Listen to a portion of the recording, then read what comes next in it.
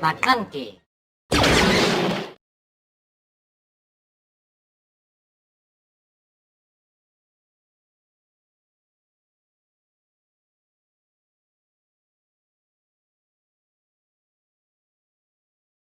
What's going on, guys? Welcome back to McClunky Gaming's coverage of the sector qualifier here, the limited sector qualifier hosted by Star City Games. I'm Tower Number 9, joined here by Grumpy Elephant, and we are about to begin the coverage of our second day of this event. Grumpy, how are you doing this morning?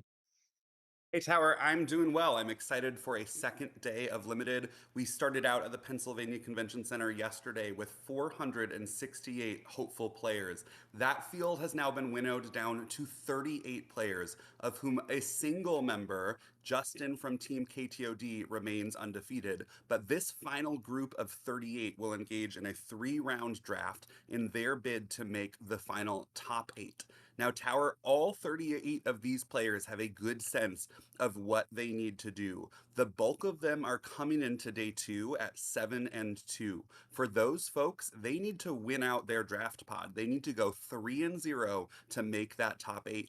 Folks who were able to squeak through those 9 rounds of Swiss yesterday, going 8-1, have potentially 1 round to play with. They can drop 1 round of this 3-round draft and still have a strong shot at making top 8. And Team KTOD Justin, coming in at a strong 9-0, has the most room to play with. He can theoretically drop 2 of his 3 matches this morning and still make top 8. So it'll be exciting to see, first, how these players choose to navigate their draft, and second, whether they can reach their goal of that final top 8. Yeah, it should be an interesting process, and because of the interesting format here, we're going to have two different situations where people are drafting. So, it's conceivable that if you're in one of those stronger positions going into the first draft, maybe you only need to go 2-1 and still make that top 8. You could have maybe a weaker initial draft, try and squeak by in that top half, and then hope to draft a stronger deck when it comes time for the top cut. Absolutely. Top Cut offers an important chance to reset. And importantly, coming into the draft this morning is another chance to reset. We spoke with our feature player yesterday, Bobby Sapphire from Team KTOD, who wasn't incredibly jazzed about the Obi-Wan yellow deck that he was navigating through sealed. Still, he ran it to a strong performance, going 8-1, qualifying for today, and now gets to leave that deck in the past. He's going to sit down for his draft, open his 3 packs, and hope to come out with a deck that, in his mind, is stronger than the deck that he faced the field with yesterday. Yeah, and I think that that'll probably be a welcome opportunity for him. I'm impressed that he ended up going 8-1. I think, his card pool seemed decent, but not amazing, especially compared to some of the decks we were seeing that had, tons of removal, maybe even some legendary bombs and stuff. Uh, but that's a testament, I think, to his play skill, and now he gets to try and assemble a more powerful build in the draft phase of the event. Absolutely. Speaking of powerful cards, we did see a number of bombs dropped on stream yesterday. We saw Anakins being deployed left and right. We saw turrets. We saw Protect the Pods. But one thing I have heard from a number of players who made this top 2 is that they also felt underwhelmed by their draft pools, right? We have players saying, I didn't have a single playable rare, and yet they still found themselves at the top tables. I think that shows potentially the strength of some of the commons and uncommons in this format. And so, as we see players moving through this draft, even if they don't open a constructed lightsaber, even if they don't open an Anakin, it's still possible to put together a deck that can nonetheless take down these matches. Yeah. It's an interesting situation. The Having really good rares or legendaries or something can be a lot of value, but at the same time, a lot of the strongest cards in Star Wars Unlimited are actually uncommons. That's true. Well, one quirk of this game is that the game designers love to put oftentimes one per set, just a game breaking card. Yeah, I mean, back in Jump to Lightspeed, I think Blue Leader is a really crazy card. and that one is, I believe, just an uncommon. We can think back to Overwhelming Barrage from set one. We can think to Kiadi Mundi and Constructed in this set. Churret, certainly an unlimited, a limited bomb in this set. Okay, I believe our featured I believe our featured drafter here is going to be Crusher, a McClunky gaming teammate here. Pressure coming into this day two with a 7-2 record. So he is looking to draft a deck of all decks in this draft, something that's going to let him take down this pod 3-0 so that he can make the final top eight. And if you're wondering why these packs look so weird, I believe it's because they have been stamped and registered in this scenario. Yep, and Star Wars Unlimited, of course, starts draft with a different phase known as the leader draft. These players are going to be taking the leaders out from each of their packs. They will be choosing one of those leaders and they will be passing them to the left or the right. Crusher's options look like they are Anakin, Ahsoka, and Third Sister. Crusher just navigated the sealed portion of this tournament with Third Sister yesterday, so he may be inclined to take her again to hold that option. But at the same time, we saw players value Ahsoka Tano in that crucial vigilance aspect, pairing with powerful cards like Churret and Itinerant Warrior. And so Crusher, depending on what leaders the players to his left and right have, may choose to value either that third sister or Ahsoka, leaving him with a villainy or heroic choice off the bat, which then will influence his next two choices. Yeah, one important part of leader draft strategy is that generally speaking, you want to have a good leader option in both heroism and villainy, if at all possible, as it leaves you a lot more flexibility in what to draft. So if Crusher were to see that he was likely about to be passed to heroism leader, that might incline him more towards Third Sister in order to get options for both. He does end up selecting Third Sister, it looks like. And oh man, he's passed, I think, a Kylo and an Obi-Wan.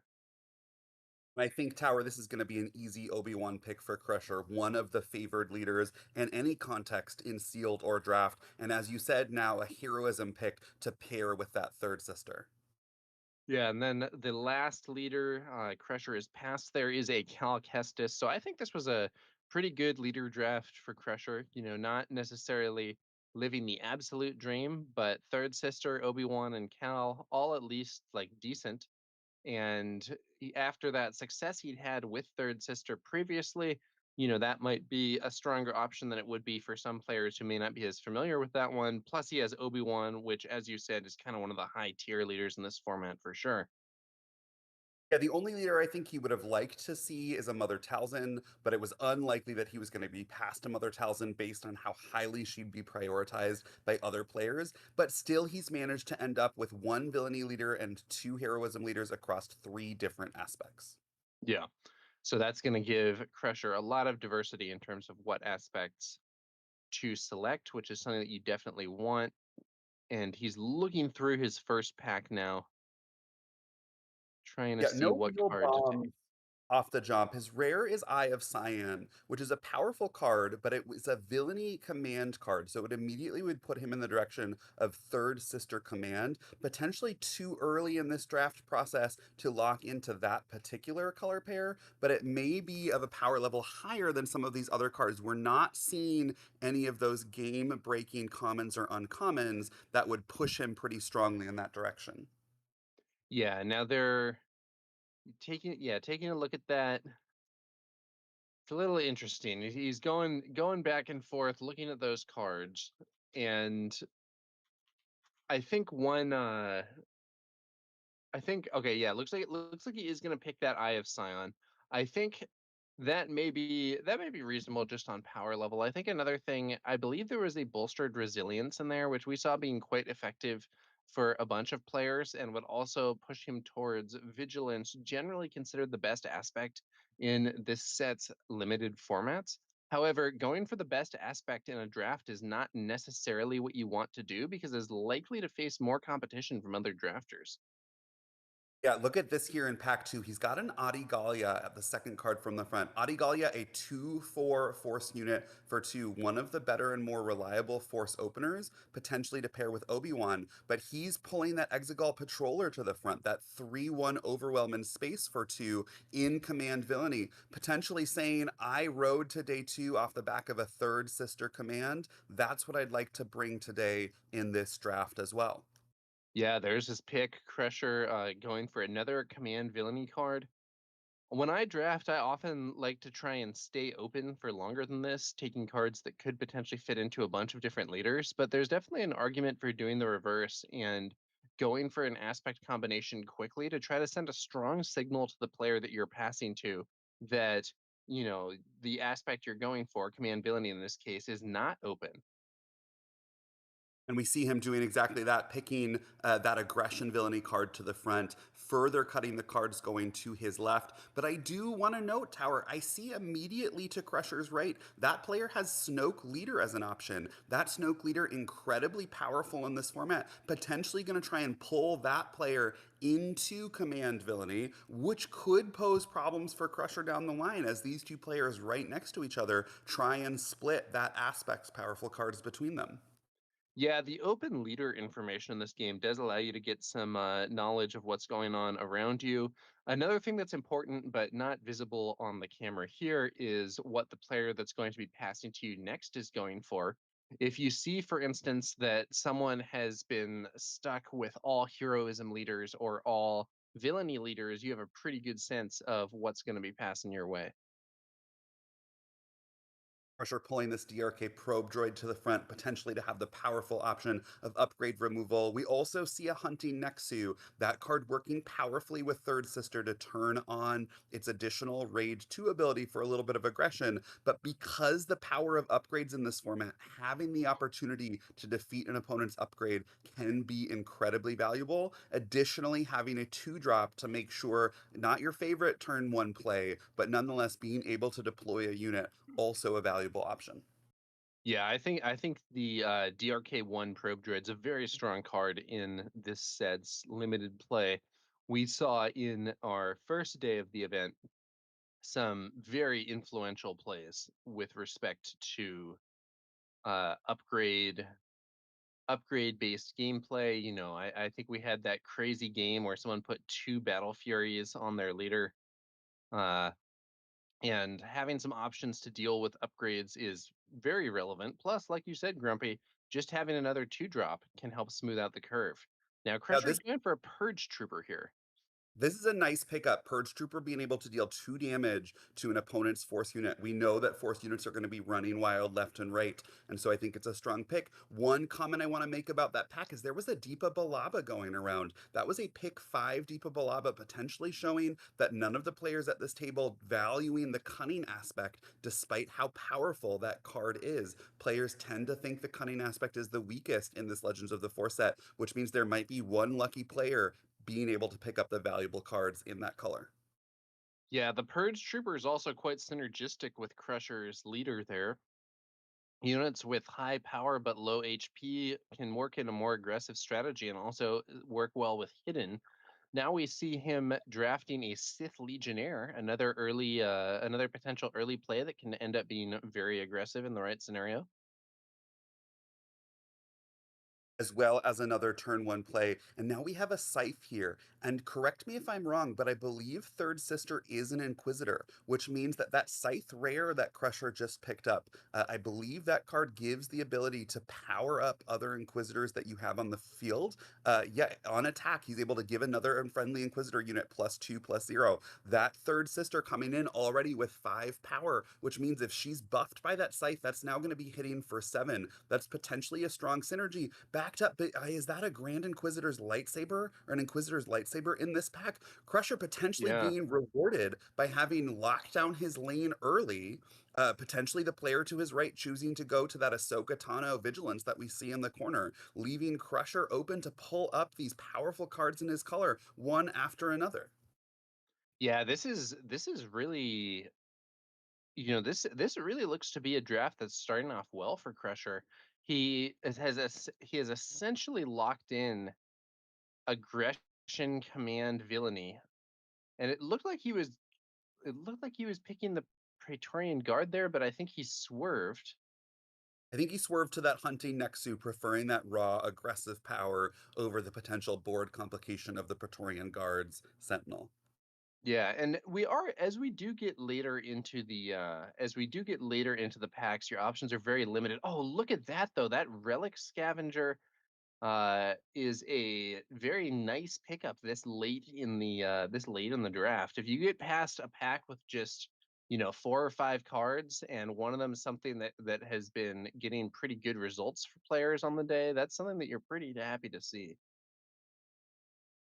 Yeah, now the Now, one if I'm Crusher, I have not picked up a Protect the Pod. I do not have any form of incredibly reliable removal coming out of this first pack. So I'd like going into pack two, really Protect the Pod may be his best option. That would be a card I would prioritize incredibly highly.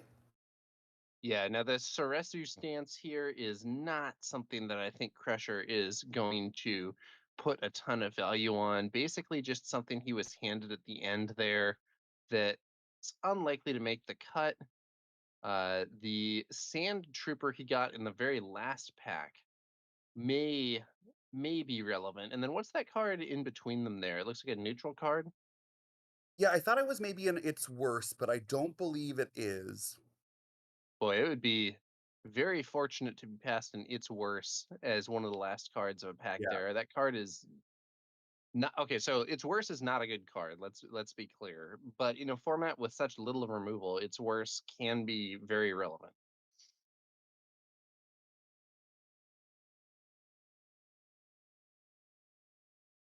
Yeah, and then the other one was a Sand Trooper Cavalry, I believe, as his very last card, which is it is playable. And I guess instead of a hunting next to it looks like one of those last cards was actually a Tukata. We're moving on. Savage Oppress there. Potentially a bomb, but a very risky one in some ways because he can end up damaging your own base for quite a bit.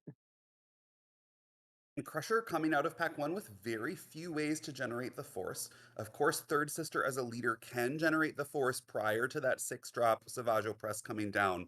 But again, Crusher choosing this raw offensive power. We're going to look to see him come out of the gate swinging. We're going to look to see him add damage over and over, relying on that hidden mechanic that Third Sister adds.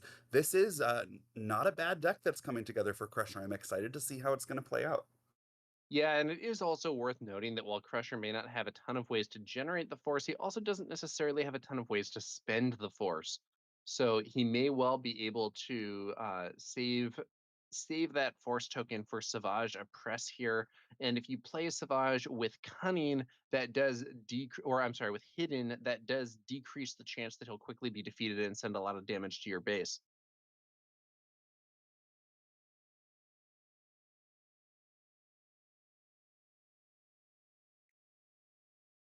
There's another Inquisitor's lightsaber, potentially offering another upgrade removal.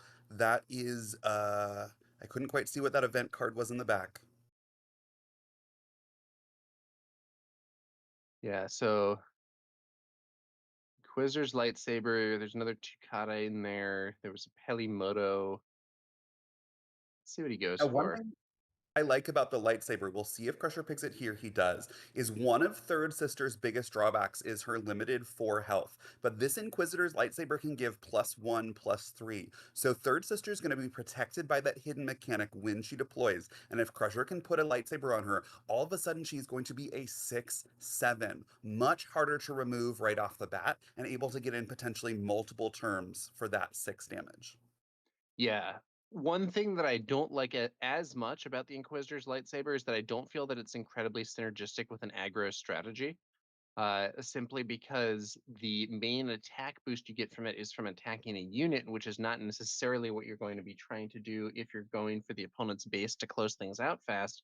But like you said, Grumpy, that extra HP on the lightsaber could go a long way towards mitigating Third Sister's primary weakness, which is her pretty low 4 HP.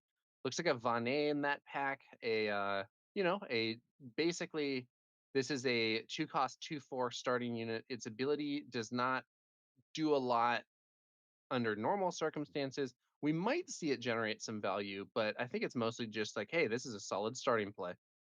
So well statted 2 drop. I thought he might choose that Acolyte of the Damned just to have a backup force generation for that Savaggio press, but instead choosing the raw stats, followed up here potentially by the raw stats of Quinlan Voss, that 4/5, that if he can get to 6 power, will start dealing 2 damage. And we saw him in sealed put a craving power on the Quinlan Voss and just go to town. So with this Quinlan Voss now may try and prioritize, as he would probably already, upgrades, and particularly if he can open that upgrade craving power, his deck is really going to start coming together. Yeah, now Quinlan Voss here, 4/5 on attack. If this unit has 6 or more power, you may deal 2 damage to an enemy Oh, base. Oh, look at that, a Battle that is a Fury. Battle Fury Crusher. That is the kind of aggressive card that Crusher's going to be looking to take. I think he's going to slam this card, but we also have to note here is a pick 5 itinerant warrior that's going to continue to go around. That is going to be a great pick for someone. He's not going for that Battle Fury. No. He may be thinking it's going to wheel here, picks up a Fallen Jedi instead. Now, I don't think we've seen him have a lot of 3-cost units, so he may feel that that's necessary to smooth out his curve here. Yeah, now Crusher, that's the first pick that I think I definitely would have differed from Crusher on. The power of that 3/3 upgrade based on how quickly these games go, and we saw just the devastating potential of getting 2 on a unit. I would value that upgrade highly, but he's still able to follow up this Fallen Jedi pick with the powerful bomb Eighth Brother, that 5/7 ambush, which can buff other units when you play another unit if you have a force. That's certainly going to increase the power level of his deck. Yeah, I'm wondering here if Crusher is the only or one of the only command villainy players getting past Eighth Brother in like the 6th pack or something is not. I wouldn't describe that as super normal necessarily. I think he may have picked into a good set of aspects for the table here. Praetorian Guard,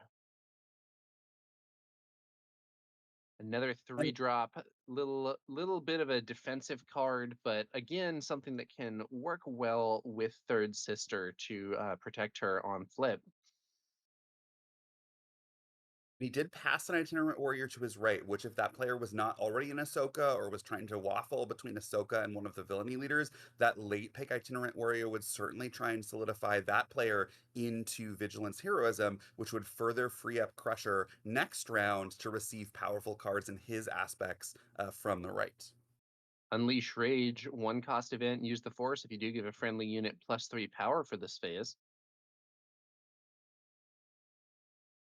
This one looks to have a few options. A few options. I like that Cartel Interceptor, the ability to hit for 4 in space. Um, But Crusher choosing another 2/6 ground unit, that Sands Trooper Cavalry. I think that's the second one that he's picked up, potentially valuing that significant health. Not 100% sure about that pick. Yeah, I personally think I would have liked some stuff in space there. It looked like he might go for another Unleash Rage there at first, but it ended up being the 4-cost Kadu that can grant Overwhelm. Here he picks up a Wampa. Wampa's honestly pretty solid. Yeah, but this 4 drop slot starting to get a little crowded. Just this pack, we've gotten the Quinlan Voss, the Sand Trooper Cavalry, the Kadu, and the Wampa, plus the Sand Trooper Cavalry from the first pick. You don't want that many 4 drops in this format. I would rather see a couple more threes. Yeah. And then here in the dregs, Attuned Fear Knock, a 4/1 hidden. Unfortunately, is Heroism. So unlikely to get much value there, as it was essentially a 4-drop for him out of aspect, and his leader can already give other cards hidden. And then a Force Slow, also quite unlikely to actually be played here. Yeah, it seems like Crusher has been able to assemble at least a powerful core of units, right? We've got the powerful top end with Savage Press and Eighth Brother. We've got at least some units represented at every level up and down the curve. Again, if you're Crusher, I think what you're looking for going into pack three is just some form of interaction. Obviously, that rare Craving Power would be potentially the best card in the set for him to pick up at this point, but something like a Protect the Pod running around at that common rarity would let him have an event that gives him the opportunity to interact with his opponent's side of the board. Yeah, I think some removal would be nice. I also do think Crusher right now, um, I do think Crusher is a bit weak in space right now. Actually, I think he's quite weak in space right now. Um, so we did see that scythe intimidating silhouette back in pack one, but it does seem to me that I don't know. It's interesting. You know, he's definitely gone for a overall more ground based strategy. There's a few moments I think in the previous pack where I would have picked one of the space units rather than what Crusher did end up going with. Um, I personally might be looking to shore up my space arena here, but it's possible that he's prioritizing the ground on purpose, and we will see how that goes. Sorceress Blast, that's at least something removal wise. Up another Exegol Patroller if he wants to have another space. His rare Oppo Rancisis not going to be a playable card in this format because of its double aspect nature. Yeah, so Oppo Rancisis is a legendary card that is pretty cool for a double green deck, but that isn't the most relevant thing in the world here in the limited format or here in the draft format. And also, you hear sometimes about value drafting, where people draft a card for its monetary value rather than for its strength in their build, and that's not what Pressure does here. And additionally, it wouldn't be a good move with Oppo Rancisis anyway, as I believe that card is worth about $1 despite being a legendary. Yeah, I think all of these players here at the day two of the sector qualifier in limited are not going to be choosing to value draft. They're all hoping for that spot in the top eight. The sheer value of prizes you can get for making it that far is going to outweigh the value of any single card they might pick up in this draft. Ended up Oh, I being like another Exegol Patroller there. That's another eighth brother there. That would be potentially his third powerful six drop, but could plan to cap out his curve there. And with two copies of eighth brother in your just 30 card limited deck, you become that much more likely to draw it on that crucial turn. And even if your opponent removes the first one, you slam down the second with another 5/7 Embusher. I like this second pickup. Yeah, Eighth Brother, very strong card for sure. Can be pretty annoying. Has an ability that can be useful later in the game, as we saw, I believe, more than once in our first day's sealed play. One other note is that we did see Crusher turn down that Sorceress Blast, despite it being a decent removal event, but I'm not sure that it would have fit that well into the units that he has selected thus far because it does require using the Force. And as we were talking about, he doesn't have a ton of ways to get the Force early. Ravenous Rathdar, a big numbers card, and big numbers cards like this, especially when they're weighted towards power, can be very annoying with hidden. Yeah, I worry that now potentially I was excited about that second eighth brother, the Ravenous Rathtar, our fourth six drop now for Crusher's deck. Are we weighting too heavily towards the higher ends of the curve? We've got a lot of four drops, we've got a lot of six drops. I'm not sure at this point, does he have enough two drops and three drops to carry him into the later phases of this game? Yeah, that's a very good question, Grumpy. I think the 2, 3, and potentially 5 drop slots are not as strong as what we've seen in this build for some of the later points in the curve. Yeah, not His a pack lot had here 2 for Gungan Crusher. warriors, which are not going to avail him much. No, then that's the second Dengar spawn that he's seen. That 3/3 that can get experience tokens when it defeats another unit on attack, but coming in with such a low stat total to begin with makes it a very difficult card to navigate in this limited format. Hive Defense Wing here, a 3 cost 2/4 with Restore 1. I would consider Hive Defense Wing a fairly mediocre card, but it does fill a position in that 3 cost place in the curve, which I do think is something he wants to shore up. And here we see Thralls of the Coven. That's going to be a 5 drop, which I did mention him as being a bit low on, and again, kind of a big numbers card.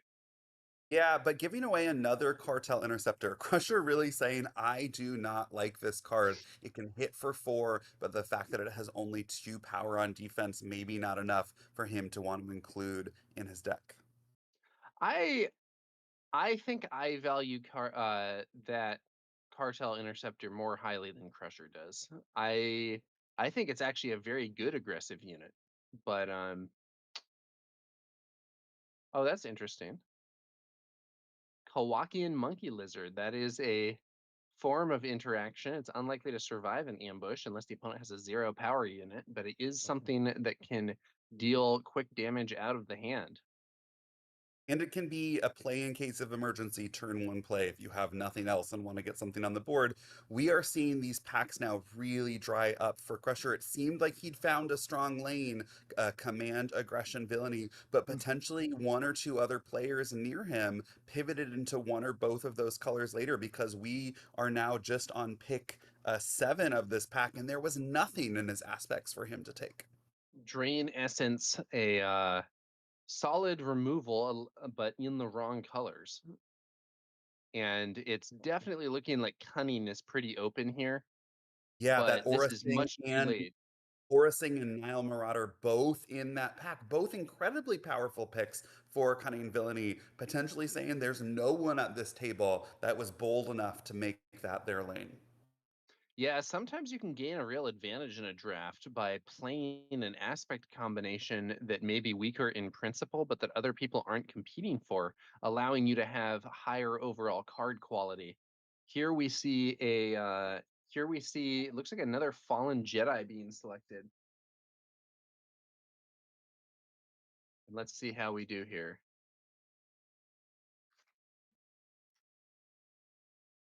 An Exegol Exegol Patroller. Patroller, That's a a nice playable pickup as a late. card, a turn 1 play. You can't be mad about that. When we're getting down to this late in the draft, even the ability to play a card and include it in your deck can be valuable.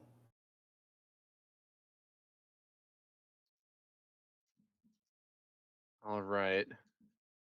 That was an In the In the Shadows. shadows. Okay, give an experience token to each of up to 3 friendly units with hidden. Honestly, at least somewhat playable.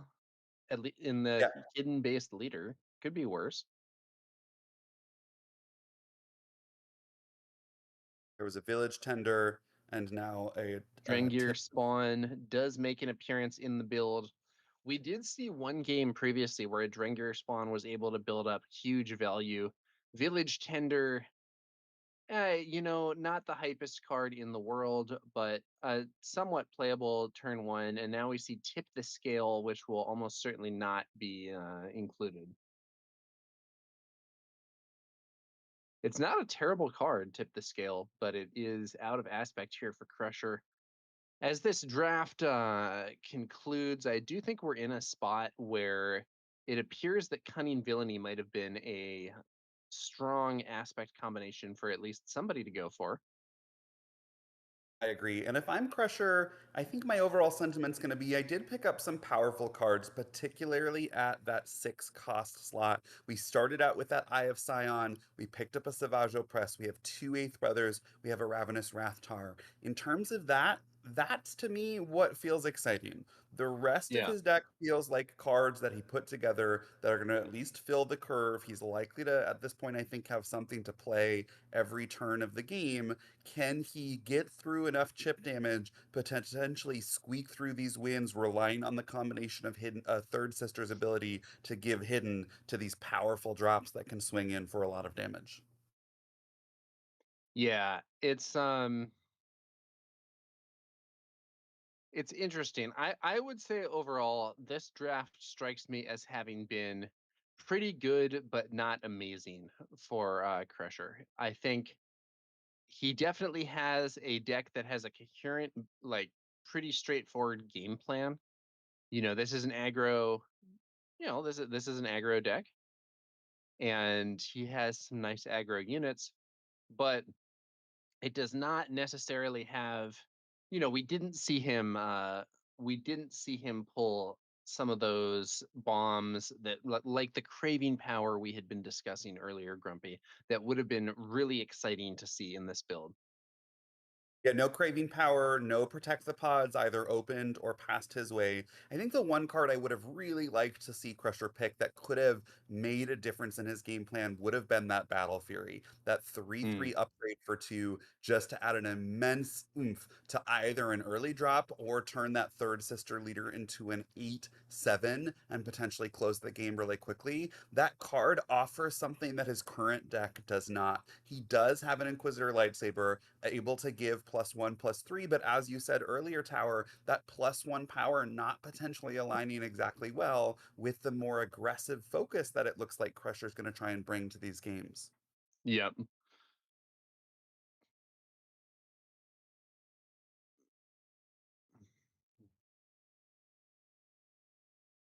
The goal for these players now to take these cards that they've drafted and identify a 30 card list that they're going to bring for at least game one of each of their next three matches. Like in Sealed, their entire pool is going to be their sideboard, so you can pivot. But unlike in Sealed, their card pool is much more limited. They just have cards from the three packs they drafted, so it's unlikely that we'll see any significant switches between games one and two of any of these matches.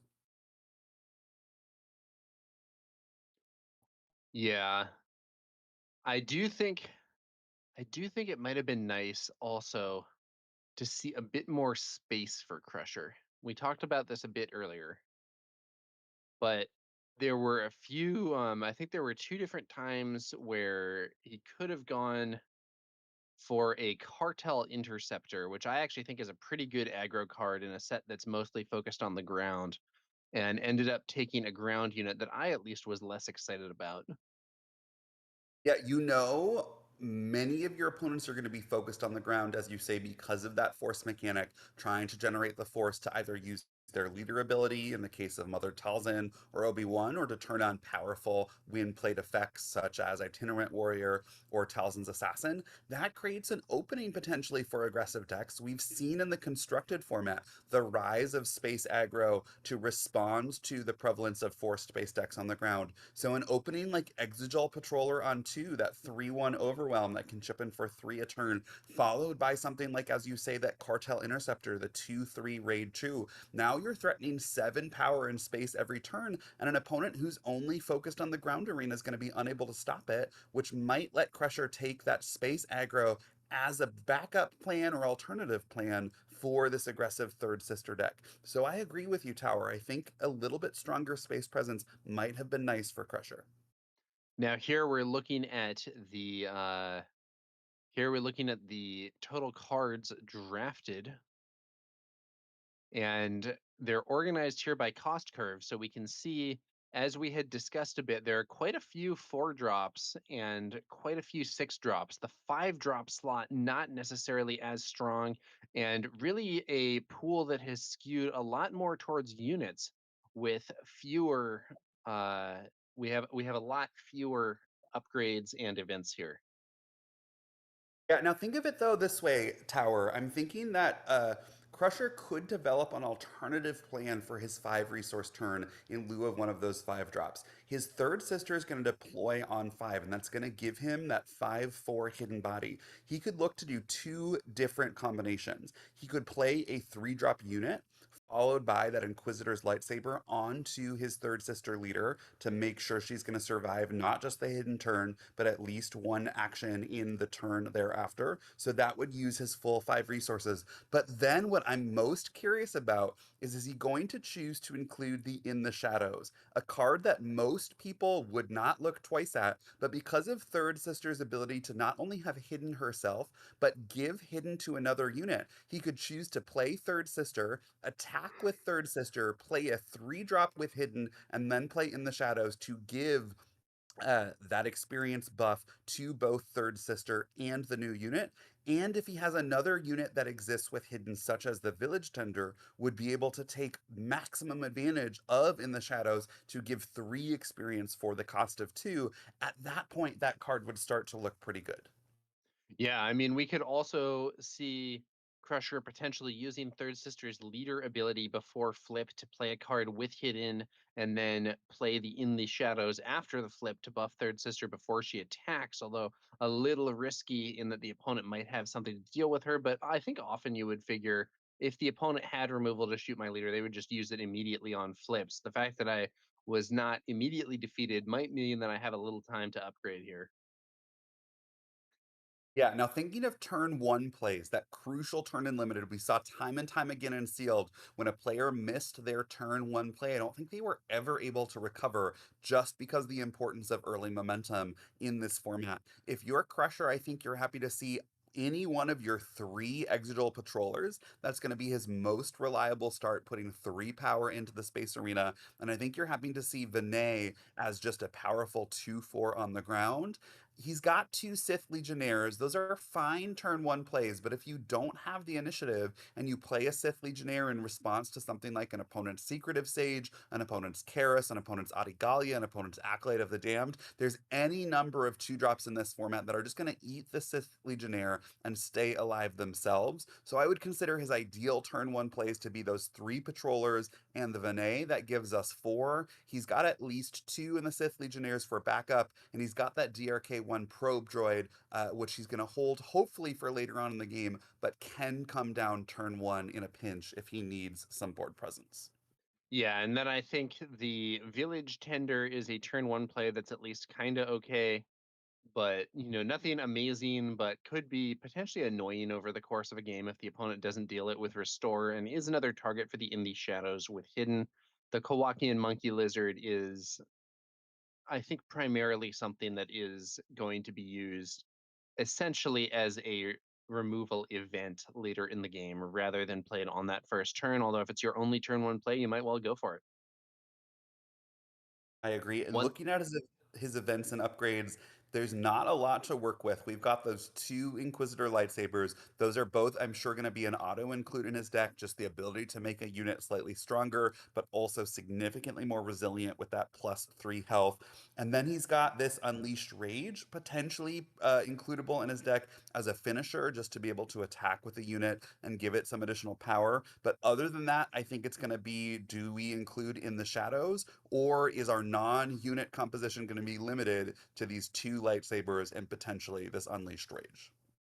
Yeah, and I do think that there's something to be said also about what your positioning is going into the draft. We've discussed it before.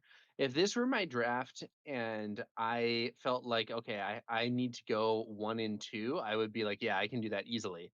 2 and 1, I'm like, I have a pretty good shot. But having to go undefeated, I'm not 100% on that. I think this deck has some strength, but I don't think it's incredible necessarily. Yeah, and you have to know, right? Almost certainly someone, at least one person, possibly 2 around that draft table, have the option to choose a Mother Talzin.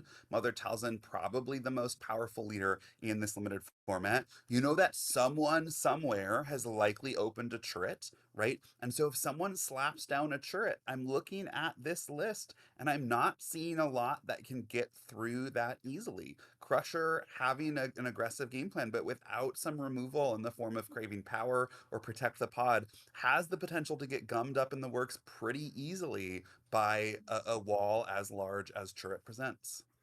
Yeah, and I think another interesting factor is those Exegol patrollers with only 1 HP may be one of Crusher's best starting plays against some opponents, but are very weak to Mother Talzin's -1/-1. And as a result of that, I think Crusher's probably hoping to avoid playing against Talzin opponents with this build.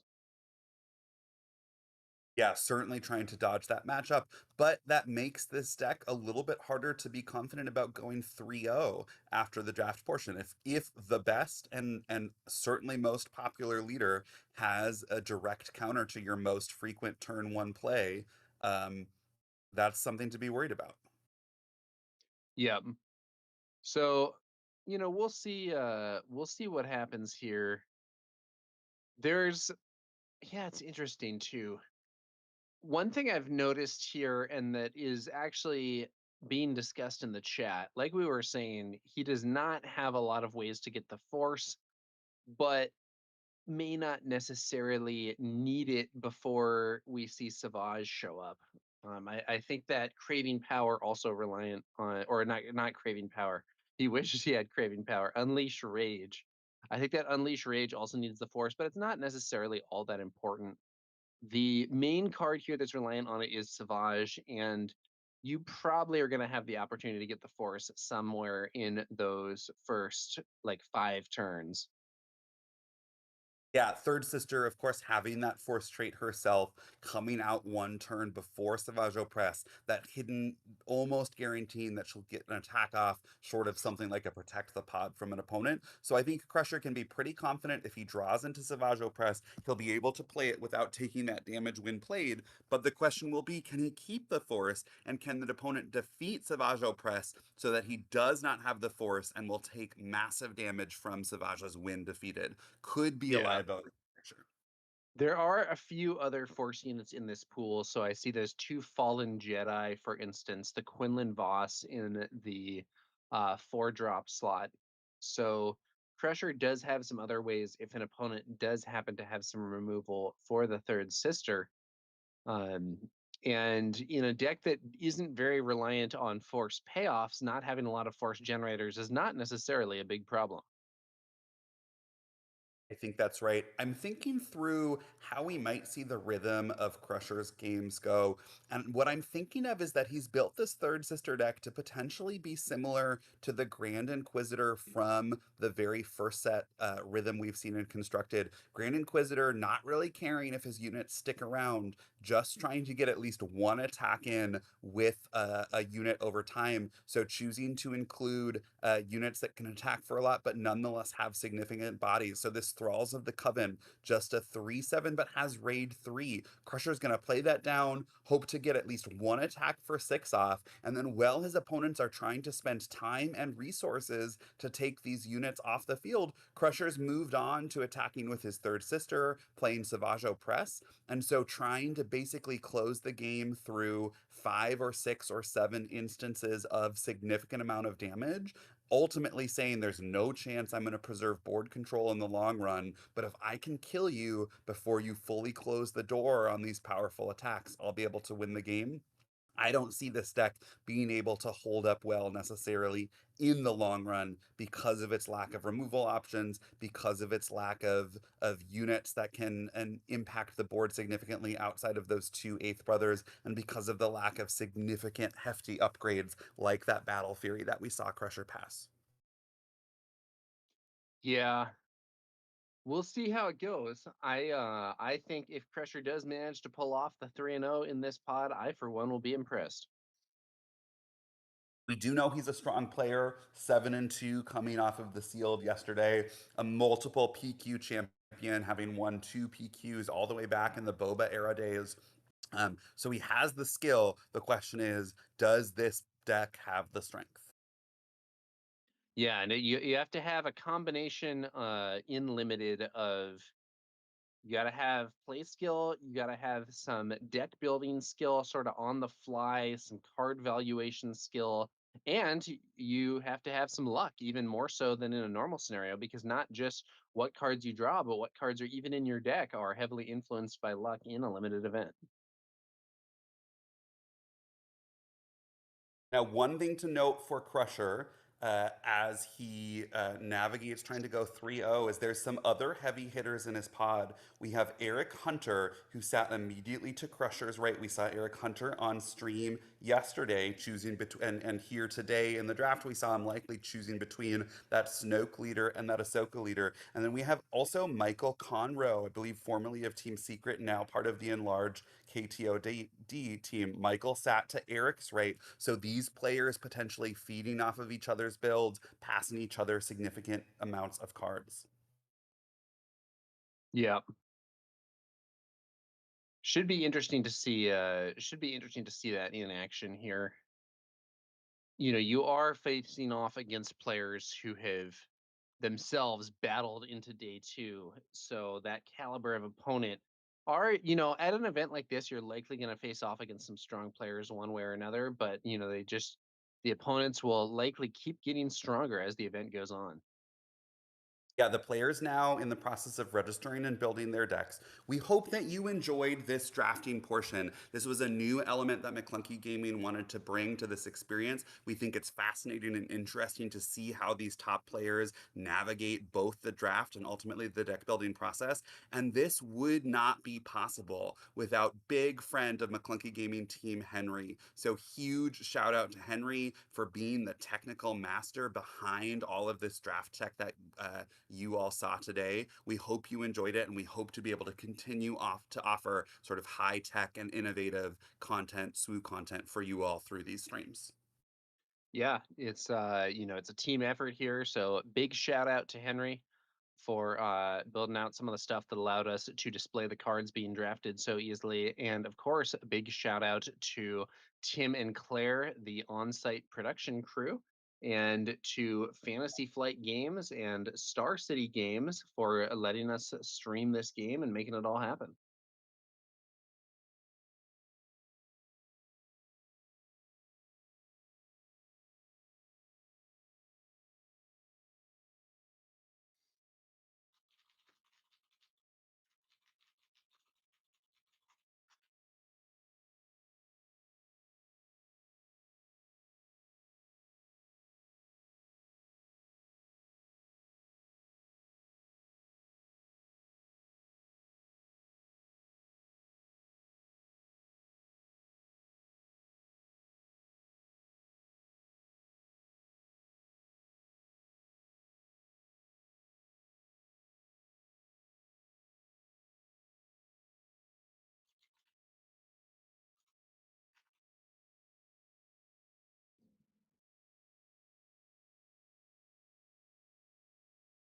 It sounds like we are waiting to potentially go into some deck building with our featured drafter Crusher while we navigate this change in cameras and some logistics at the event. We are going to take a very brief break. I'm Grumpy Elephant here with Tower number 9 for the sector qualifier in Philadelphia. We'll be with you shortly.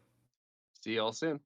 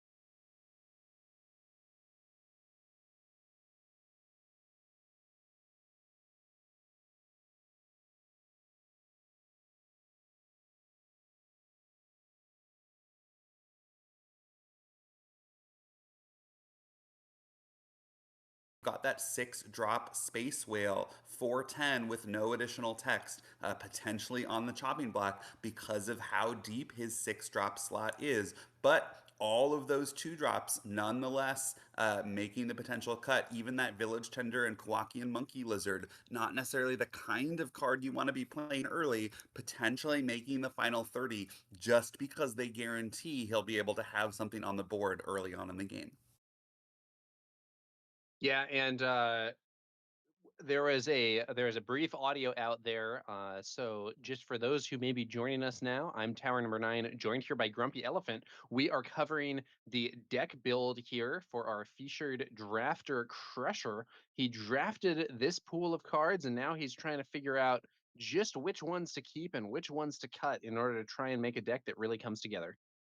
Yeah, he had 36 cards that arguably could make the cut that he wouldn't be mad about playing, but some of those 36 got chopped nearly immediately. An out of aspect drain essence, not the kind of card you want to be paying 4 for in this limited format, got the chopping block. That Drengar spawn, just a 3/3 for 4, with a potential to grow, but unlikely to grow in this deck where Crusher wants to be going to the base instead of trading with his opponent's units. That also got the cut on our deep 6 cost slot, we see that 410 Space Whale turned sideways. Crusher potentially saying, my 5 other powerful 6 drops enough to carry me through the game, the 4 power not enough. Now looking at the 3 drop slot, potentially pretty deep, but doesn't necessarily want all 7 of those 3 drops to fill his 30 card deck. I personally feel that 410 in space is actually not totally crazy, simply because I think pivoting to space can sometimes be quite relevant. But you are right that there are a lot of 6 drop cards in this build already.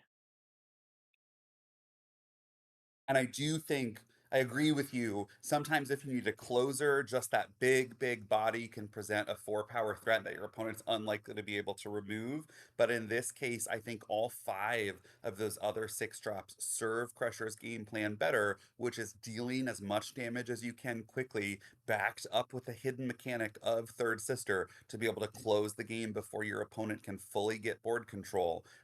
Those 5 6 drops do a good job of that, perhaps a little bit better than the one that he's got turned sideways. Yeah, I think that's a fair point. And looking at this, yeah, it looks like this may be what he's going with. Definitely some strong early plays, especially the Exegol Patrollers, I think are going to potentially cause Crusher's opponents lots of problems. 3 cost slot definitely has a lot as well. 4 has a lot. 5 not looking as strong. 6 doing well. And then unfortunately, events and upgrades are, I think, where this deck may have a bit of a weakness. One interesting cut that Crusher has made, we see in the shadows, taken from the list of possible cards, put face down, not going to make the final deck. Crusher saying potentially trying to get too clever to use that 2 cost event to throw some experience around. Even though Third Sister comes with a hidden mechanic as well, I don't want to spend too much time trying to do anything clever to maximize XP. I just want a more straightforward game plan.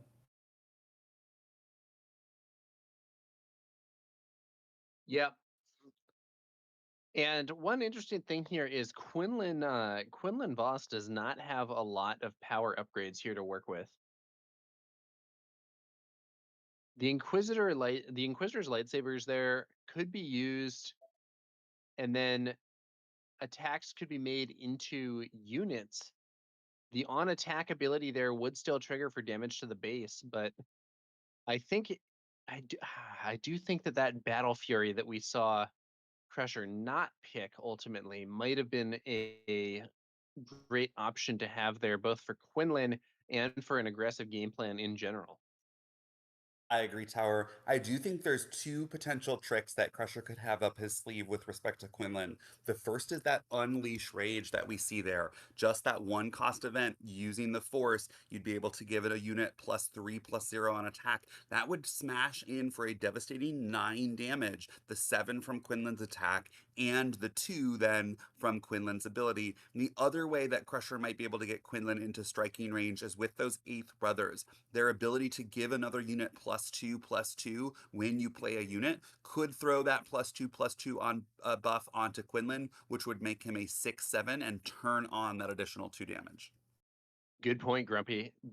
We did see those Eighth Brothers being relevant in some of the gameplay from our sealed portion of the event yesterday, not just for their ambush, but for that +2/+2. It looks like the Kowakian Monkey Lizard, the Village Tender, and one of those 2 Fallen Jedi, potentially the last 3 cards on the chopping block. Crusher saying my 7 other turn 1 plays, even though I don't necessarily want to play the DRK-1 Probe Droid, even though I don't necessarily want to play a Sith Legionnaire, I will rely on those. Crusher tapping that Sith Legionnaire with the Fallen Jedi, saying, actually, I do want to make sure if I have to start with a Sith Legionnaire, I have another villainy aspect unit to play immediately after, powering up the Sith Legionnaire to 4 power. So taking the Fallen Jedi off the chopping block back into the deck. Yeah, to me, one of the units that I see here that I'm not enthusiastic about is the Sand Trooper Cavalry. I don't rate that unit particularly highly. I'm with you there, Tower. Doesn't have a way to turn on the grit himself. Seems like he's going to be want to focus on attacking base, and that 2 power that the cavalry starts with, not necessarily enough to take out any opposing units. So it'll be a bit of an awkward body to put onto the battlefield. I think one of those times he took a Sand Trooper cavalry, he turned down something like a Cartel Interceptor, which could have added a little bit of additional space presence. But we can see that Crusher's chosen to include both of the cavalry in his deck, so potentially he has a plan for them that we're not quite thinking of right now. Yeah, it'll be interesting to see how those work out for him. I definitely would rather have the Cartel Interceptor in that spot, even though it would be in a different place on the cost curve.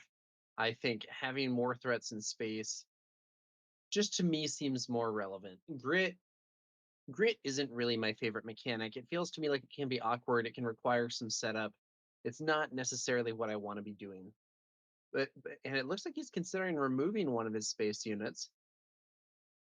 Yeah, we had That landed at a potential final 30, but Crusher pulling that Kowakian Monkey Lizard back out of the cut pool, saying the most important thing for an aggressive deck like mine is to have a turn 1 play of something. Doesn't matter what it is, might even need to be a 2/1 lizard with ambush that I'm not actually going to ambush, and I'd rather give up one of my potential 3 drops. The 3 drops now on the chopping block, that Hive Defense Wing, that Fallen Jedi. The Fallen Jedi, of course, offering that villainy aspect to pair with the Sith Legionnaires, which the spaceship cannot. And so, even though Crusher might rather have that spaceship with the opportunity to restore, may choose to keep the Fallen Jedi because of the aspect synergy. This seems to be the final choice that he's making. Yeah, that's interesting. And yeah, I personally would have those sand troopers on the cavalry on the cutting block here, but we'll see. Maybe Crusher knows something I don't about those cards. I am honestly not a huge lover of the grit mechanic in general. Outside of something like, in constructed Kira's ability to inflict damage on your own units or Han 2's ability to inflict damage on your own units, very difficult to make maximum use of the grit mechanic. I agree with you.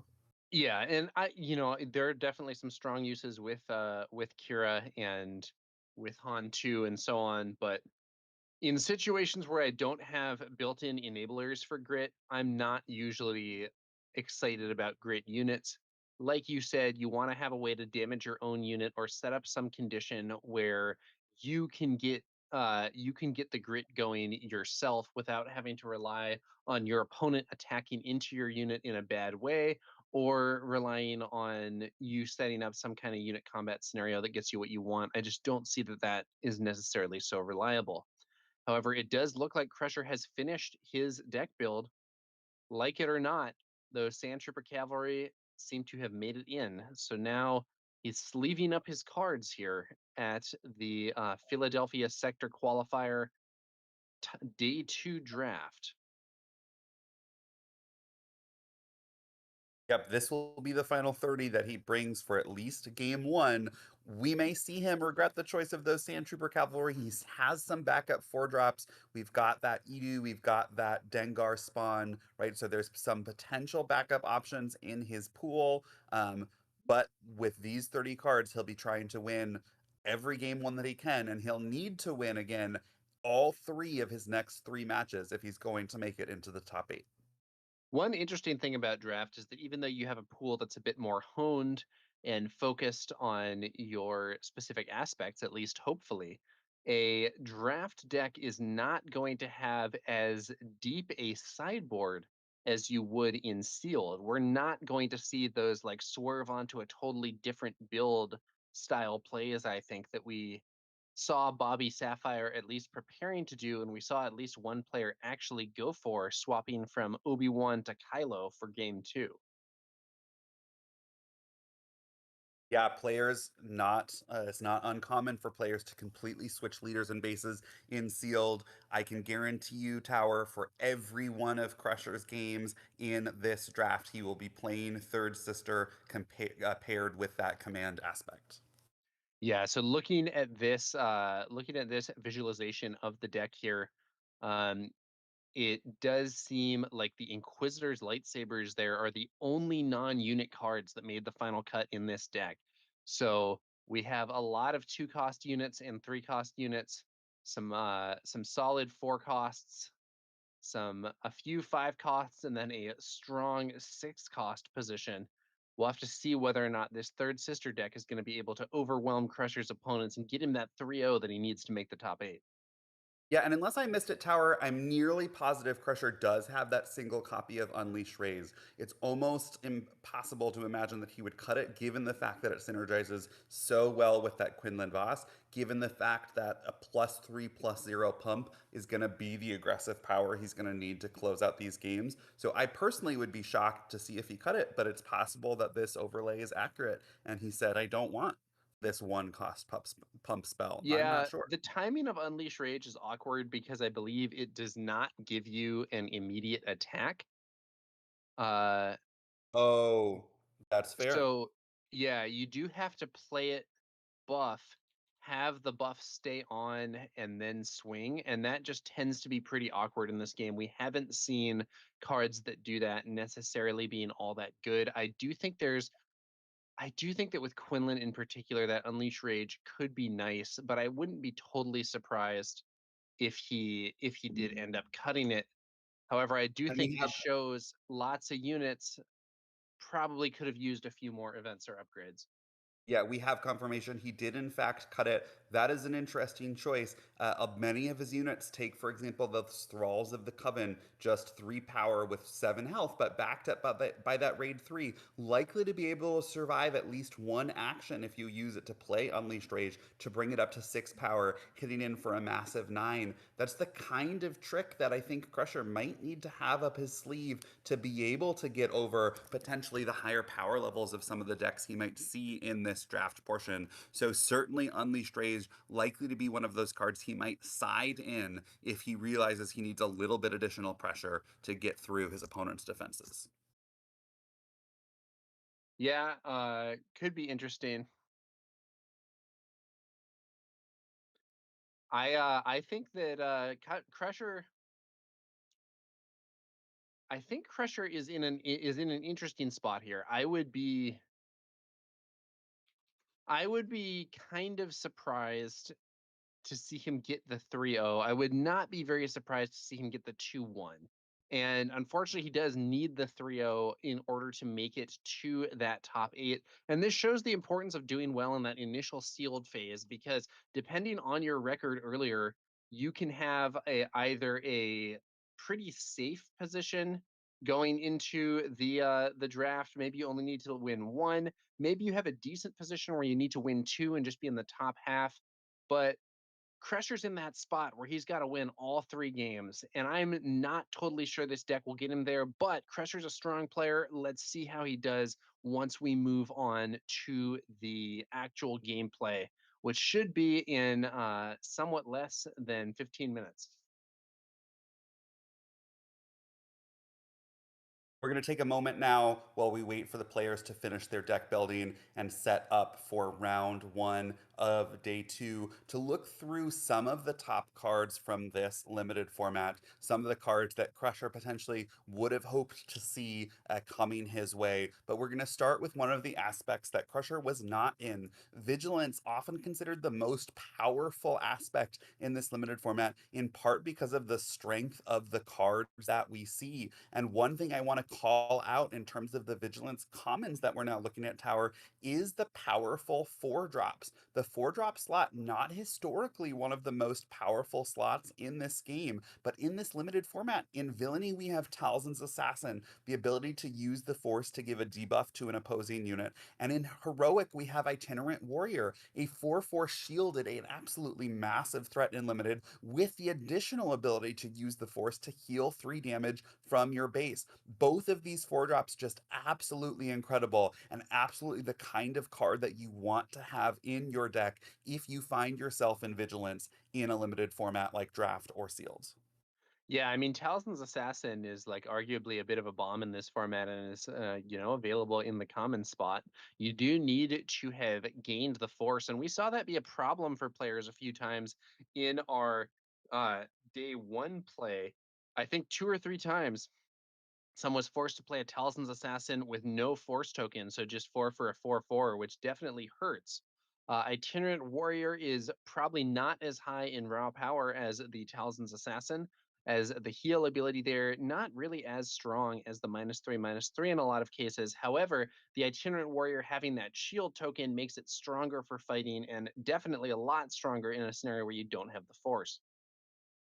And Tower, your point about Talzin's Assassin there needing the Force ability is exactly why we see another card on this list. That 2-drop Secretive Sage, a neutral Vigilance card, can be played in either Heroic or a Villainy deck. 2/2 with the Force trait that comes in shielded. Several times yesterday, we saw someone play a turn 1 play that had the Force mechanic, hoping to be able to get the Force for their turn 2 or their turn 3. But something like a Maz Kanata from their opponent attacking with their own turn 1 play at a buff of 2/0 took out their own play, which meant they weren't able to get the Force mechanic at all. Secretive Sage coming in with that incredibly important keyword shielded means that outside of some sort of debuff or removal, it's guaranteed to survive into the next turn, which means you're almost guaranteed to get the Force mechanic to then have it live for your own Talzin's Assassin or Itinerant Warrior. Yeah, and another way to pick up that force token is the Drain Essence here, a relatively small removal piece, two to deal two damage to a unit, but the force is with you, giving you that force token even if you aren't able to make a unit stick, and just having some more removal is quite nice. Whirlwind of Power in the bottom right there, giving you -2/-2 for the phase and -3/-3 if you control a force unit. Not necessarily a card that is seeing a lot of premier constructed play, but in a format like this one, you will often take all the removal you can get. Yeah, and our last three cards highlighting two quirks of this particular limited format. We have Heirloom Lightsaber and Bolstered Endurance, both upgrades. Upgrades incredibly important in this format, partially because there is so little removal, right? You have your Drain Essences, your Whirlwind of Powers, your Shatter Points, your Protect the Pods. But if you can get one of these upgrades onto, in particular, a leader unit, we saw yesterday a Mother Talzin with two Battle Furies and a Bolstered Endurance, giving her a massive 16 health to fight with. That is a great way to win the game. And in part because of the limited removal, the emphasis on upgrades, the focus on going tall and getting in for massive attacks, the keyword Sentinel becomes very important, which is why we see the Graceful Purgle here. Just a measly 2 power, but coming in with a huge butt of 7 health and the Sentinel keyword in space, able to shut down any space aggression that an opponent might have been able to bring to give you some time to get the victory potentially in the ground arena. Yeah, definitely some strong options even here at common for vigilance. Now we're going to move on and take a look here at some of the command options. We have Knight of Ren, a 3-cost 4/4 command villainy unit. Nothing too flashy here, notably not a force unit, but just an efficient numbers card. Inquisitor's Lightsaber, which we did see our featured drafter take two copies of. +1, +3 for 2, and gives an additional +2 power while attacking a force unit. However, I'll note we did see Crusher take Inquisitor's lightsaber. One potentially point of worry for Crusher is he did not see a single Knight of Ren. That 4-4-4-3 would have had a great place in his aggressive oriented third sister deck. We also didn't see him get two other cards on his list that I think he would have loved to include. Tech coming in as a massive 5-5 ambushing unit. Your opponent almost guaranteed to have a force unit in this format, which means Tech essentially reads as a 5-5 ambush for 5. Would have been a really powerful way for Crusher to shore up his 5-drop slot. And then this last card on the list, right, one of the incredibly powerful removal spells in the format, Protect the Pod. Crusher would have loved to have had at least one, ideally if he could have two in his deck, but he missed out on three of the four powerful command commons that would have had an excellent and automatic spot in his deck. Yeah, the last one we have highlighted there was a heroism card following the path, not one that would have made it into Crusher's build necessarily. This is just an efficient tutor card. Search the top 8 cards of your deck for up to 2 force units, reveal them, and put them on top in a format where you're likely to have a lot of force units. Let's move on here to our next cards that we want to highlight for you. I think is the next aspect here going to be aggression? It Yep, we're going to look is. at aggression. This is Crusher's other aspect. These are other cards that he potentially would have wanted to see. We did see him pick up one of those DRK1 probe droids, one of the few reliable sources of removal, upgrade removal in the format, allowing you when played to defeat a non-unique upgrade. Something like an opponent's battle fury giving +3/+3. The DRK1 probe droid comes down and says, I'm going to take out that upgrade and prevent you from having that boost. On the other hand, I think we saw Crusher turn down some opportunities to pick up the Cartel Interceptor, which I personally think is quite strong as well. And I think there was also maybe an opportunity to take a strike ship at one point.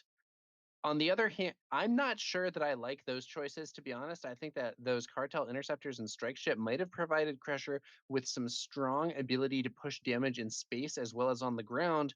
But his decision to avoid taking Sorceress Blast, I think, makes a lot more sense to me, at least, when he has a deck with so little early units to gain the Force. The Sorceress Blast, while it is a nice, cheap piece of removal in a set that does not have a lot of removal options, does require you to get the force in order to use it.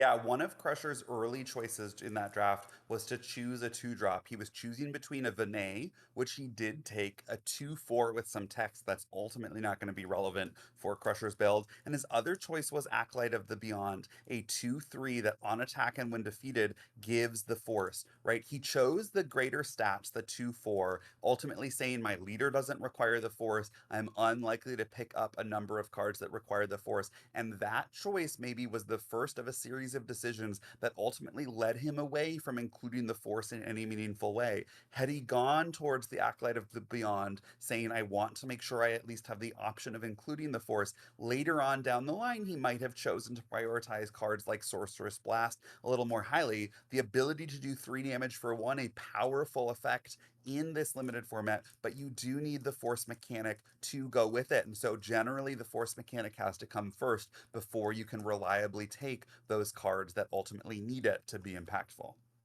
Yeah, and last and maybe least, we have some of the best cunning commons. Cunning, typically not considered one of the stronger aspects in this format, but does still have some cool things. We saw Ascension Cable played a few times, I believe, during the day 1 gameplay yesterday. Nile Marauder, 3 for a 1/5 with Raid 3. That can really dish out some damage. Corrupted Saber, a solid upgrade here, but not the aspect choice that Crusher was going with. So none of these, even the villainy ones, necessarily so relevant. Yep, and we are getting word here that we are about ready to turn to our first match of the day. And so, in just a moment, we'll be with you to see if Crusher's third sister command deck can take down not just game 1, but match 1, and then ultimately match 2 and 3 to fight for his spot in the top 8. Yeah, and one card that I wanna give a last quick note on here, that Youngling Padawan, the 2 cost 2/3 when played, it can just give you the force immediately. This is a this is a card that can be especially strong in an Obi-Wan Kenobi deck because the ability to generate that force token immediately allows you to use Obi-Wan's ability on the first turn, essentially start with a 2 cost 3/4, and then the Youngling Padawan does have the force, so can attack and potentially get you that force token back, which can be a really powerful start for an Obi-Wan player. We saw our feature player yesterday, Bobby Sapphire, pull a single Youngling Padawan in his Obi-Wan deck. He did eventually choose to play Obi-Wan Cunning and said to us, right, my wins may rely on drawing that Youngling Padawan turn one. The very first game of yesterday's tournament saw that exact start. A Youngling Padawan turn one buffed to become a 3/4, I believe, followed by a Maz Kanata to give Bobby Sapphire that incredibly explosive opening, which ultimately took him to victory in that game and the match, and then ultimately 8-1 yesterday to bring him to our Swiss rounds today.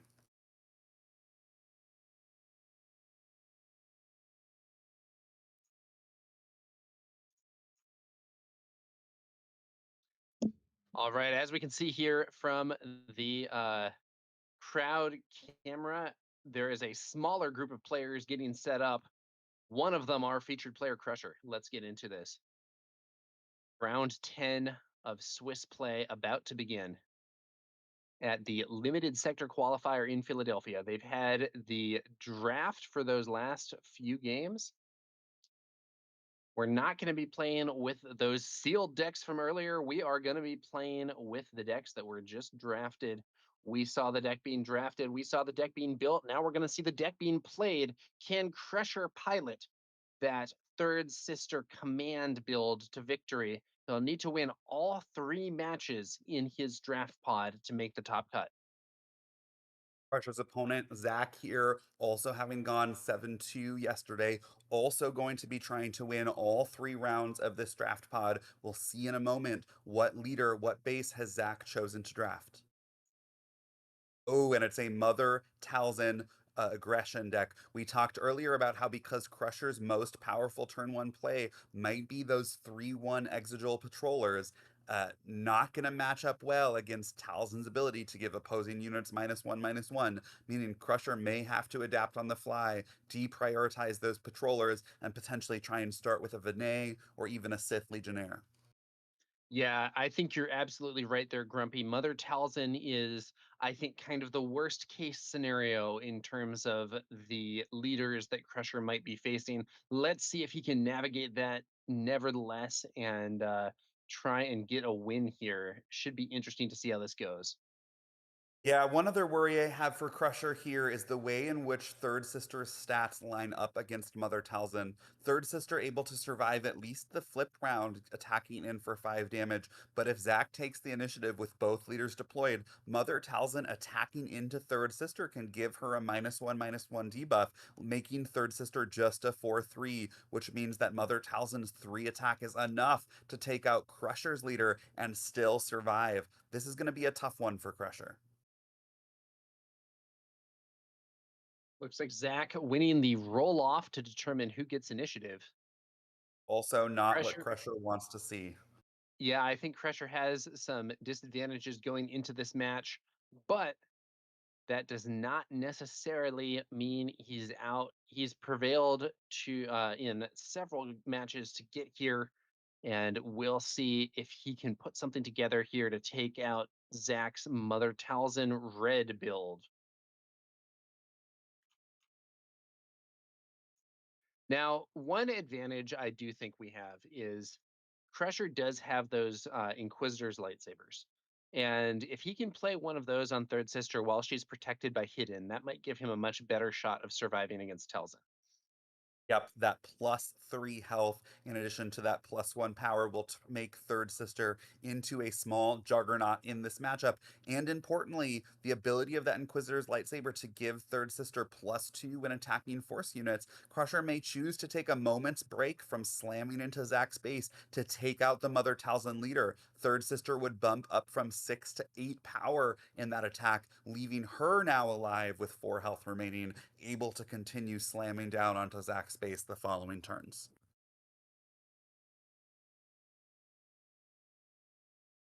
All right.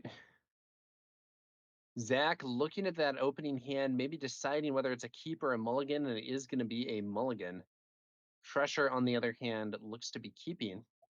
Yeah, he's got a nice curve I can see from Crusher. It looks like he's going to start with a Vinay. That's probably going to be his best turn one opening against this Mother Talzin's deck. He has at least a play for the next turn. It looks like it's one of those Praetorian Guards, potentially followed up by that Quinlan Voss for the 4-drop slot, which is going to turn on the Sentinel of that Praetorian Guard, bringing him into that crucial flip turn, potentially followed by an ETH Brother already in his hand. So he has powerful plays up the curve. The question is, his deck has shown it can be consistent. Is the power level going to be enough to face off against this Mother Talzin aggression? Yeah, we'll have to see how this one goes. We're already seeing some powerful cards from Zach's hand. He's got an old Daka, that incredibly powerful 6/6 for 5 that allows you to recur a knight unit on your side of the field, most commonly used with Talzin's Assassin to get a 3/3 buff again. And starting here with Karis, one of Mother Talzin's most powerful force openers, the 2/4 that can debuff an opposing unit. Yeah, both players leading with a 2/4. Zach's 2/4, though, is going to be able to get him the force token. However, this is not a bad start for Crusher. You know, Vinay, arguably the best starting unit that Crusher could find here, given that the Exegol patrollers aren't going to be very effective against Mother Telzin. Yeah, and this Karis here turning on the force for Mother Talzin, an Exegol Patroller, if Crusher had started turn one with it, would not be long for this world because of its measly 1 health, dying to the -1/-1 of Mother Talzin's leader ability. Right, an Exegol patroller probably would have been able to attack once, but only once.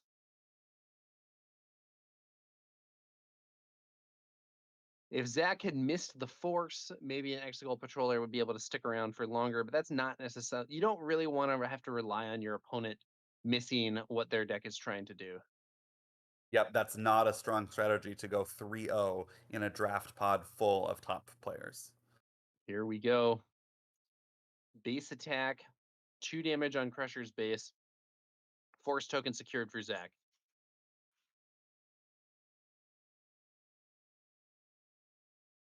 Crusher What you contemplating thinking? whether or not to use the third sister ability to play a unit first, or whether to attack with Vinay likely into Zach's space. It's gonna be the attack tying up this game at 2 damage apiece. Watto for Zach, a unit that can potentially be annoying, but is opponent's choice. So Crusher will be able to choose whether or not to give experience or give card draw. And it's going to be a Praetorian Guard there for Crusher. Yeah, Crusher unlikely to take out this Watto over the course of the game. Currently just has 2 units with 2 power on the board, would not be able to clear Watto this turn, and likely wants to continue to push damage to base because his win condition is going to be winning before Zach can sort of take control of the board. That means this Watto is likely to get off many attacks, which could draw Zach potentially several cards or start to spread XP around to Zach's units. My guess is that Crusher's going to choose the draw option almost every time, saying at a certain point, it doesn't matter if you draw an additional card. I'm just trying to beat you before you can use the resources you have on the board to slow me down. That's my suspicion as well, Grumpy. Looks like Zach is taking a look at the text there for our Praetorian Guard. And I believe Zach here is actually a local player in my area and someone who I think is a pretty solid player himself. So a local player from my area versus a McClunky Gaming teammate. We'll see who can prevail. Now, if Crusher can play a unit with 4 power this turn, he'll be able to turn on the Sentinel, but that's going to be matched by Oh Zach's man, Sentinel of his own. This turret Imwe with the Force mechanic active. At this point, Tower, it's going to be very difficult for Crusher to get through this turret and continue to add damage to base.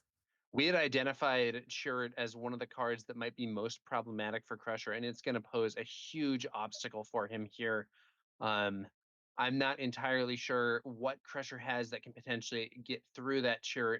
Maybe he's going to be going to space here. It's going to be a copy of Scythe being played using the Third Sister's ability for Hidden. Perhaps Scythe will be able to buff Third Sister, allowing her to defeat Chirrut here. Yeah, players facing down a turret with the force mechanic active need to count not to 5, which is turret's toughness to begin with, but to 7, because turret can use that force token to give an attacker a -2, -0 debuff. So Crusher's units on the ground at the moment, not enough to take down the turret on their own, but when he flips that third sister next turn, she'll come out with a base 5 power. The Scythe will be able to attack to buff her up to 7, which could be enough to then swing into that turret and take it down, even if Zach chooses to use the force mechanic. One problem that could complicate this is a Mother Talzin flip can attack and give an opposing unit -1/-1, even without using the force, which would bring that third sister from 7 down to 6. Again, not enough to take out the turret. This turret, an absolute wall for Zach in this matchup. Yeah, I think Crusher's best option here may be to try and just take the initiative early, get Third Sister onto the board quickly, buff her with Scythe, and hope that Zach doesn't see the counter of getting Talzin on the board fast to give the -1/-1 without spending that force token. If Zach spent the force token to give -1/-1 with Talzin's leader side, it would actually remove Churret's ability to use it defensively. Looks like Zach's going to use a force token here, though. He uses it to debuff the Praetorian Guard because he wants to attack that guard with Karis, weakening it so that when Third Sister flips and the Sentinel becomes active, the Praetorian Guard already has a little bit of damage on it, easier to kill, and that attack from Karis just regenerates the Force token for Zach, so ultimately he's left with the token still active. There's that flip. Third Sister on the field, protected perhaps by both Hidden and by that Praetorian Guard. Crusher, I think, hoping to swing with Scythe, buff Third Sister, and then use her to defeat Chirrut, the main threat that Crusher is facing at this phase. Yeah, that means Chirrut is such an obstacle. Zach needs to do one of two things. He needs to either flip Mother Talzin so that he can attack into the Praetorian Guard and throw a debuff onto Third Sister without giving the Force token up. That would allow Churret to survive the buffed Third Sister attack, even with Third Sister getting +2/+0. Or Zach needs to play a card from his hand that's going to disrupt that math in some way. An upgrade on Churret to give it some additional health, potentially something like a Talzin's Assassin to throw out a -3/-3 debuff. Something needs to happen to adjust this math. Otherwise, that plan from Crusher to get a 7 power leader will be enough to take out the turret Imwe in this game. Zach considering his play here.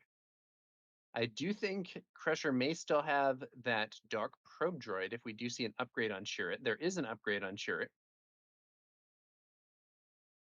That is the Did upgrade. It's the Crusher upgrade keep that does 3 damage one at a time over 3 successive instances, enough to take out that Praetorian Guard. But here comes that probe droid you mentioned, taking out that upgrade and returning Chirrut Imwe to that 5 health. Yeah, so that upgrade there, I believe the what's it called? The heavy repeating blaster, the repeating blaster cannon, something like that. And gives both some stats and a lot of ping damage, but that dark probe droid from Crusher, removing it, sure it back down to his base profile here. Yeah, not happy to see that upgrade removed if you're Zach for sure. But because of the wind plate ability, the ability to deal 3 damage over 3 successive instances, the upgrade's still getting some value in taking out that Praetorian Guard. Watto swings to base. I really suspect Crusher is going to give Zach a card draw here, as you do not want to allow Watto to give an experience to Chirrut. Yeah.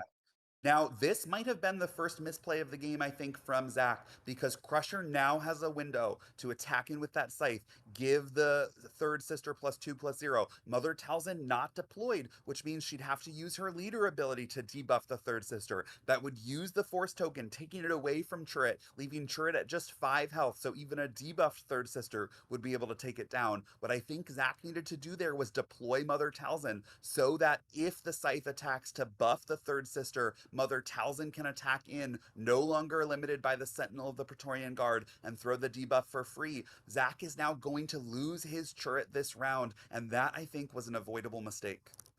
Yeah, that the forceless debuff line there might have been able to protect Chirrut in a way that it currently looks like Zach won't be able to do, but maybe he'll have a bolstered resilience or something in hand.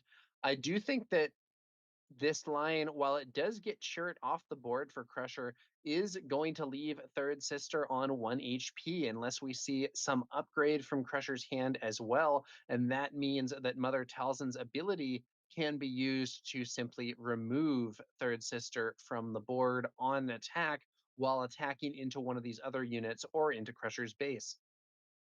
That's exactly right, Tower. Showing the absolute power of Turret, right? Crusher having to go through so many hoops just to get the point to be able to take it down. But even once he does so, he's going to be on the back foot because of Mother Talz's ability to finish off Third Sister. This is not looking good for Crusher's tournament life in this game one of Swiss Round 10. Yeah, let's see what happens here. Zach thinking over his options.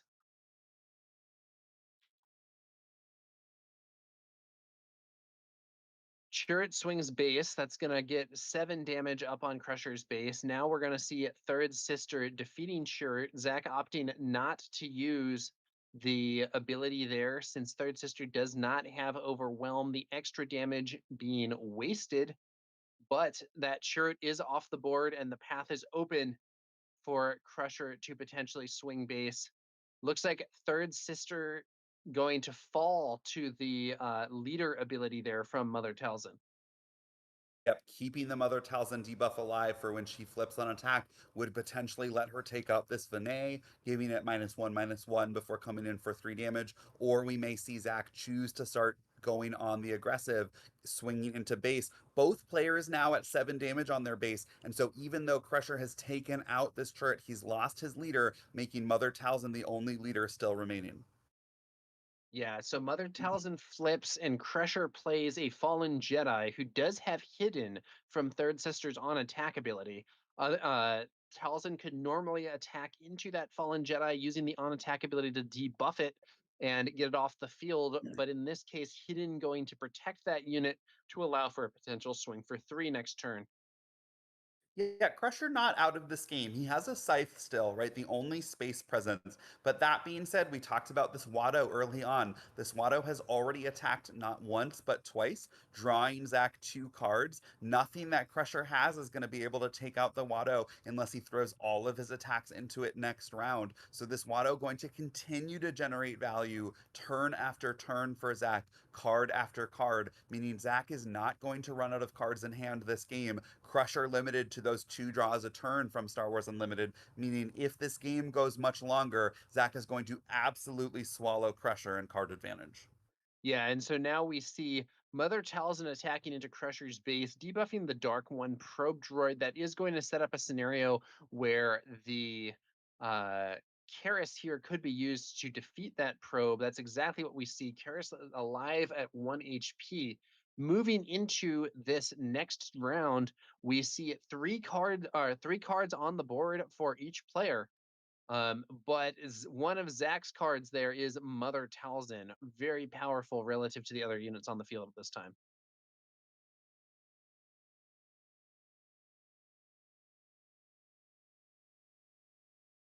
Swing from the Fallen Jedi, 3 damage on Zach's base. Both players have now taken 10 damage. So just 18 to go, but it feels like Zach might just be getting started in this game. A hand full of cards, bombs like old Staka. It looks like there's a Kylo Ren's lightsaber. He's got options. Crusher starting potentially to peter out, Third Sister having been defeated, just a few smaller units on board, and a hand that's noticeably smaller than the massive pile of cards that Zach is currently holding. On the other hand, we have just hit 6 resources, and we know that Crusher has some strong 6 resource plays in this deck. This might be a turn where we get to see Aid the Brother make an appearance, for instance.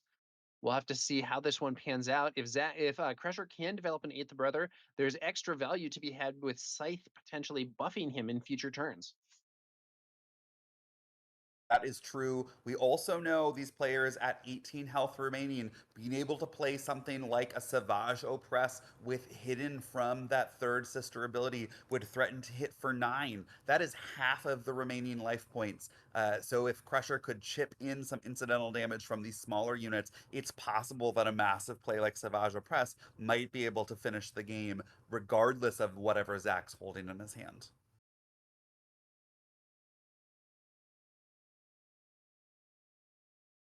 Okay, Zach taking some time here, maybe doing some math, figuring out the line. This is an important game.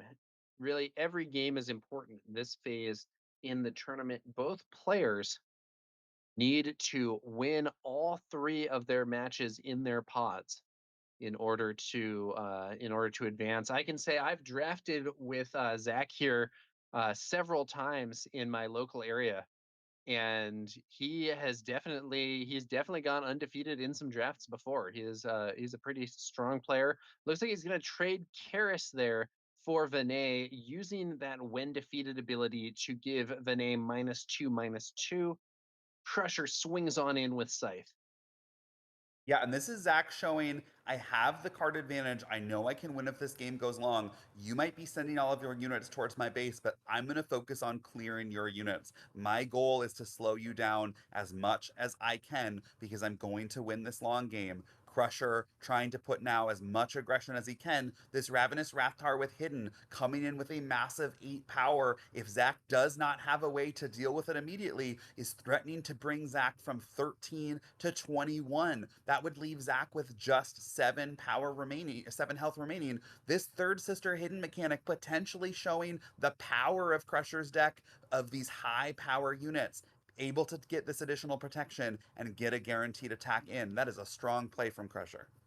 Yeah, that's right, Grumpy. Under normal circumstances, without hidden, Zach would be able to simply play that Kylo Ren's lightsaber on Mother Talzin and attack into that unit while debuffing it with the on attack ability to get it off the field immediately. But with hidden, that's a very different story, and I'm not sure Zach has any event based removal that's going to allow him to get that monster off the field. That putting him in a very awkward position going into this next turn.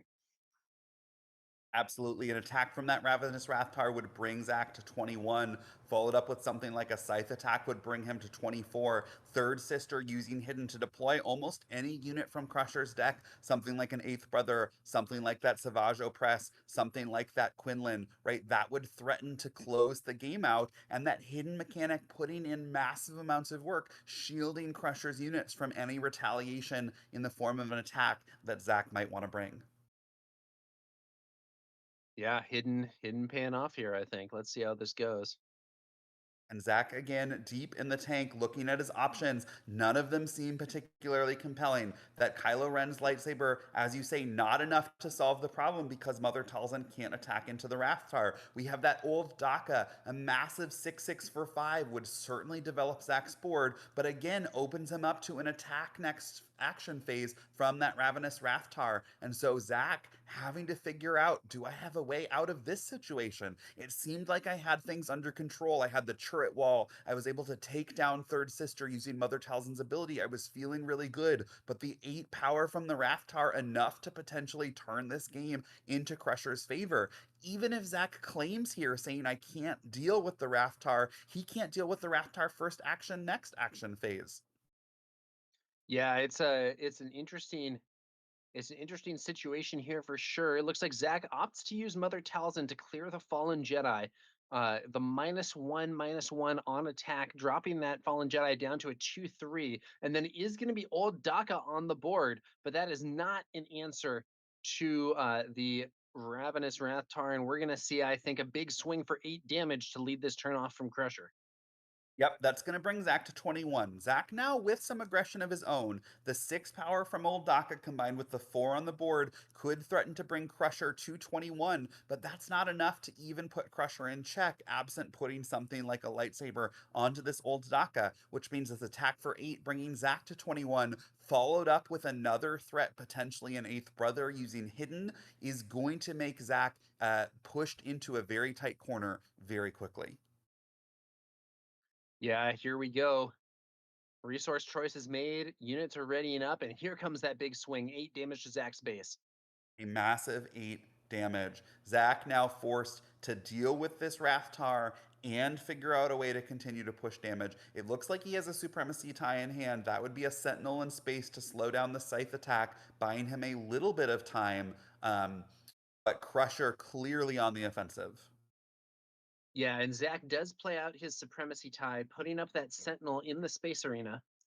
This is going to be especially nice because Scythe will be able to remove it, but will be damaged. However, as a 3/5 unit, Scythe isn't going to be in position to be pinged off by Mother Talzin's ability.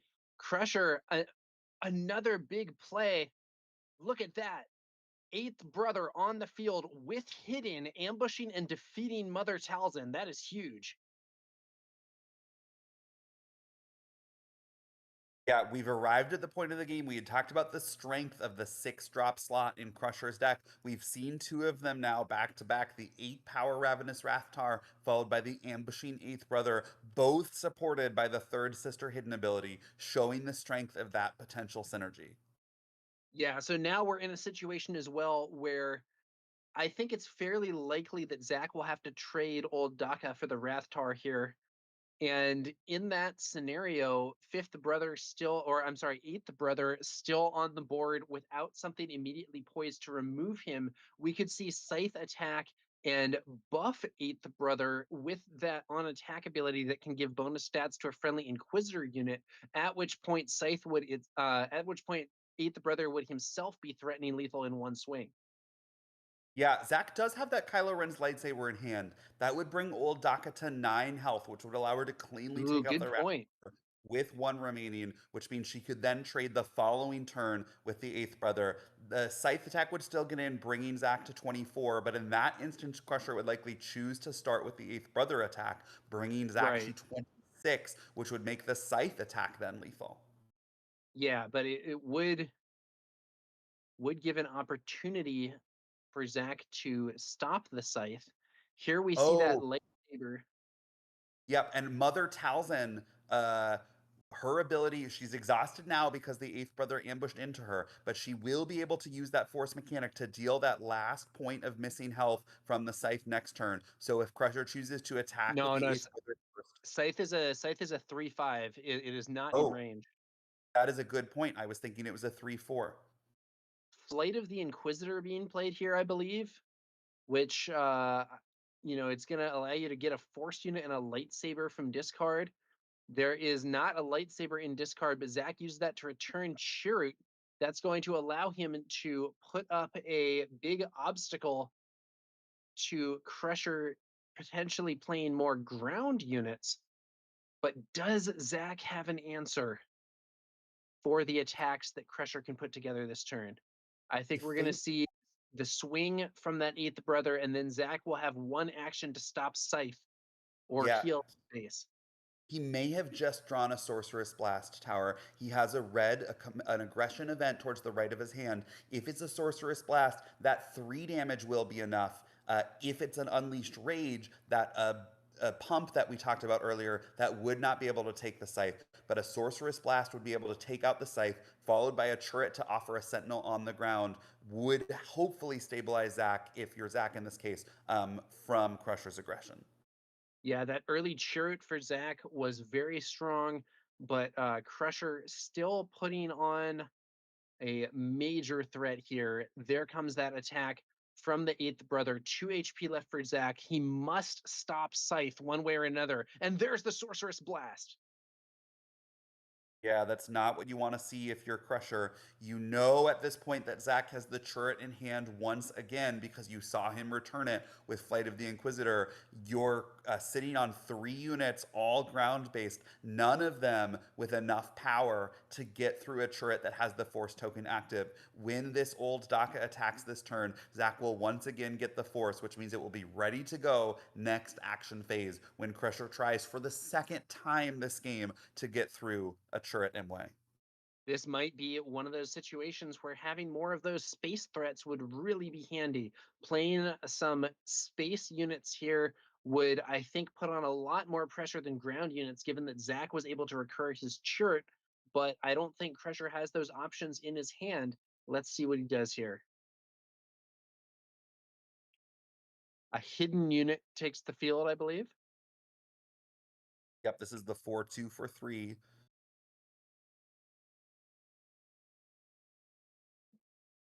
Yeah, and with Third Sister's ability still available, uh, Crusher will potentially be able to play another hidden unit beyond just this Chikara, which would be very threatening if not for the turret that we know is in Zach's hand. Crusher choosing now where to put the +2/+2 buff that he can get from Eighth Brother when he plays a unit and uses the Force.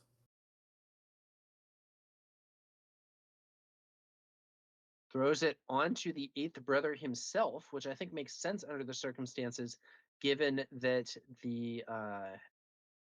we're kind of in a scenario here where Chikata can't be attacked, given that it has hidden. Nothing here is ready. So giving the extra stats to the Eighth Brother seems to make the most sense. Yeah, not enough to bring the Eighth Brother out of range of that old Daka attack, buffed with the lightsaber, old Daka swinging in with 7 power. But potentially Zach saying, once I play this turret, maybe I will choose to attack your base. Old Daka hitting for 7, you're already at 13. That'll bring you to 20. I'm the one who can now close this game, relying on the defensive power of turret to keep me alive while I do so. Another swing from Watto, and I believe another card draw for Zach.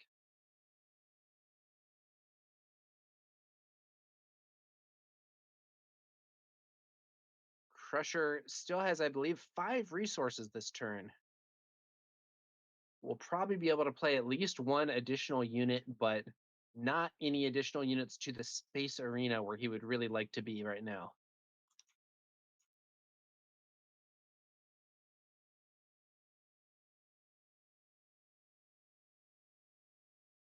All right. Yeah, I mean that's a powerful unit, but I believe that unit has 3 power and raid 3, which is not quite enough Yeah, it's going to to be defeat a one shirt short. in one hit. So this turret threatening to be absolutely massive here for Zach. Unfortunately for Crusher, we talked about turret being a card that was going to be hard for him to get through. He got through the first successfully, but the second might be the nail in his coffin for this game 1. And as you predicted, Grumpy, Crusher is now the target of Zach's aggression. Zach, I think, considering himself safe behind that shirt, switches angles and begins attacking Crusher's base. Yeah, Zach threatening lethal next round from 2 attacks. The old Daka would hit for 7, making even the Watto with just a single attack point to his name threatening lethal. Zach can close this game in 2 actions, but because Zach has that Force token active, it's going to take Crusher at least 2 attacks to get through the wall of Turret Imwe. The main thing I think that might be able to stabilize Crusher a bit here would be if he sees another Praetorian Guard. A Sentinel option on that ground arena, potentially covering his base from these attacks. They have also spent a lot of time on this game. If he doesn't have something, might be time to call this one. But let's see what happens. 8 resources here. Yeah, we talked about both of these players needing to win out this draft pod to make top 8. Something like a tie could take them both out of contention. Eighth brother swings in to Chirrut. Zach uses the force to not have Chirrut not die. Old Daka hits base and Crusher scoops it up. Would have been a scenario where I think Crusher is gesturing to the space arena a bit there. If he had taken some of the space units that we saw in that draft, that might have been a game that he was able to win, though it's possible Zach would have found another Space Sentinel or some more removal or similar.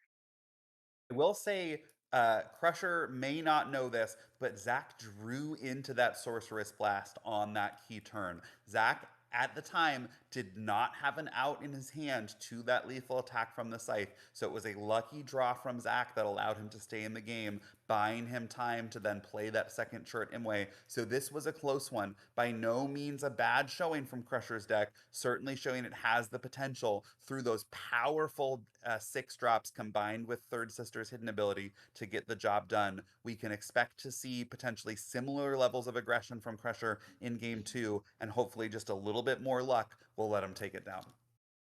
Yeah, that's right. And he was able to get through that. He was able to get through that first copy of Chirrut Imwe, but the flight of the Inquisitor from Zach to get Chirrut back and put up that huge obstacle again.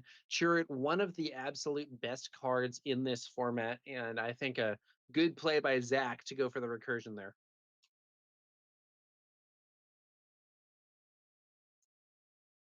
Looks like potentially no siding from either player. Not uncommon to see in draft when your pool is much more limited. Certainly no switching leaders or aspects, but oftentimes the 30 cards that you end with are the 30 cards that you're going to run, unless you have some sort of toolbox conditional card that you think might be a counter to something specific you saw in your opponent's deck from game one. Oftentimes best just to run back the same 30 card list.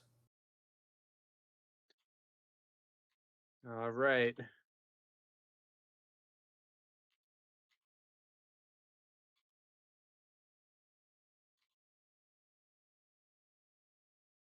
We're going to be moving into game two. Let's see what Crusher can do fighting for his tournament life here. He needs to win this game and the next one to have a shot at making that top eight. And specifically, Tower, he needs to do that in the next 21 minutes and 20 seconds, which means time is likely not going to be on his side. He's up against a strong player and he's up against the clock. It's not looking great for Crusher, but let's see if our McClunky Gaming teammate can pull out a comeback victory here.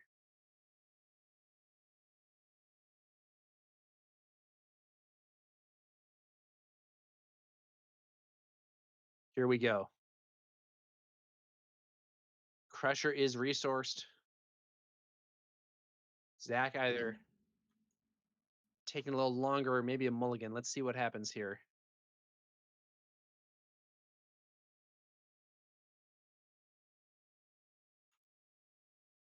What is going on?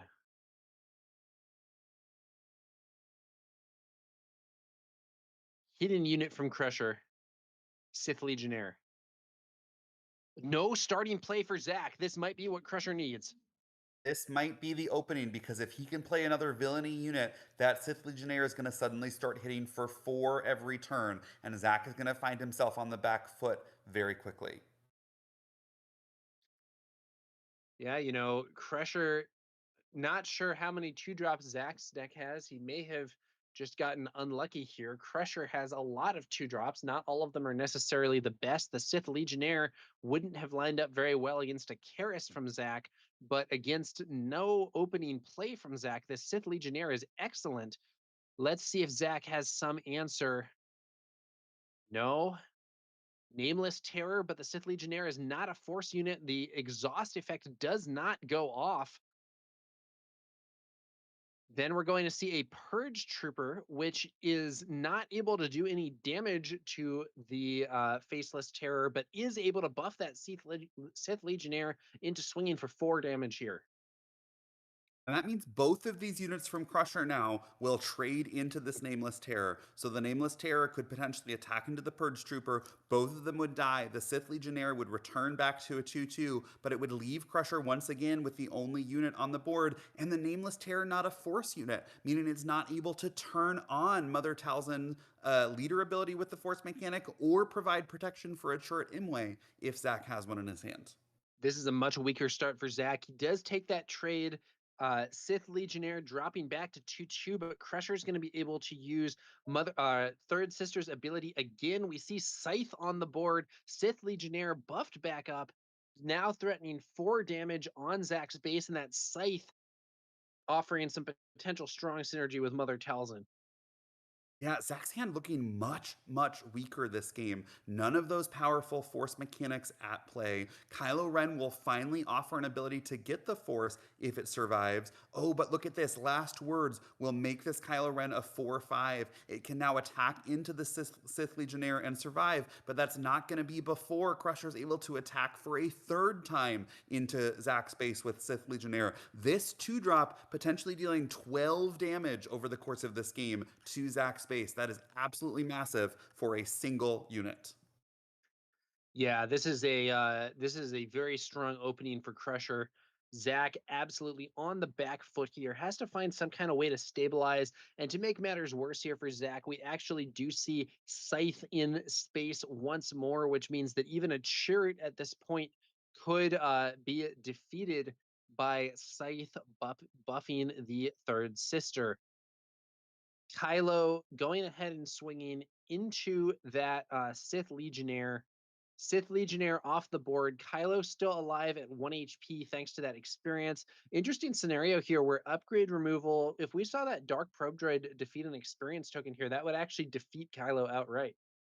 That would certainly defeat the unit. Crusher could take advantage of that play if he has it, but I think Crusher is going to be singularly focused right now on maximizing the damage to base. He's threatening to hit in for a massive 7 from this third sister after an attack for 3 from Scythe. Those two without any form of interaction. Here, the Mother Talzin debuff going to bring Scythe down to 2. So now 2 from Scythe and 7 from third sister is going to bring Zach up to 21. That'll be just 7 health remaining, with Crusher having spent none of his resources this turn.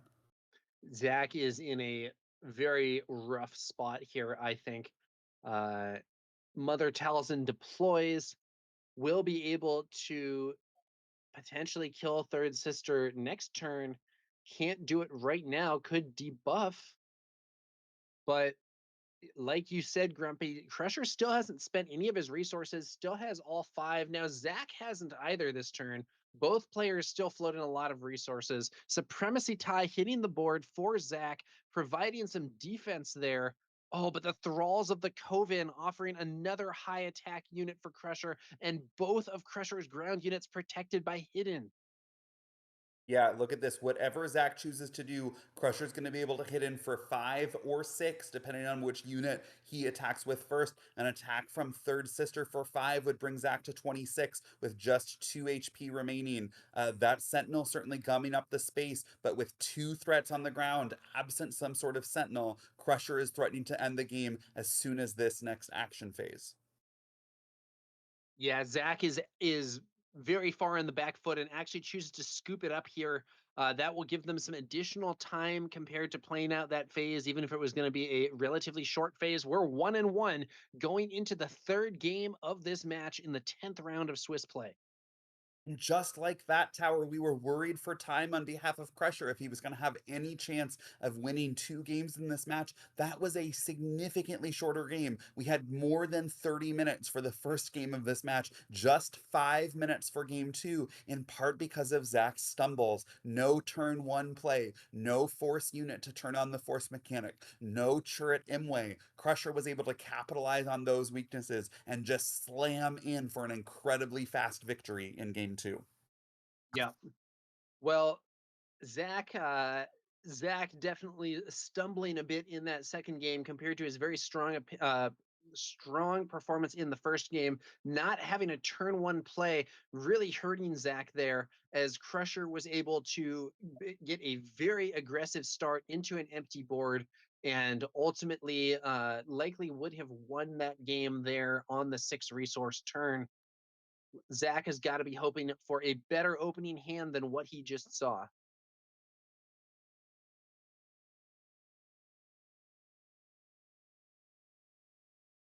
One thing that I do think is worth prioritizing is making sure that you have that supply of 2-drop units in your pool to allow you to consistently play on that first turn, as missing a turn 1 play can be very important, especially in a set like this with players potentially struggling over those force tokens. Yeah, now Zach has looks like he's solved that problem going into game three. He's got two strong turn one play options. He's drawn both a copy of Secret of Sage and a copy of Karis. That means he's going to be guaranteed a turn one play and likely guaranteed the force mechanic, meaning he's going to have more early game options to try and disrupt the aggression that Crusher brings. This is going to be a closer game than the game we just saw. Crusher is going to have more of an uphill battle if he wants to take down game three and ultimately the match.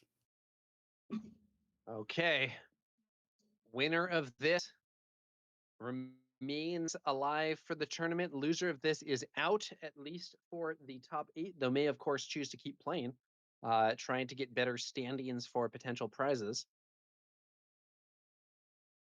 Here we go.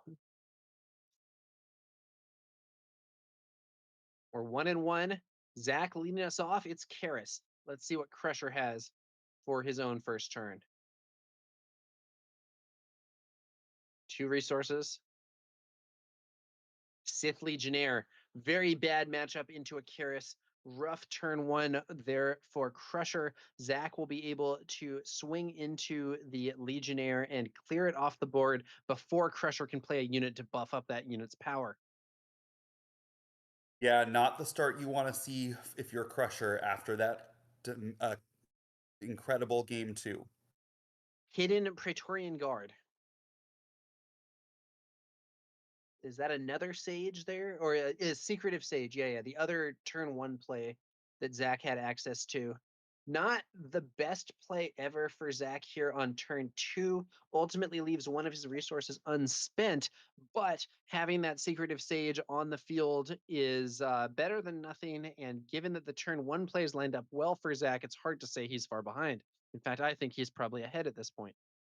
Yeah, Crusher with just two power on his side of the board needs a little bit more to start turning that aggression on so that he can get to 28 before Zach is able to get full control of this board.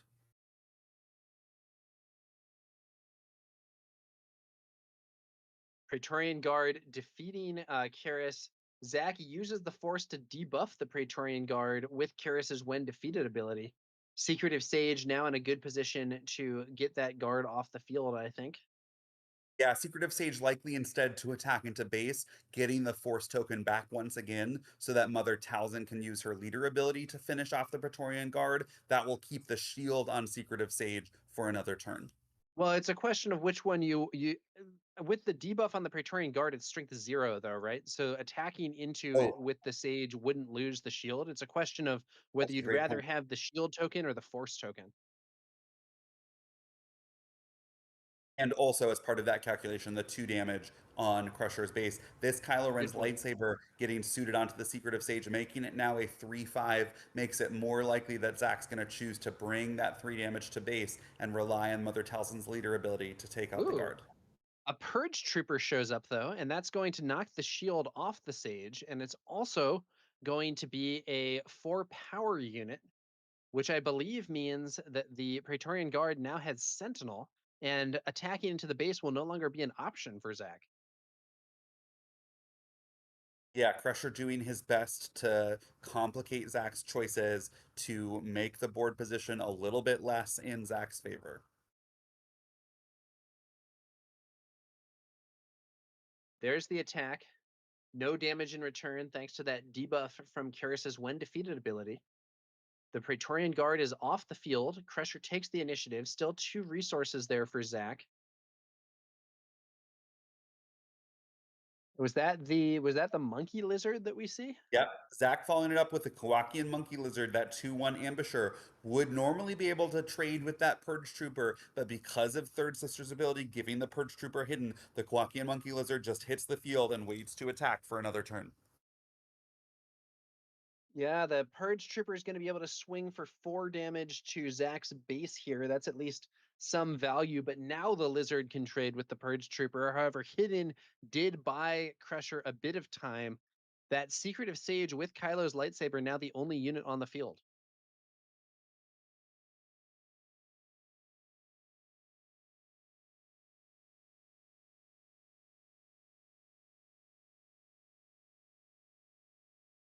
Crusher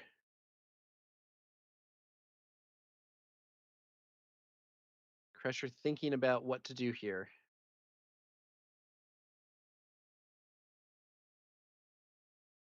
Dark Probe Droid in hand could remove that Kylo's lightsaber from the Sage. There it is, Kylo's lightsaber off the field. 2-3 developed there with Hidden using the Third Sister's ability. Yeah, the use of Third Sister's ability to give that probe droid hidden, the flip of Third Sister, she herself has hidden. On attack, will be able to give Crusher's next unit that he plays hidden. It looks like he has at least one 3-cost unit in his hand. We'll have 3 units with hidden. Zach forced to develop his board, but not going to be able to interact necessarily with what Crusher has done this phase, giving Crusher at least some foundation of units to bring some aggression. Third Sister flips into a debuff from Mother Talzin, so the swing only landing for 4 rather than 5. Talzin now on the board, and then that I believe it's the 2-4 restore ship played with Hidden, but then there's that blaster cannon again, dealing 3 damage to Yeah. Third Sister when played, buffing up Talzin quite a bit and letting her attack into the base here. The combination of that -1/-1 T buff from Mother Talzin plus that 3 damage from that blaster, enough to take out the Third Sister. That 4 health really being a liability here. We talked about how Third Sister able to protect herself from attacks because of that hidden trait, but not able to protect herself from debuffs or damage from other sources. Zach able to put together that crucial number 4 to clear Third Sister. Zach now with 8 damage on his base, Crusher with 7 because of the attack from that buffed up Mother Talzin. All of a sudden, the players are relatively even, but Oh, Zach wait a looks minute like he's here. commanding board presence. Something's wrong. There was an illegal play. The Dark Probe Droid, I believe, only defeats non-unique upgrades, so removing Kylo's lightsaber there was not legal. I didn't catch it at the time, but I believe the Dark Probe Droid is one of several cards that say non-unique upgrade. It could have, in principle, been used on the Heavy Blaster Cannon, but not on that Kylo's lightsaber. I don't know. I mean, there are like several actions in. I sort of feel like they should probably just run with it, but yeah, that is an error. And not the kind of mistake that one would likely be able to take back in this game.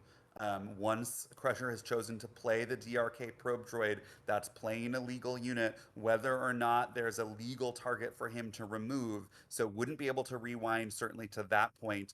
The players looking to move forward, bringing that lightsaber back from the discard onto the Secret of Sage. It's looking grim for Crusher here. I know he's a teammate, but I think Zach is in a pretty favored spot. Even even if we assume that that lightsaber just stayed in the discard, Zach with the cannon wielding Talzin and the Secretive Sage versus Crusher's weaker units, still looking good for Zach. Yeah, the players talking with judges now, trying to sort out exactly what happened, explaining what actions have been taken since that probe droid came out. The judges likely determining what the outcome's going to be. Because of this judge call, it looks like we have about 5 minutes left on the clock. The players likely to get at least a small time extension, which may allow them to finish this game even with the limited time remaining. Yeah, time extension might be handy here for sure.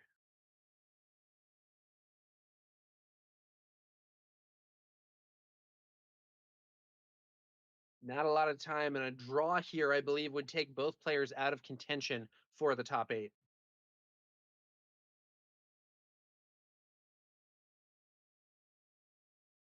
Hopefully, this will be resolved quickly and or with a time extension because they may need that time. There's not a ton of damage on bases at this phase. 8 damage on Zach's base, 20 HP to go, 7 damage on Crusher's base, 21 HP to go. Zach with a considerable board advantage, but not exactly about to win in one turn. No, and Crusher, as we've seen, we're approaching that 6 resource turn. Crusher able to utilize Third Sister's ability to bring out those powerful 6 drops, something like a Ravenous Rathtar, something like a Savage Press. That could threaten to hit for 8 or 9, which could actually end the game in just a couple of actions from Crusher's side. So Crusher not completely out of the game yet, but certainly looking grim.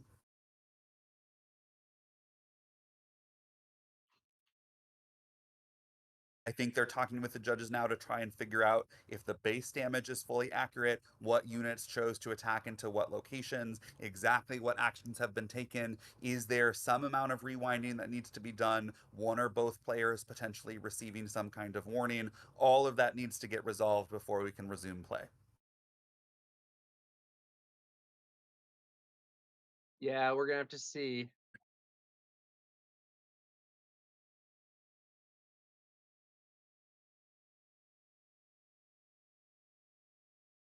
This is an awkward scenario here with time so limited in this round. But we are in judge call territory here, I believe.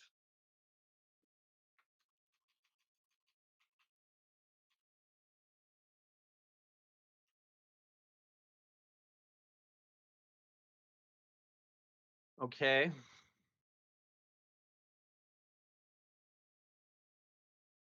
8 damage to 7 damage. Still look to be discussing the situation.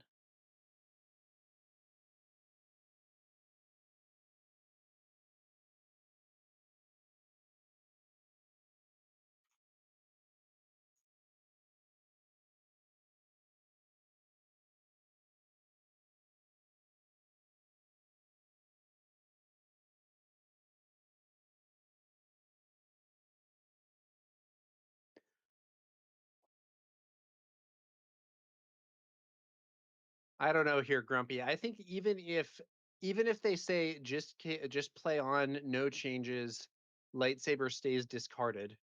Even in that scenario, I think that Crusher is behind. If the lightsaber gets back on this unit, I think it's worse for him, but I'm not even sure that it matters all that much.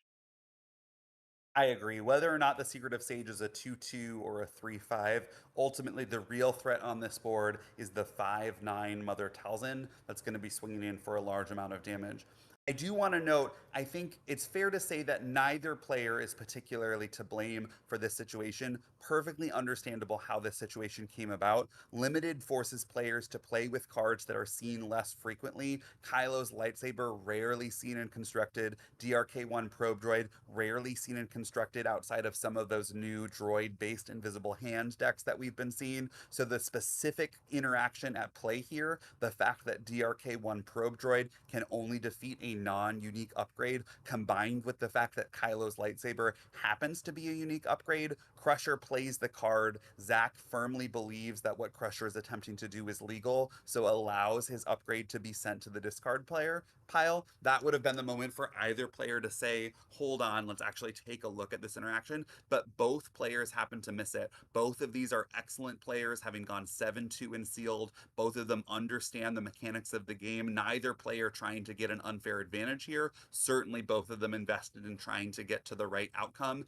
Totally understandable from my perspective how this has occurred. And I hope the judges understand that and are just trying to come to the fairest resolution of this issue. Understandable that they're taking their time to do so. Yeah. They're look to potentially still be discussing. I think the amount of time left is such an issue here, though. Yeah, the time I'm really shows worried about seeing this go to time. Swiss round 10 over, the players will get an extension for the entire duration of the judge call, plus potentially another minute or two as sort of a buffer. They will have additional time to complete this match. Based on board position, it looks like Zach might be able to bring that 21 damage to a close relatively quickly in the time allotted. After all, game two only took 5 minutes, but it's also possible that neither player will be able to get there. That would lead to a draw for both of these players, potentially ending both of their runs for top eight in this tournament.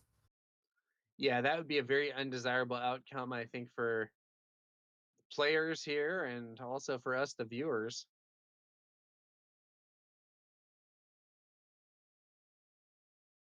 Let's see what happens.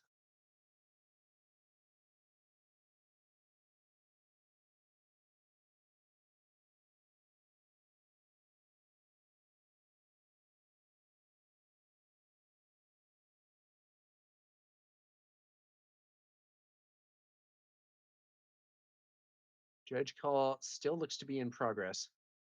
We could potentially see some warning points or something being given out as well. Not sure if either player has accrued warning points so far in this event.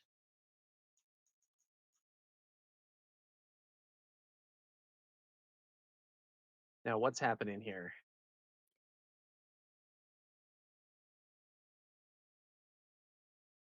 Okay, looks I believe they've decided to just play on as if the lightsaber were not discarded, and they've added an additional damage to Crusher's base, I think to represent the one extra damage that the Secretive Sage would have been able to do with that lightsaber still equipped.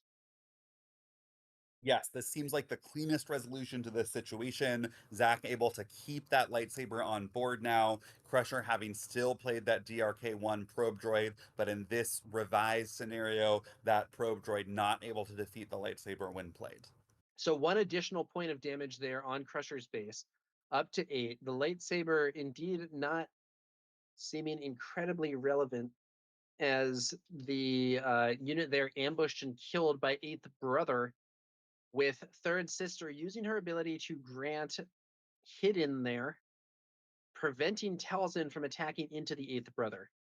Talzin still has that blaster cannon, can attack in for 5, but we are looking at some damage heading back Zach's way, as well as a point of restore.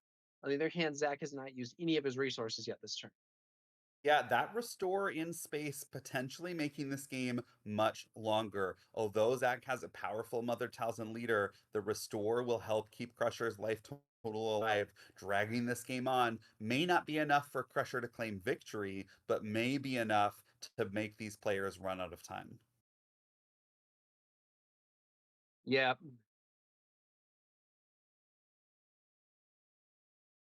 This time, it's Zach with the Savage Press. Zach using his Force token to play this 9-7 absolute beater. Now, Zach with 2 massive threats on the board will be able to hit in for 5 with Mother Talzin. That's going to bring Crusher to 12. And now, first action next phase, if Crusher doesn't take initiative, Zach will be able to hit for 9 with this Savage Press, which would bring Crusher to 21. Crusher choosing to claim, hoping to find some answer, potentially a Sentinel, anything to stop this 9 damage from hitting base. Otherwise, Zach will be able to close this game very quickly. and it looks like we do have a time extension for this round, and I believe it's been added to the clock there, so they're a bit under 5 minutes. Still tight on time, but with the damage on base adding up, hopefully one of these players will be able to win in the allotted time. I don't think anybody wants to see a draw here.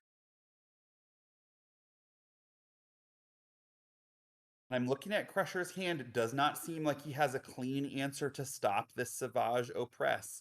That means he's likely to take at minimum 9 damage this turn. Not looking great. Savage, a major threat. Third Sister ability used. Relic Scavenger. Relic Scavenger and the when played ability buffing Eighth Brother, but then he's exhausted by a Faceless Void and Crusher concedes. Yeah, well fought by Crusher, our McClunky Gaming teammate, but unfortunately not able to pull things together to take down this Mother Taliesin build by Zach. So congratulations to Zach for winning Swiss round 10. Zach now 2 wins away from making top 8 at Philadelphia.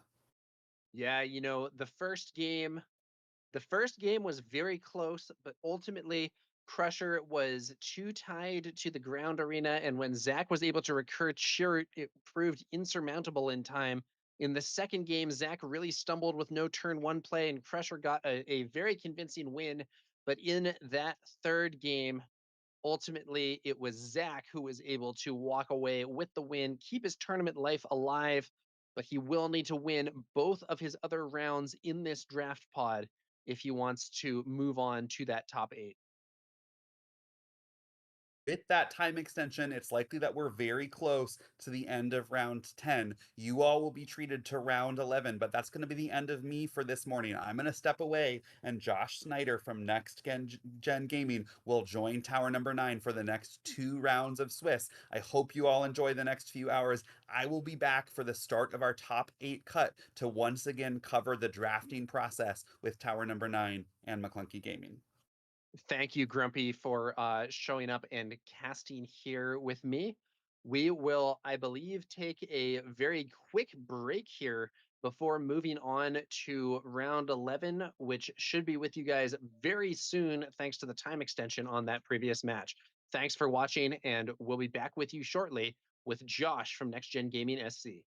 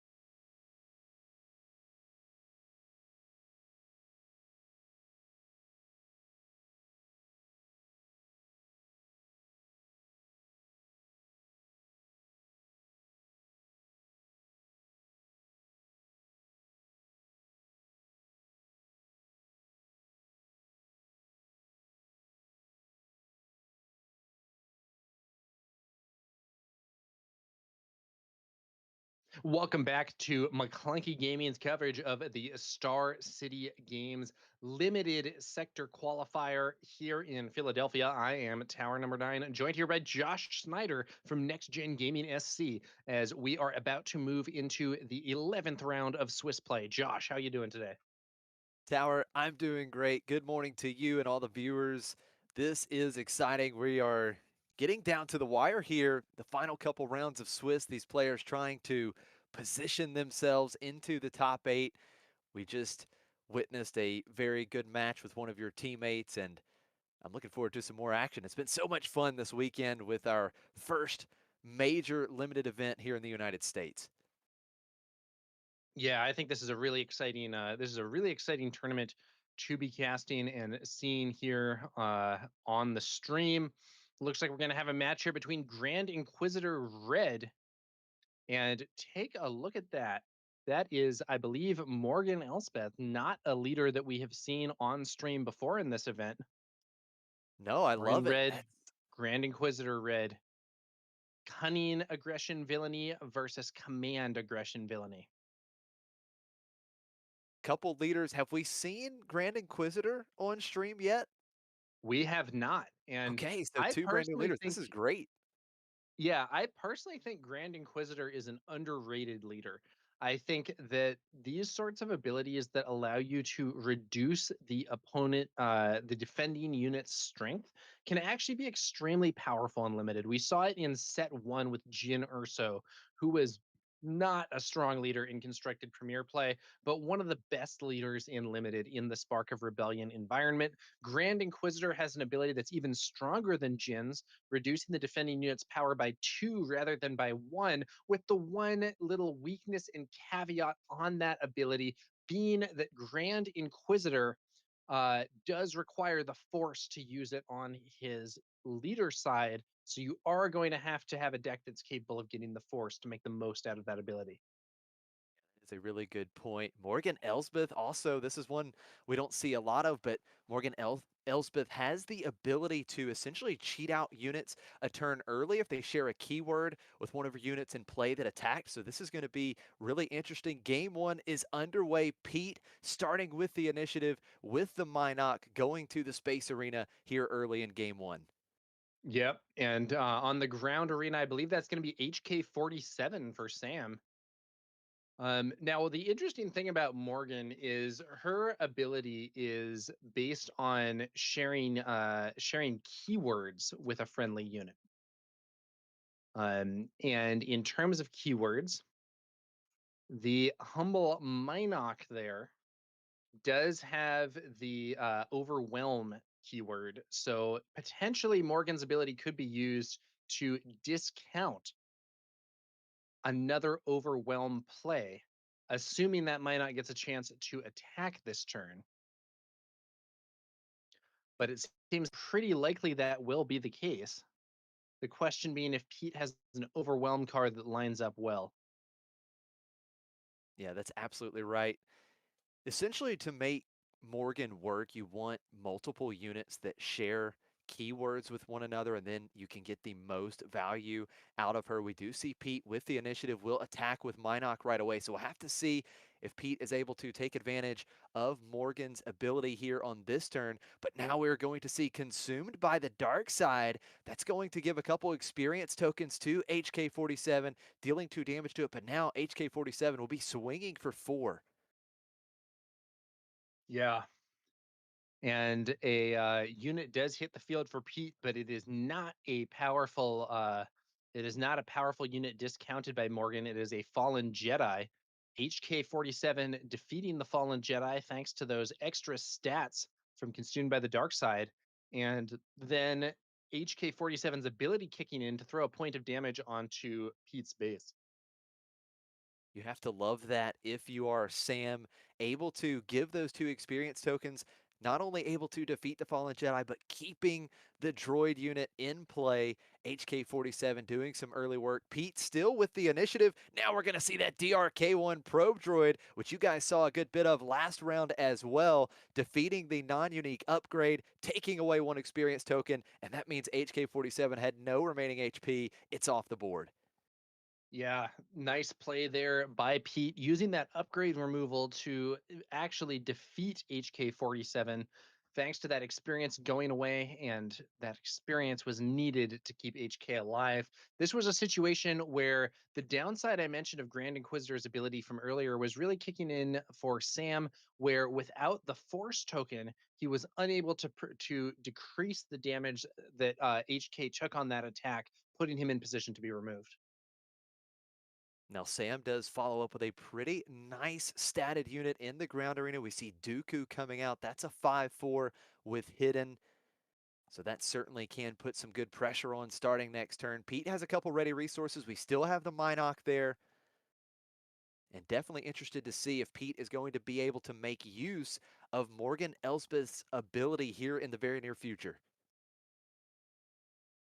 2 more damage to Sam's base with Minoc. Sam just going to claim the initiative.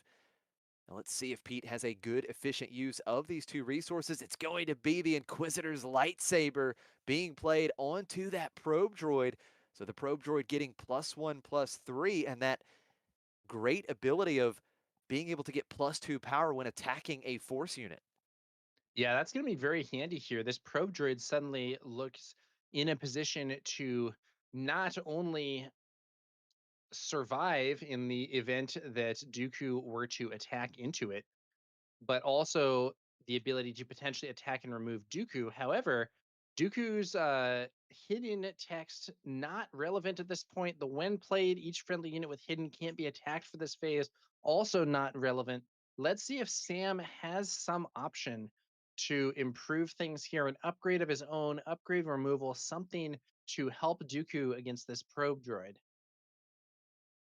Yeah, certainly an option here for Sam. Keep in mind, he doesn't have the Force right now. He's got to attack with Dooku first to get the Force, and that is what we are going to see. 5 damage into Pete's base, and Morgan Elsbeth immediately being deployed here, strengthening this ground arena for Pete.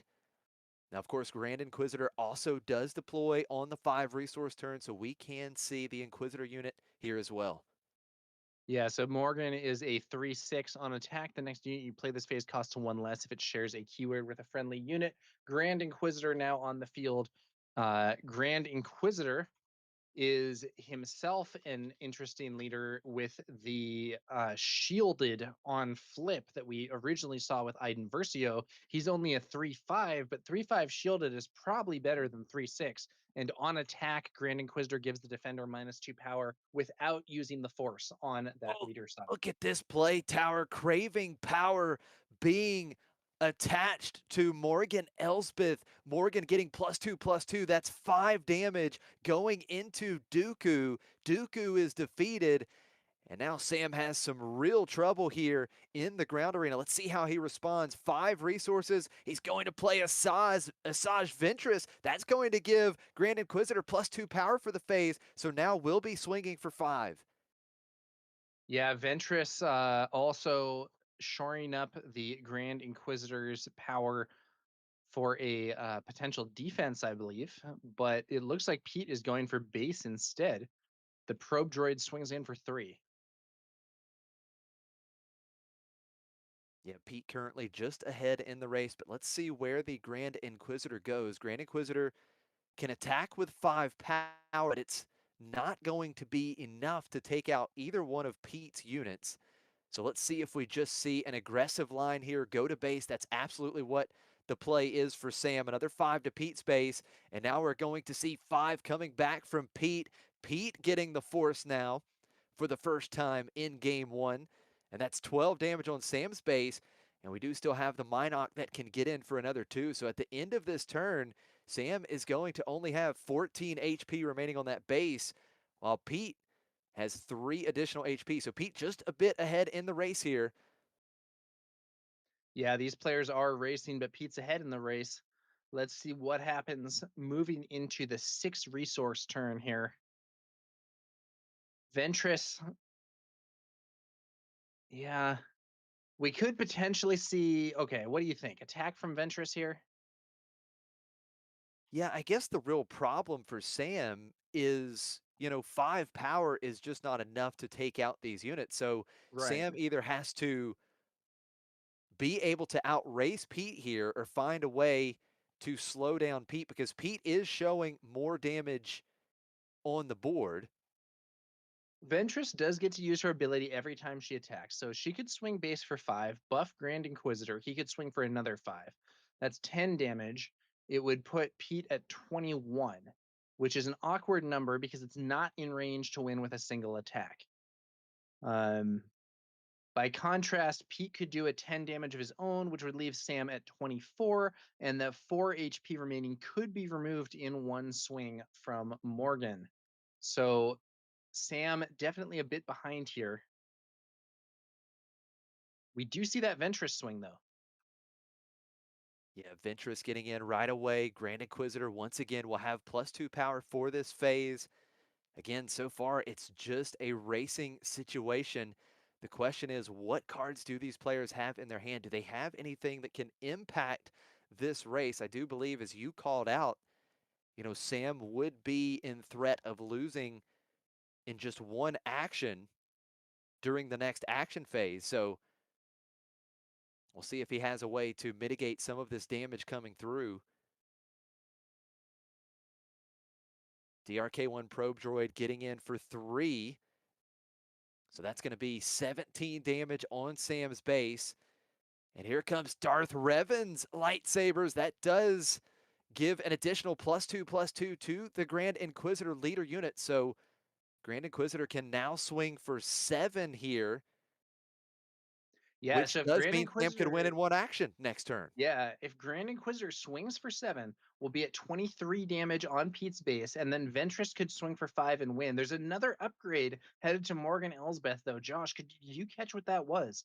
I do believe it was Battle Fury. So Morgan Elsbeth getting +3/+3 will now be swinging for 8. We do see 7 damage coming across. Pete's base, 23 damage on. That does mean Pete would lose in one action next round if either one of Sam's ground units can attack. Let's see if Pete has anything else to change the math here because there's not quite enough to deal lethal on board currently. Yeah, Morgan might have to attack into Ventress instead, potentially. Grand Inquisitor would not be able to defeat the base in one hit without Ventress's buff, I believe. No, wait. He would be able to.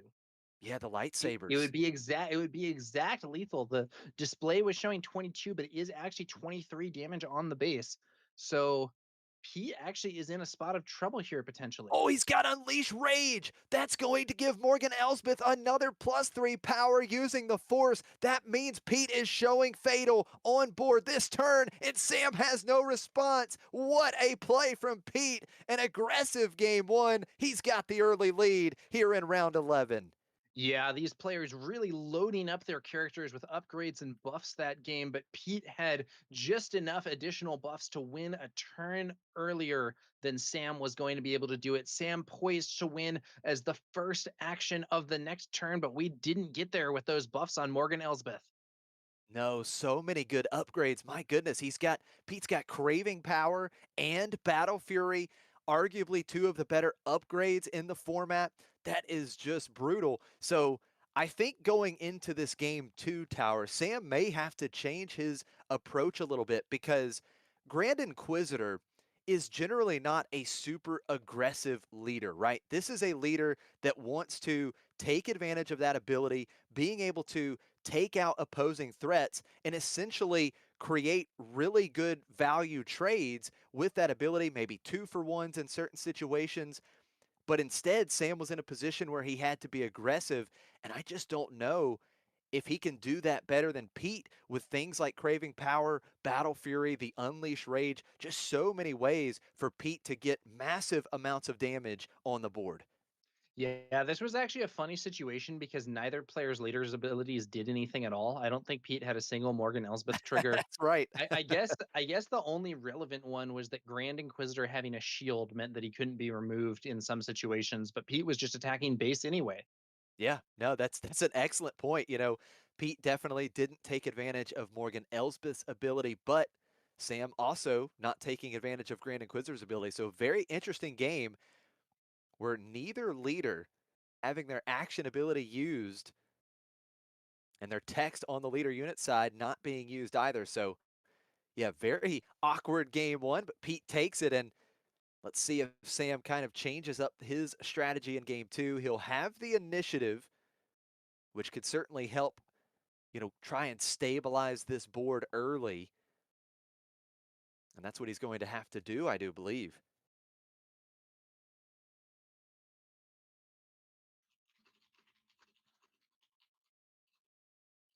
Here we go. Sam already has his resources, already has his hand. Pete taking a look at this. Can he find good cards?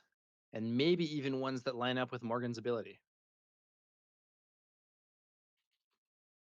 Yeah, I'm definitely curious to see if Pete can take advantage of being able to play out a unit, maybe a large unit, one turn early. But here we go. Resource decisions have been made. Game two is underway here in round 11, and it is going to be the Acolyte of the Beyond. A 2-3 in the ground arena for Sam with the ability to get the force on attack next turn. 2 resources being spent for Pete. What does Pete have to lead off? Kylo Ren, both players with units that can potentially get the force. Yeah, so force maybe will play more of a role in this game. Of course, it was important for Pete last game. Having the force enabled the Unleash Rage power buff on Morgan Elsbeth to close out the game. Yeah, very, very good point, Josh. And Kylo Ren here does have that overwhelm keyword. It usually isn't very relevant because he's just a 2-3 base. But with Morgan Elsbeth's ability, if Kylo gets a chance to attack, we could see a discounted overwhelm unit hitting the board. Yeah, that is a really good point. We've got another overwhelm keyword. We've seen at least two, Kylo and Minok, in Pete's deck. We are going to see Acolyte of the Beyond getting into Pete's base for 2 with the first action here on turn 2. 2 damage and a force token there for Sam. Getting in for 2 as well. So the force generated for Pete as well. And Sam is going to play a space unit here on turn 2. We've got the Banking Clan Shuttle coming out. That's a 3-3 in the space arena with Hidden. And Pete is going to take advantage of Kylo's ability here, playing Inquisitor's Lightsaber on Kylo, using the Force to draw an additional card. And here comes Morgan Elsbeth's ability. He's attacked with Kylo. He'll play the 2-cost Minok that also has Overwhelm for just 1 resource. Nice, efficient use of the resources. The only problem, the Minok is a 2-3 to that Clan Shuttle, a 3-3. Yeah, Pete made efficient use of his cards and resources that turn. The upgrade on Kylo leading to a card draw with the Force, and then the Minok hitting the field at a discount. But like you said, that Minok does not line up that well into the Banking Clan shuttle. Now, on the bright side for Pete, he does have pretty good position in the ground arena. That Kylo is a 3-6. We are going to see the clan shuttle quickly clearing out the space creature. And now the action back over to Pete. Here we go.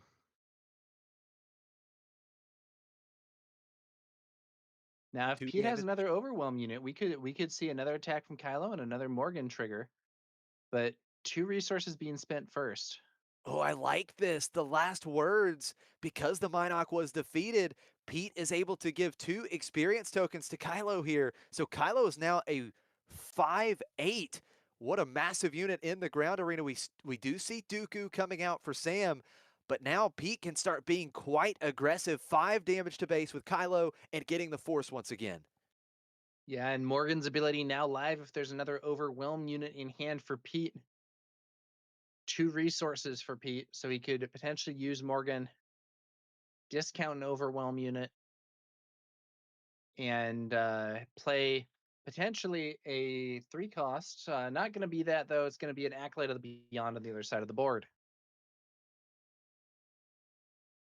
So now both players showing good ways to generate the Force pretty much at will here. Sam does have the initiative. He is behind in the race right now, but he is presenting a bit more damage on board. You've got 10 damage showing for Sam and only 7 showing right now on Pete's side. Here comes Balin's Skull using the Force. Oh, this is a really strong play. He's using the Force. He is going to return a non-leader unit to its owner's hand that costs 4 or less. So Kylo's bounced back to Pete's hand. Pete is able to replay it for free, but it loses the experience tokens and that Inquisitor's lightsaber. That's a really strong play. This ground arena just got much weaker for Pete. Yeah, so Balin here not defeating Kylo or permanently bouncing him, but the like bounce and come back there, very useful as a tool for removing those upgrades from Kylo Ren. Morgan Elsbeth on the field now for Pete with a quick deployment. Dooku hitting Morgan for 5. Sam playing a bit of a different approach here. We want to clean up this ground arena a bit if we can. 5 damage on Elsbeth, just 3 back on Dooku, so both units stick around. Now we see 3 damage from Elsbeth into Sam's base, but Acolyte of the Beyond lining up nicely will trade with Morgan Elsbeth, and with that when defeated trigger, getting the Force for Sam. Now we see the Trident assault ship coming out, and look at this, Pete. He did it, right? He was able to use that on attack trigger and play the Trident assault ship for 1 less. So Morgan Elsbeth's ability coming into play here, that 6/6 in the space arena coming out a turn early. Yeah, and I do think we saw perhaps a bit of a gaffe there from Sam, because he could have used Grand Inquisitor's ability when he attacked with his Acolyte of the Beyond in order to prevent Morgan from actually killing the Acolyte, but he neglected to do that. And so I think he ended up losing a unit that could have stayed on field for him if he had used that leader ability. Yeah, that is a solid point for sure. Banking Clan Shuttle does put 3 damage on the Trident assault ship. So Sam definitely playing a much different strategy this time. He is trying to stabilize this board whenever he can. Pete has the initiative, and it's going to be Craving Power again. +2/+2 on the assault ship. 8 damage into Balin's skull. Balin defeated, and now Pete has an 8 power unit in the space arena. Sam is in some real trouble here. That assault ship with Craving Power on it is a huge threat. He needs to find some kind of removal, something to exhaust it, something to stop it, and I don't know what he has. The Trident assault ship there really benefiting from Morgan Elsbeth's ability to get that onto the field a turn early, a 6/6 overwhelm in space on the 5 resource turn, thanks to that discount. Very strong play from Pete. It looks like his deck is built around using Morgan's ability with the overwhelm keyword for that discount. Yeah, we have seen it come into play a couple times this game, and it has proven to be effective.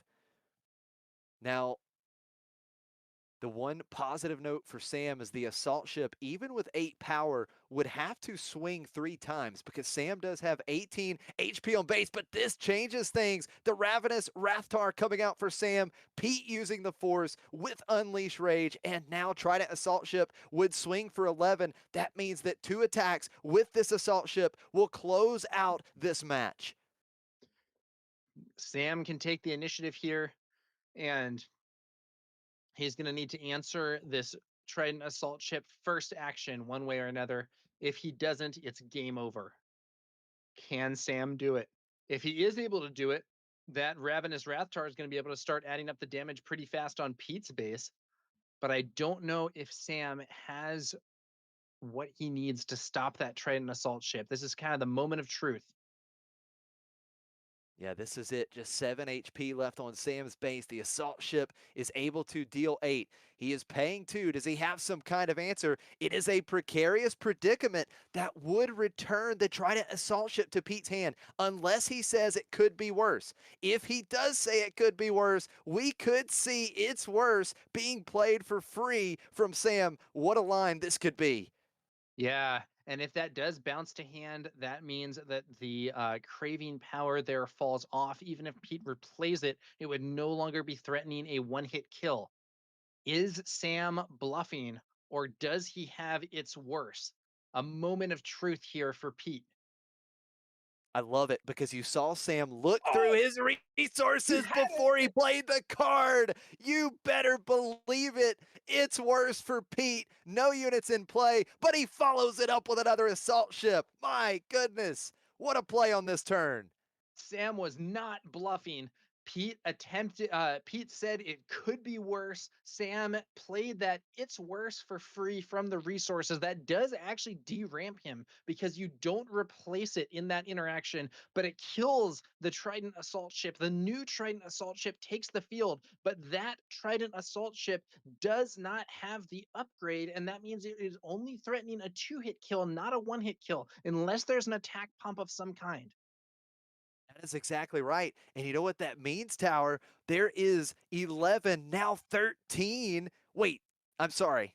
11, yeah, 13. 2 experience tokens just given to Rathtar. So now Sam is in a position that he could actually turn this around, and he is going to have Pete in check with these units on the next turn. Pete now has to respond with an answer to one of these ground units. If there isn't some way to stop the ravenous Rathtar, it will destroy Pete's base in one hit. This is a very dangerous situation. A very, very dangerous situation for Pete. Does he have some answer? He's only threatening a 2-hit kill unless he has some kind of attack pump. What does he have? He's got overpower. It's It too gives slow. Trident He Assault can't do Ship it. +3/+3, but yeah, the Rathtar is coming across for 10. What a fascinating game, too. Sam with the huge, a precarious predicament into its worst. He wasn't bluffing. We're going to game 3. That may be one of the most exciting turns I've seen so far this tournament. What a game that was, Josh. Ah, man, Pete might be Wow. kicking himself for trying to call the bluff there. So a precarious predicament. One of the it's kind of a thematic card. It's a 2-cost event. Return an enemy non-leader unit to its owner's hand unless its controller says it could be worse. If they do, you may play a card named It's Worse from your hand or resources for free. So Pete could have let his card get bounced, but thought perhaps that Sam was bluffing. Sam called that bluff with the It's Worse from resources, defeating the upgraded copy of that Trident assault ship.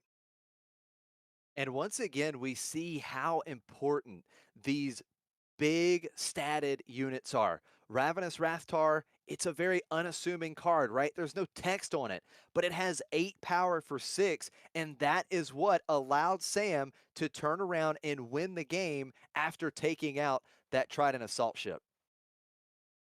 Yeah, that was a really exciting round, and now it's 1-1. In order to keep their top 8 dreams alive, these players will need to win not only this game but their next game in this draft pod. So this is a lot of pressure. Winner of this game wins the match, and winner of the next match, I believe, will make top 8. That is an excellent point, Tower. So much on the line for these players. Pete will start with the initiative, and it is an aggressive start. Exegol Patroller into the Space Arena. That's threatening 3 damage per turn. And now we see a aggressive play for Sam as well. Aura Sing on turn 1. That is also threatening 3 per turn in the ground arena. You know what else that Exegol Patroller is threatening? It is threatening a Morgan Elsbeth discount for another Overwhelm unit because that is yet another card for Pete with that Overwhelm keyword. That is absolutely right. Could we see some more early overwhelm units? Could we see Pete throwing down that assault ship on the 5 resource turn once again?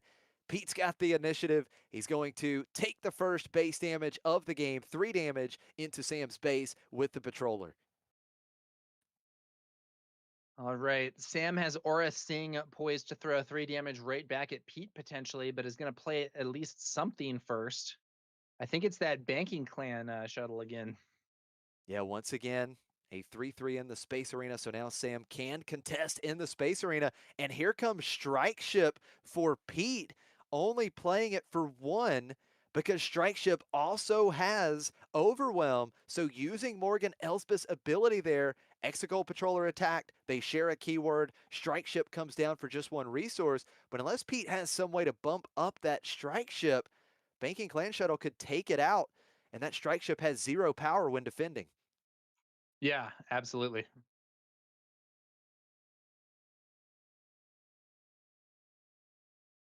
Or So, seeing is there a use for these last two resources for Pete? Doesn't really look like it. Maybe I'm wrong. No, I believe, yeah, they Yep, did they're draw up. We resourcing. are going to the next phase. Yeah. So Arasing got in for 3. Pete just claimed. So now Pete has the initiative. Now I think he's got to initiate the trade. There it is. Strike ship for the Banking Clan shuttle just to make sure Sam doesn't have that great value of taking out Pete's unit with no damage in return.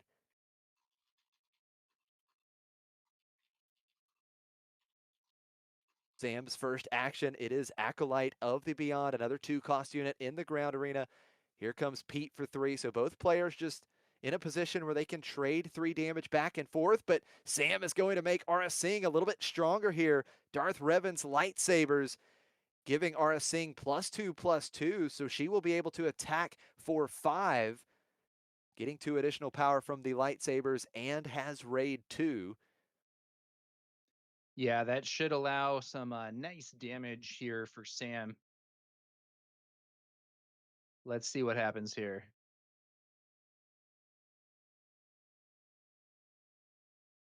Kylo Ren coming out once again, that Morgan Elspeth action ability being able to get some use here for Pete. The Exegol Patroller has Overwhelm. It did attack. Kylo played for 1, but here comes Ara Singh in for 5, and the Purge Trooper is coming down. Unfortunately, Sam does not have a Force unit that Pete could take advantage of the win plate ability on that Trooper. This is a situation where Sam not having the Force is going to be quite relevant. If he had the Force, Grand Inquisitor's ability could be used here to allow the Acolyte of the Force to swing in against that Purge Trooper, give it -2 power, defeat it, and live through the attack.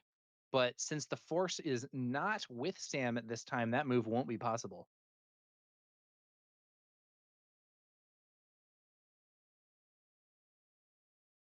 I do think Yeah, I do think we're going to take that trade anyway, but it is a trade instead of a kill that leaves the Acolyte on the field because Sam does not have the Force for Grand Inquisitor's leader ability. Yeah, definitely a value trade here, without a doubt. Definitely want to get the 4 power unit off the board. Sam able to do that. And if Sam chooses, of course, he could clean up this ground arena even more. Ara Singh is poised to get into base for 5, but you could also clean up the ground arena if threatened here. Or a Sing with those lightsabers, probably the scariest unit on the field right now. Pete not having the Force himself, not going to be able to use Kylo Ren's ability if an upgrade is played there.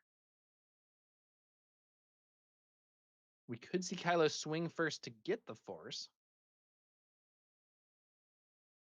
There's just Morgan Morgan Elspeth being flips. deployed right away. Yeah, here comes Morgan. Do you think we're going to see another one of those assault ships played on the 5 resource turn thanks to Morgan's on attack here? I think it could be quite important for Pete. Not sure I saw it in his hand or not. I think that would be a pretty strong line. That or even a Craving Power could be helpful here. Those are kind of the 2 big 5-cost plays that Pete could make. We've seen both of those throughout this match. Aura Singh having 6 HP, a little bit of a sticky situation for Pete because even with Craving Power, you can't take Aura Singh off the board with that one action.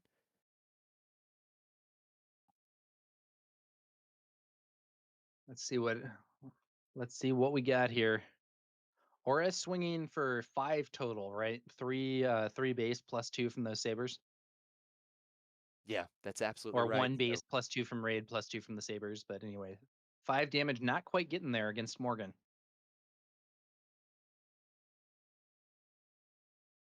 such a critical turn in this match. In game 3, it is going to be board control for Sam here. Aura Singh going into Kylo, taking Kylo out. Is it going to be craving power again? We see 5 resources being spent for Pete. What is it? He hasn't attacked with Morgan Elsbeth here, so playing the assault ship for 5 right now couldn't be the play. It is craving power. That is going to deal the rest of the damage needed to clean up Aura Singh, and Morgan Elsbeth getting +2/+2 in the process.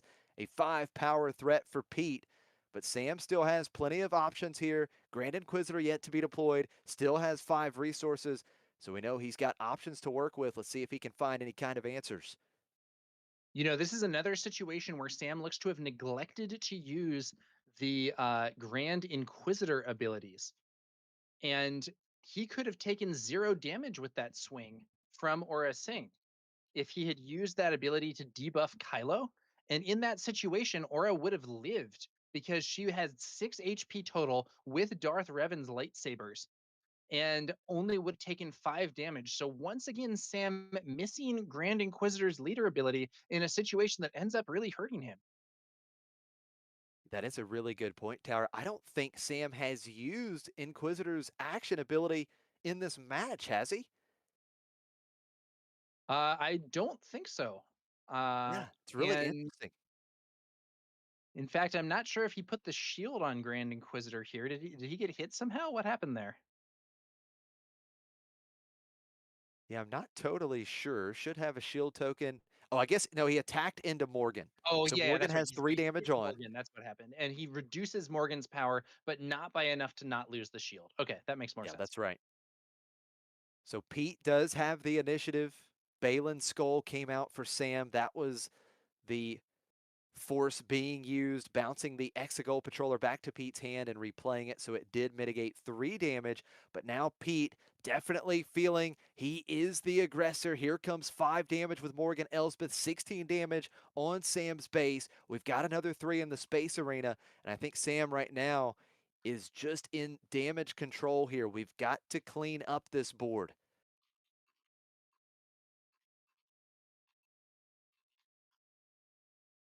Yeah, it Balin's looks like skull Ba- with the yeah, trade Balin here. trades Morgan off the field.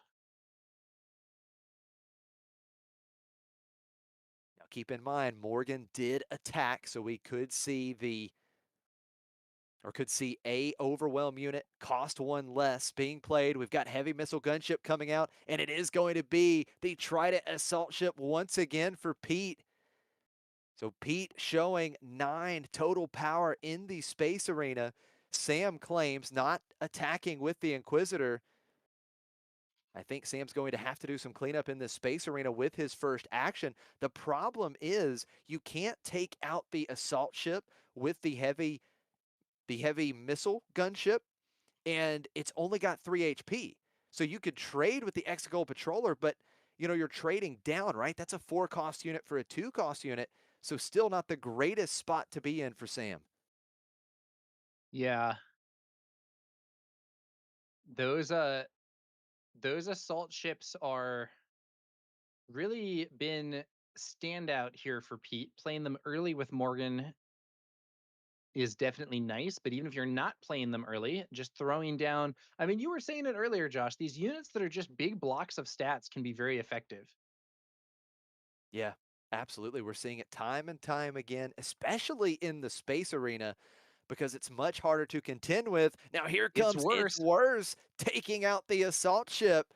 So that's one problem taken care of for Sam.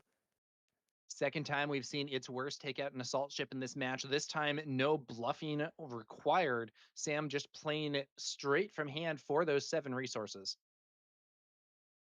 Now this does still leave Sam in a precarious situation because you're going to take 3.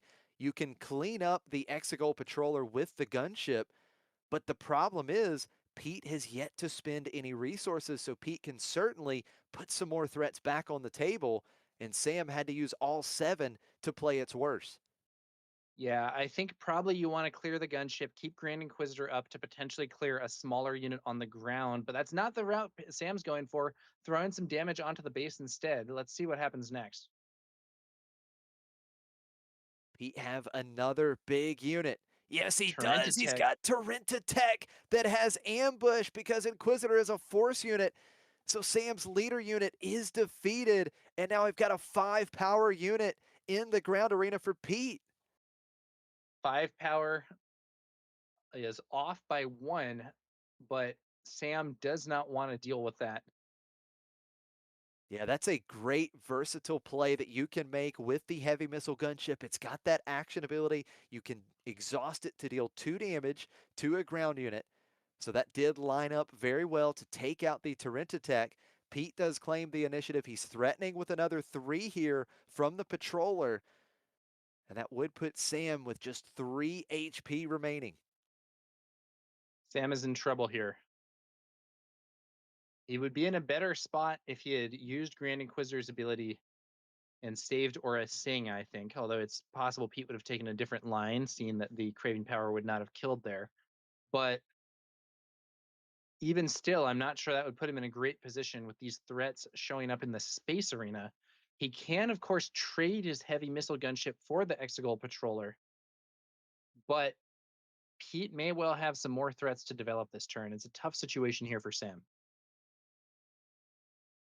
Yeah, right now it's a waiting game for Sam, trying to see what threats may put in play. We are going to see Towson's Assassin Force used, and that will defeat the Exegol Patroller, giving it -3/-3. So it keeps the heavy missile gunship ready. That could potentially help take care of a ground unit or help into a slightly larger space unit. Now, Pete's that got to was an find a way to out of just deal 3 more aspect damage. copy of Talzin's Assassins. That is going to have been 6 resources spent. Sam left with only 2 resources left, while Pete has his full complement of 8. So now it's Fallen Jedi, 3-4 in the ground arena.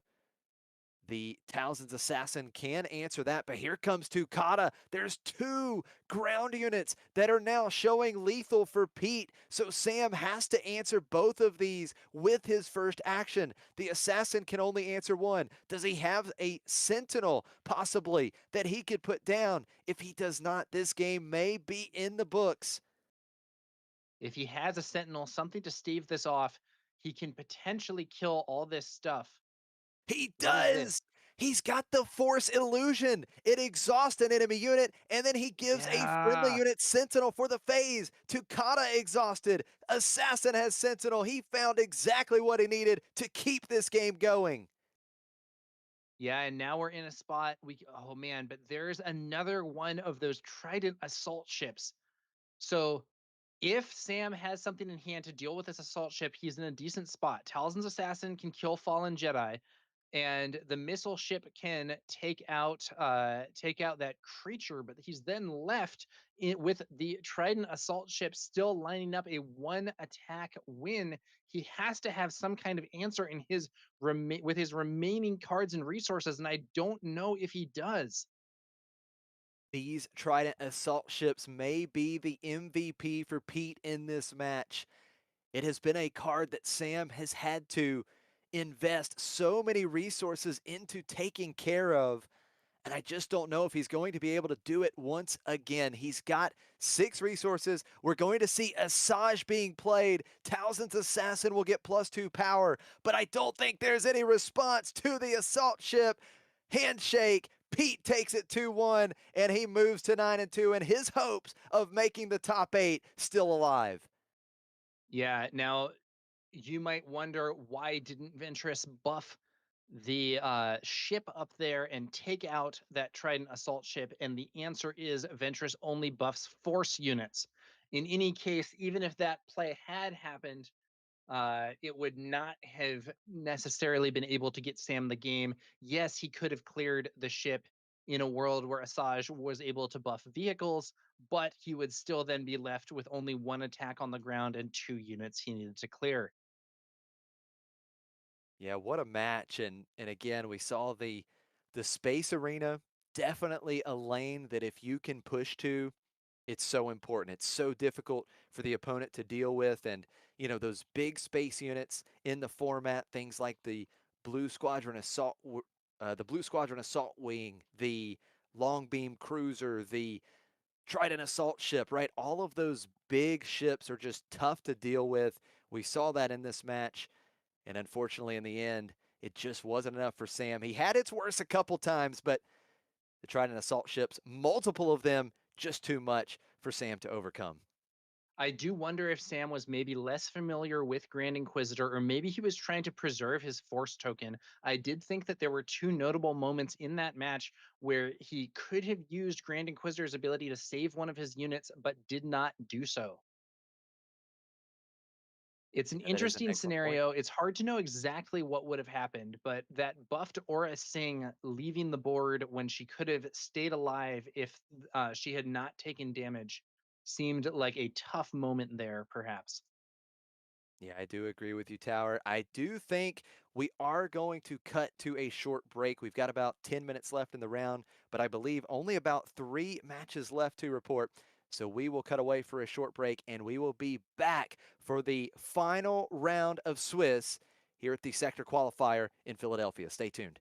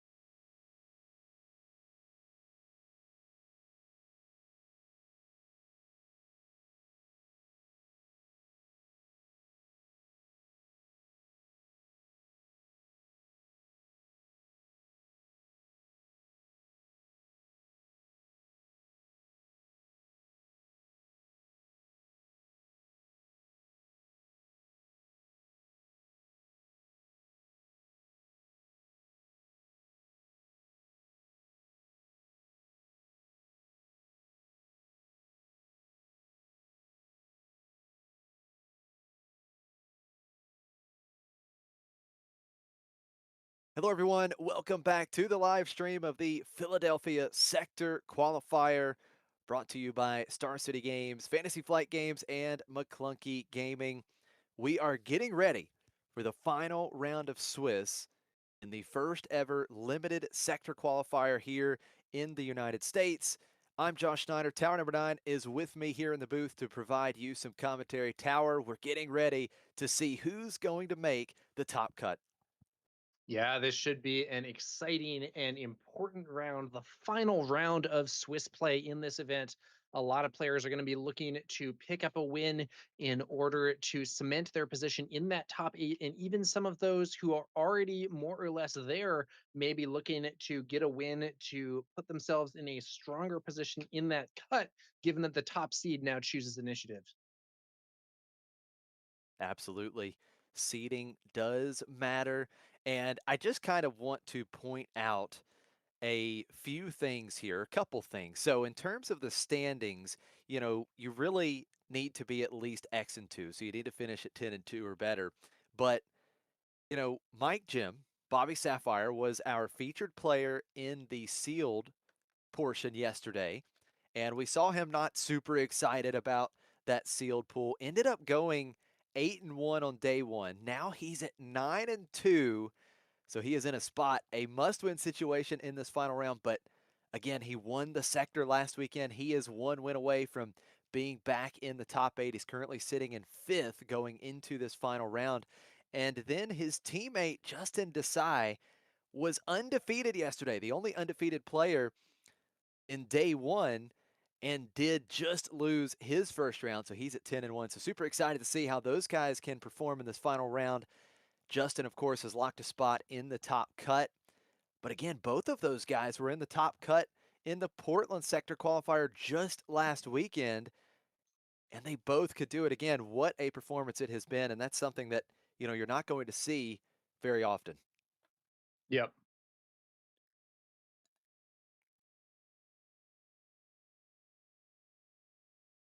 Now, in case you guys missed it, the regional qualifier in Bilbao, I do believe, has wrapped up now, both the limited and premier constructed formats in the regional. But talking about the limited regional, because that's where we're at now, we're about to be at the top cut portion. These players will have another draft as we get started with the top cut. And in Bilbao earlier today, for the limited top cut, Alvaro Garrido won the first ever major limited event. And he had third Sister Cunning. That was the deck he drafted, and we saw some really crazy things like double Battle Fury in that deck. So one thing that it kind of stood out to me, Tower, and we've already been seeing it here, is leaders that didn't necessarily perform as well yesterday, that we weren't seeing very much towards the top tables. These leaders are doing much better in the draft portion of these events. Yeah, it's you do sometimes get these situations where in draft you get to shape your pool a lot more and pick things that enable synergies you might not see in sealed. So that Morgan Elsbeth deck that we saw in the previous round, I think is a good example. I believe that player was able to build a deck with lots of overpower cards to enable Morgan's synergy with units that have the same keyword as one another. So I think that would be a lot harder to do in sealed play. Yeah, no, you're absolutely right. I do love that in draft that, you know, let's go back to our last feature match, right? We saw Morgan Elsbeth for the very first time this weekend on stream. Well, in draft, that may have been the only villainy leader option. And we saw Craving Power. Craving Power may have been pack one, pick one, and I think rightfully so. And so if you see that and you go, okay, well, I kind of want to lean into villainy, I've got Morgan Elsbeth, and now I can actually start targeting these units that have synergy with her ability, that share keywords, and we did see multiple overwhelm units. So I do like that in draft where we're going to see more versatility in the leaders because you can kind of target certain picks to make these leaders more viable. But here in this round, the final round of Swiss, we are going to see a couple leaders that we are very familiar with, Tower. We saw a lot of Obi-Wan Kenobi yesterday, and Obi-Wan Kenobi has found its way here to the feature table once again. It's an Obi-Wan Kenobi mirror, but different bases have been selected here. Obi-Wan Vigilance versus Obi-Wan Aggression. And should be interesting to see how it goes. I believe our Vigilance Obi-Wan player is Crispy from the Botha Network team, while our Obi-Wan Aggression player here is known as Jar Jar Blinks. And it's a situation where I personally think vigilance is likely going to be the stronger aspect in a vacuum, but it's also possible that vigilance being such a strong aspect means there was more competition for those cards. So you have to consider not just what you're drafting, but what the other players in the draft are going for too in these scenarios. And you may end up in a strong spot if you have something that is not necessarily as good on paper, but has higher card quality thanks to less competition. I know in the draft that we had earlier, it looked like cunning villainy, not typically considered necessarily the best aspect combination here, had a lot of cards that were still going around in a way that meant that someone going for that could have gotten a lot of value. Absolutely. Here it is. Fist bump given. Round 12 is underway. Crispy with the initiative, starting with Jedi Consular and Jar Jar Blinks, starting in the space arena with the Jedi Starfighter. Again, that Jedi Consular can be very problematic starting next turn. We are attacking right away with the Consular, getting the Force, and Jedi Consular has that ability where you can use the Force and play a unit for 2 less, so this could be a problem for Jar Jar Blinks very quickly. Yeah, the it's a very, very strong ability, but it looks like Crispy is going to send his he's going to use that force token a little differently there. I believe he went for was that an Axe Woves, which he has then upgraded with an experience? Yeah, that's right. That's Axe Woves, and Axe Woves gets +1/+1 for each upgrade on him. So this is a very large shielded unit now in the ground arena. Yeah, Axe Woves here. 2/2 base, 3/3 with the experience, and then another +2/+2 for his card text. Although it is worth noting, he will lose some of that if he loses his shield. Very strong plays on turn 2 for both of these players. Axe Woves, Jar Jar Blinks with Grogu. What a strong turn 2 play. And it looks like Yoda's lightsaber just got put on Grogu. We do see Jedi Consular going into the base once again, getting the Force back for Crispy. Yeah, force token claimed. Grogu is going to attack into Axe Woves, knocking the shield off, taking 5 damage in return, and getting Jar Jar Blinks the Force. Yeah, so now just 2 HP remaining on Grogu. Let's see what Crispy responds with. It's the Paleo Star Compass, which will give Axe Woves +1/+1, but an additional +1/+1 because it's another upgrade on Axe Woves. Jar Jar Blinks uses Obi-Wan's ability to buff Grogu, but it's not enough to save Grogu from Crispy's Axe Woves attacking on in. And I think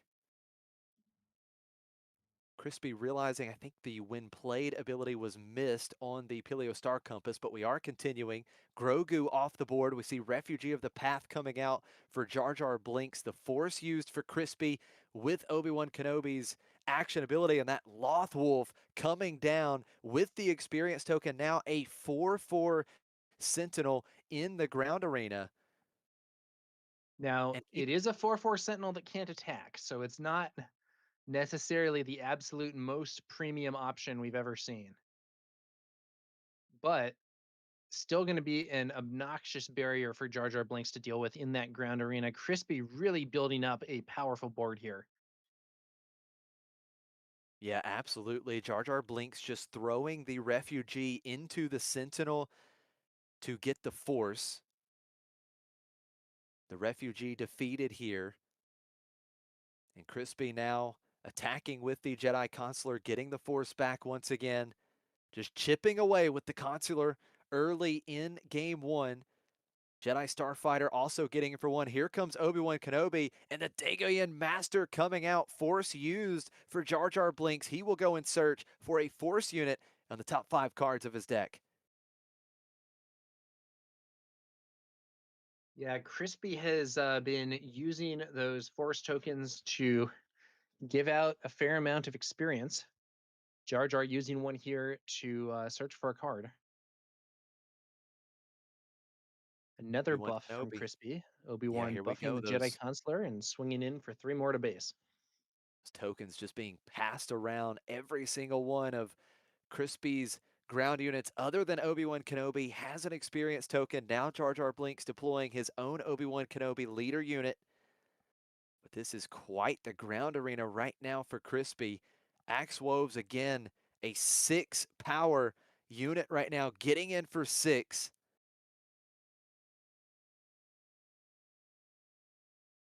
Obi-Wan's going to be able to buff one of these units when he swings, but he has to hit that Loth Wolf, and he doesn't even kill it thanks to the experience Crispy gave to the wolf. And then look at this. Crispy follows that up with a Paladin Training Corvette, giving another experience token to Jedi Consular and Obi-Wan Kenobi. You can give an experience token to each of up to 3 Force units. So Crispy really threatening now. The Consular's swinging for 3. You've got Woes swinging for 6. Obi-Wan Kenobi leader unit now swinging for 4. What a ground arena. And Jar Jar Blinks already 12 damage on his base. Grumpy, it's looking pretty bad here for Jar Jar Blinks. Crispy has not only a wider board, he has all these upgrades. There's something to help Jar Jar, though. Axe Wolves finally being defeated by that Jedi Knight. Yeah, that's an important play for sure. Axe Wove swinging for another 6, I think probably would have helped lead Crispy to victory. So let's see how Crispy responds. He still has a very threatening ground arena. He does have the Force, and it is going to be Protect the Pod. That is going to deal 6 damage to the Dagoyan Master. Jar Jar Blinks not using the Force here, just going to trade Obi-Wan Kenobi leader unit for the Loth Wolf Sentinel unit. Yeah, seems to have declined to use. He had the Force, right? So he just Yes, I did do not believe he use did. the when defeated ability. The question now becoming whether he's saving that for some other play or whether it might be an error. We have seen some missed triggers on stream in this event before. That Paladin Training Corvette getting buffed up by Obi-Wan Kenobi's own attack ability, getting in for another 420 damage on Jar Jar Blinks' base. We see Jedi Consular action. The Force is used. Here comes the Itinerant Warrior. What a pool of cards we have seen so far for Crispy here in Game 1. You want to talk about a strong Obi-Wan Kenobi Vigilance deck. He really has all the pieces here. We're up to 20 damage on Jar Jar Blinks' base, only 8 HP left. This could easily be the last turn of the game if Jar Jar Blinks can't do something to contain these threats, but it is not looking good. That's going to be game 1. Crispy takes it, and that is an excellent question, Claire. Is this a constructed deck? My goodness. I mean, if you were playing Obi-Wan Kenobi with Vigilance in constructed, I don't think it would look too different, Tower.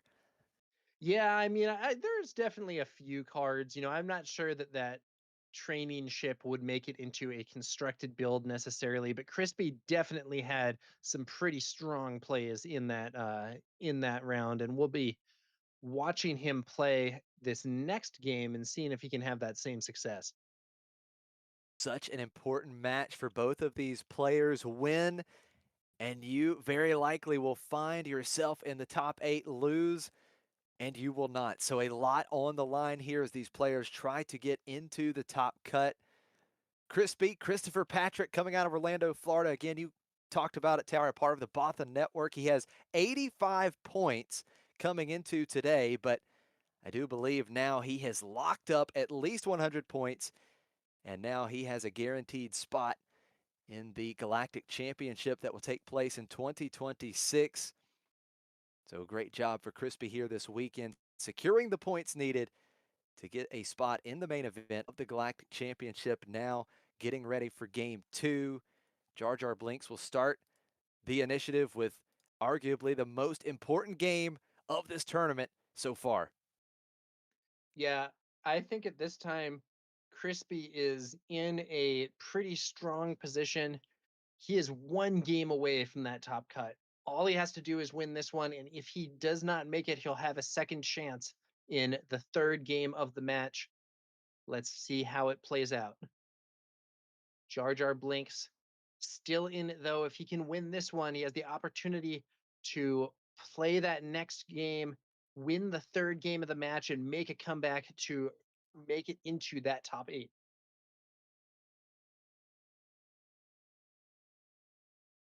Both players now about ready to go. Tower, is there anything specific you're looking for from Jar Jar Blinks early in this game with the initiative to help stop the potential onslaught that Crispy could bring once again? Well, it's interesting. These decks are playing the same leader. And I think if Jar Jar Blinks can get an early play that will allow him to control Crispy's early play and to keep Crispy off the force, that would be a strong position to be in. But it's kind of dependent on what each player has as their opener. I think what Jar Jar Blinks would love to see is some scenario where, maybe he's going to lead with Gunji and Crispy ends up playing a Night Sister Warrior or a Guardian of the Wills or some other 2/2 unit that Jar Jar Blinks would be able to clear with his own starter. That is a good point. Now, this is not quite the opening I don't know that Jar Jar Blinks is looking for, because the Village Tender is not a force unit, so that will not allow Jar Jar to get the force. And Crispy has found Secretive Sage on turn 1. He has found that turn 1 force play. So Jar Jar Blinks already starting with a little bit of an uphill battle here in game 2. Not what you'd want to see as Jar Jar Blinks. That Ewok it's not a terrible unit. It's a playable card, but it is not a force card. And in this matchup, the fighting for the force is very important because not only is the force going to enable various effects, it also enables your leader power to buff things up. And Jar Jar Blinks has missed his turn 2 play. This could not be any worse of a start, I don't think. You've got Village Tender, which just cannot compete with these current units that Crispy has presented in the ground arena, and then Jar Jar Blinks has nothing on turn 2. This is a very problematic situation for Jar Jar. Yeah, Jar Jar extremely far behind now. Removes the shield from the Secretive Sage. Secretive Sage swings back and defeats that Village Tender. Oh no, it's Kiadi Mundi, but with no force for the card draw. That is painful. Is painful, and the Gungan Warrior with the shield token and an experience token for power, attacking and taking Jar Jar Blinks off a force unit once again. We've got Loth Wolf back out. We've got the Jedi Consular back out. The board has been set once again for Crispy, and this is big trouble for Jar Jar. Jar Jar Blinks with a weak turn 1 play and no turn 2 play at all, falling far behind here. Can he make some kind of comeback happen to keep his tournament hopes alive? Obi-Wan Kenobi deployed right away for Jar Jar. We see Calm in the Storm is going to exhaust the Lost Wolf. Give it to Experience Token. It gets a Shield Token as well. That is a brutal Sentinel that Jar Jar Blinks will have to get through now. Yeah, it's not looking good for Jar Jar Blinks. Upgrades Obi-Wan. Oh, wow, we're going to see the Night Saber and Yoda's lightsaber on Obi-Wan Kenobi, but the problem is that Loth Wolf has a shield token. Yeah, I mean, Obi-Wan might be buffed a bunch, but it's a bunch of buffs that are going to let him, I don't know, let him take out a shield token even harder. Not great. Yeah, and taking 6 damage back in the process. The Secretive Sage is going to put another 3, which I do believe is enough to clear out the leader unit for Jar Jar. Oh man, this is so much trouble because Crispy still has resources to work with. We haven't even deployed our leader yet. Here comes Obi-Wan Kenobi. We're going to see another play from Crispy. I just don't see a way back in this one for Jar Jar. Yeah, I mean, I don't like to call it too early, Josh, but I think this game is basically over. Jar Jar is incredibly far behind at this point, and this is not a format, I think, where there's going to be some board wipe to potentially save him. Paleo Star Compass coming out, attaching to the Obi-Wan Kenobi leader unit.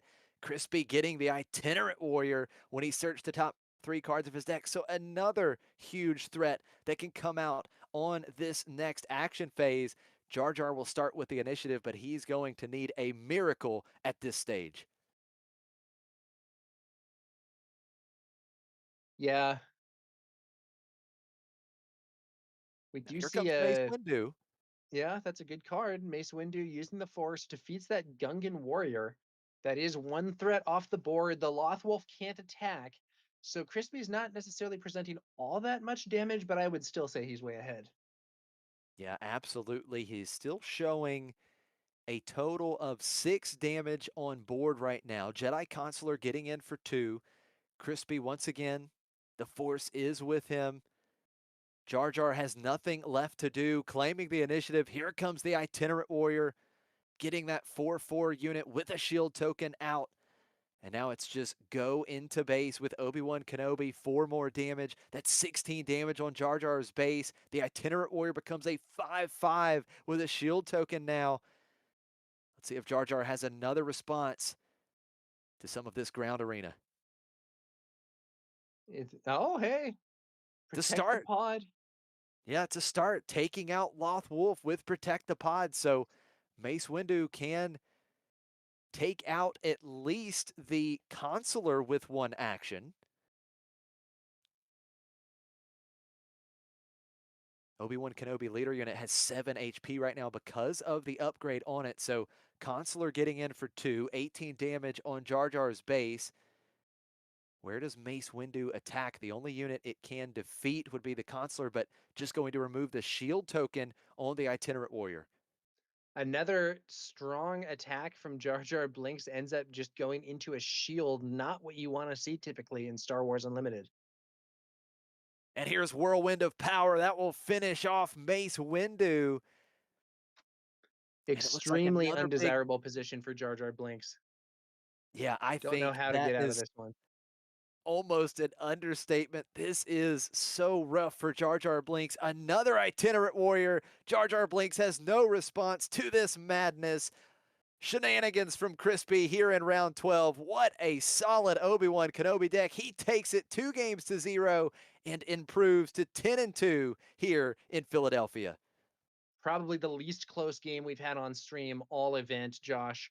And Crispy, I think, is probably happy that he's going to be moving on to that top 8, but he might be a little unhappy that he's going to have to do a new draft and stop playing the deck that cruised to victory in that match.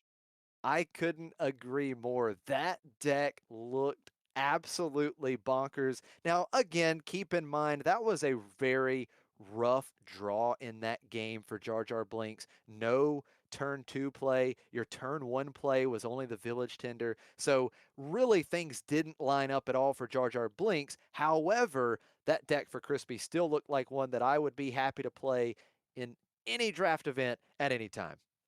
In the chat here, Jeff Creasy pointing out that Crispy had a bad sealed pool in day 1, but he was still able to push through, get enough wins to make it to day 2, and now he has prevailed in the draft, and top 8 spot looks to be his. Yeah, absolutely. You love to hear things like that, these players that have proven themselves time and time again.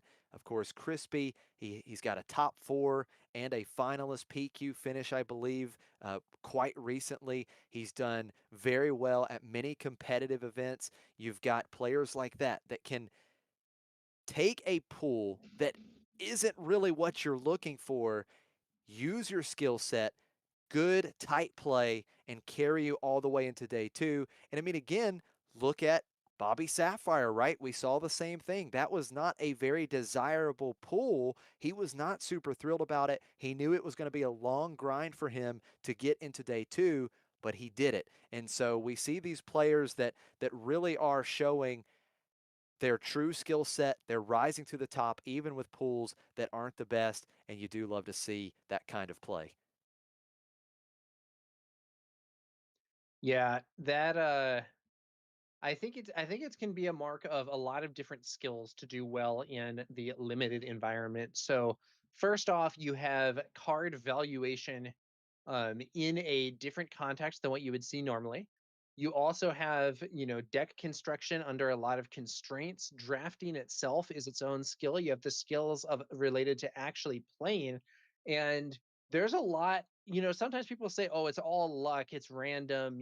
I lost because I just got a bad deck. It's certainly possible to have a better or worse pool, especially in sealed, but there's also a lot of player skill that goes into it. There's a lot of skill to drafting, reading the signals, trying to pick the right aspects and the right cards for your position at the table. And so I don't think that limited is a super random format necessarily, even if it tests some different skills than the ones that you might see in constructed play. Yeah, I think you're absolutely right. I mean, I think the proof is in the results, right? If you look at the standings and you look at, in today, A2, the top 38, look at all of these players that are former planetary qualifier winners or sector qualifier winners, players that are already locked into the main event of the Galactic Championship next year. These are truly remarkable players. And if it all was just pure random luck, I don't think you would see that, right? We would see a bunch of random players that just open some really good pools. There's a lot of skill expression in this format. I totally agree with that. And anyone that says differently, I just don't think you can argue it with the standings that we see in these limited events. Yeah, I do think there's a reason that I do think there's a reason that we often see the same people doing well in a range of events, and that is there is a lot of play skill involved. Yes, there's luck. It's a card game. You can have a bad pool, but even in constructed there's luck. You could, it's not very likely, but you could go to a tournament and miss your turn 1 and turn 2 plays every single game if you got unlucky enough. You're probably not going to win from that no matter how good you are. But in a more normal range of variance and outcomes and stuff, we see that player skill is often the deciding factor. Definitely. Yeah. So, getting word from production here that we are going to get a backup match here shortly. That backup match was still in game one. So when game one concludes, we will have some more action for you.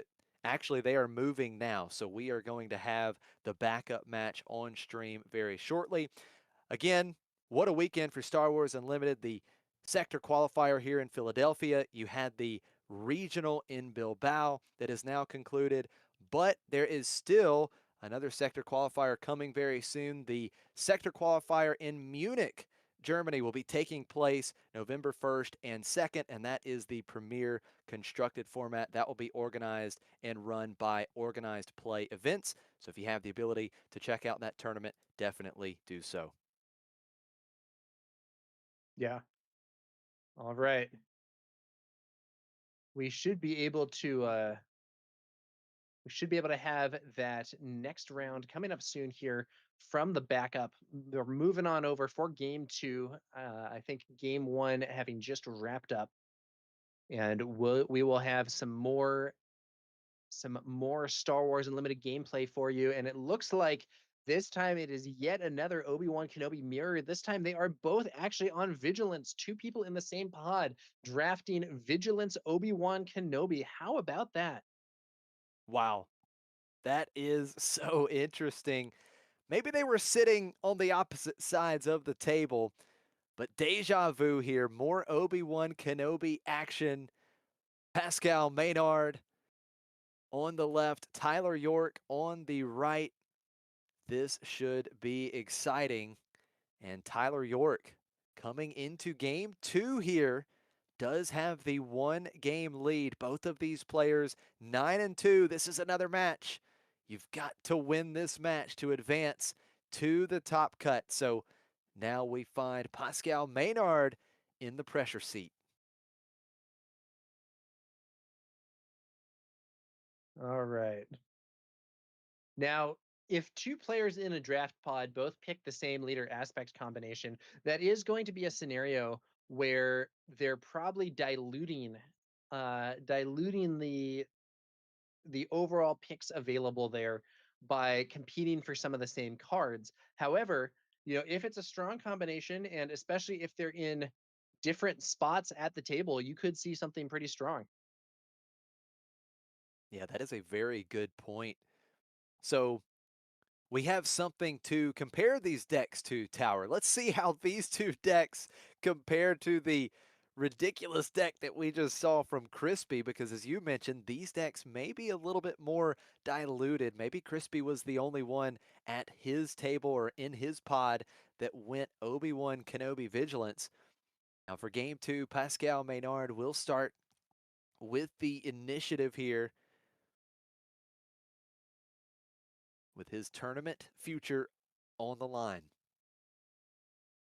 Okay. Here we go.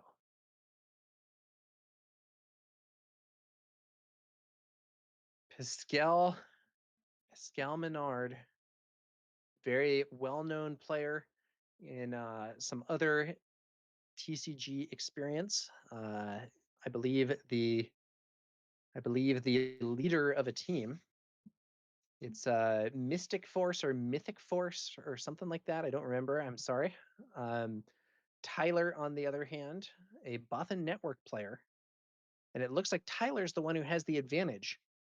Having won that first game, we're about to move on into the second game. If Tyler can win this, he's in that top 8. If Pascal can win this, he'll force a third round.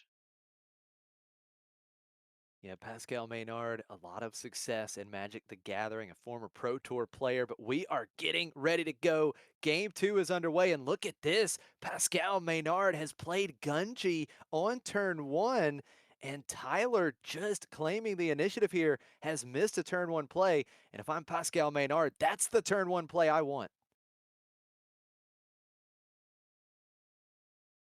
All right. Uh-oh. Another Axe Woves. This is so good with Obi-Wan Kenobi, but we do have to get that Force online. Yeah, I like Pascal's start a lot more than that of Tyler here. I'll tell you that much. The Missing that Axe turn one Woves. play, especially with a leader that really wants to get those force tokens going, is not where you want to be. Axe Woves, a 3/3 with a shield token right now. We see Watto coming out for Pascal, and the action ability used. Using the Force, Obi-Wan Kenobi giving Gunji an experience token. That's now a 3/6 Wookiee in the ground arena, and Pascal will also start generating more value off of Watto because he can start dishing out some more experience tokens or getting card advantage based on what Tyler chooses. Tyler has the initiative, and it's going to be the heirloom lightsaber on Axe Woves. That's a nice play because that's actually going to give Axe Woves +3/+3. Interesting. Yeah. The Axe Woves is a unit that can really scale up if we start seeing those upgrades adding up. And what would be especially nice there for that copy of Axe Woves would be if we could see Obi-Wan getting the Force and giving an experience, because the experience would essentially be a +2 instead of a +1. Yeah, that's absolutely right. Now, when the shield token is on, combat damage is dealt simultaneously, right? So that should be 6 damage to Watto, or am I wrong? Let's see here. Because Axe Woves was a 6/6. Yeah, the combat damage Yeah, is dealt simultaneously. So he's a that's right. 6/6 when the damage goes through. Yeah, so if Watto had Saboteur or some other ability that would remove the shield before the combat damage was dealt, Right. the damage would be reduced, but in that situation, it's simultaneous. Okay. So there we go. Watto taken off the board, but the shield token off. Oh my goodness, Tyler has another heirloom lightsaber. That's going to give Axe Wolves another +3/+3. This is an 8/8 in the ground arena on turn 3. Unbelievable. And Pascal Maynard, I believe, has a crushing blow, but Axe Woves cost 3, just dodging that removal of Crushing Blow, and I don't see any other form of removal in Pascal Maynard's hand currently. Yeah.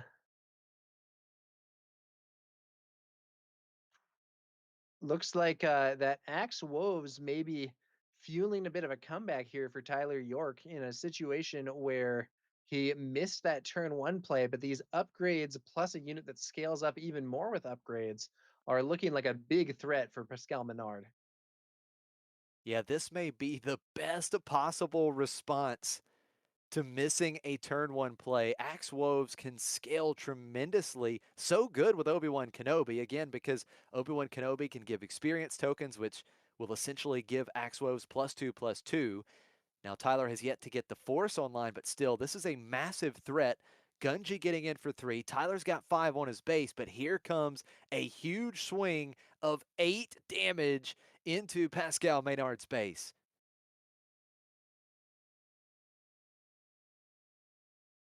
All right. Gunji, Gunji's getting some Gunji's one of those cards that's a little bit boring but is very solid. You know what I mean? So no text, just stats.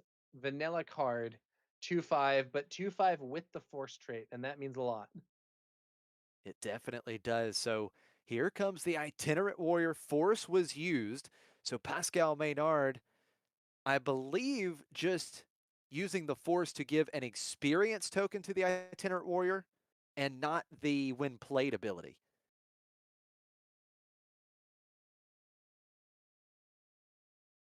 Yeah, let's see here. Itinerant Warrior should have a shield, right? Yes, yes, absolutely. I thought for a moment that was the shield, but it was an experience. Yeah. Yeah, they're doing the shield now. Okay. So yeah, he did not heal the damage from base. And uh, Claire, if you could, if we could get Pascal Maynard to use those dice as well, just to not confuse us or the viewers, just so we know how much damage. I know Pascal is tracking it on paper, but if we could see the damage being tracked on dice, that would be fantastic. So the Yeah. Itinerant Warrior, a 5/5 with a shield token. Let's see here. Obi-Wan Kenobi being deployed immediately on Tyler's side.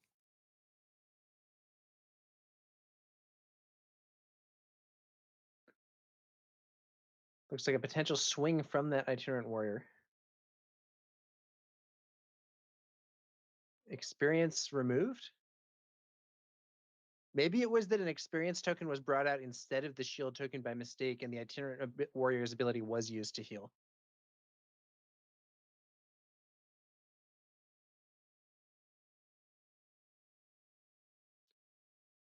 Itinerant Warrior.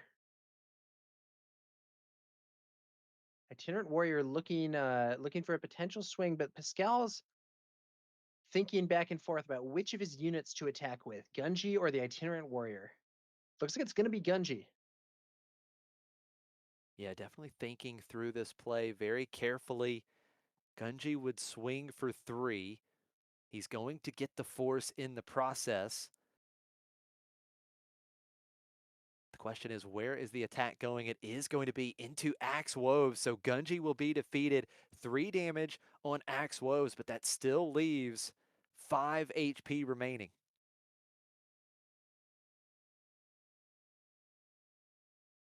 And here Gunji, comes Maz Kanata. Maz will allow Obi-Wan Kenobi leader unit to attack right away for 5 into Pascal Maynard's base, giving an experience token to Axe Woves. So now Axe Woves with an additional 2 HP after that buff.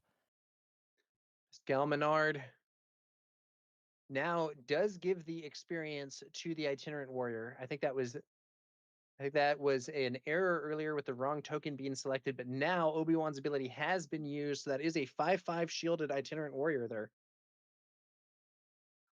Yeah, that's a really good call. I think you were absolutely right about using the Force to heal instead of the experience. Now we see Obi-Wan Kenobi leader unit deployed for Pascal.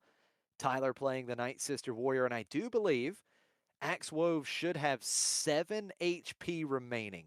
Should be a 10-10 right now.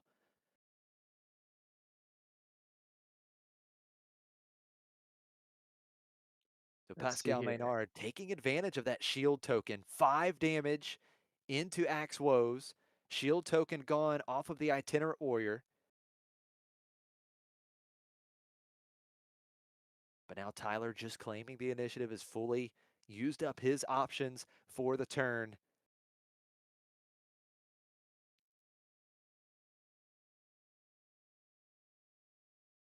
Like Let's we see may here. see the Temple Guards to try and take out the Axe Woes. Maybe that's what Pascal was thinking through.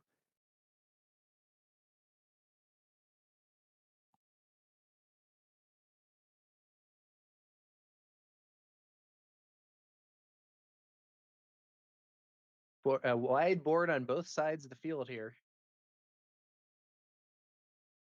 So the Jedi Temple Guards just ambushing and defeating the Night Sister Warrior. And now Obi-Wan Kenobi leader unit will be attacking into Axe Woves. That means both units will be defeated, but an experience token given to the Jedi Temple Guards.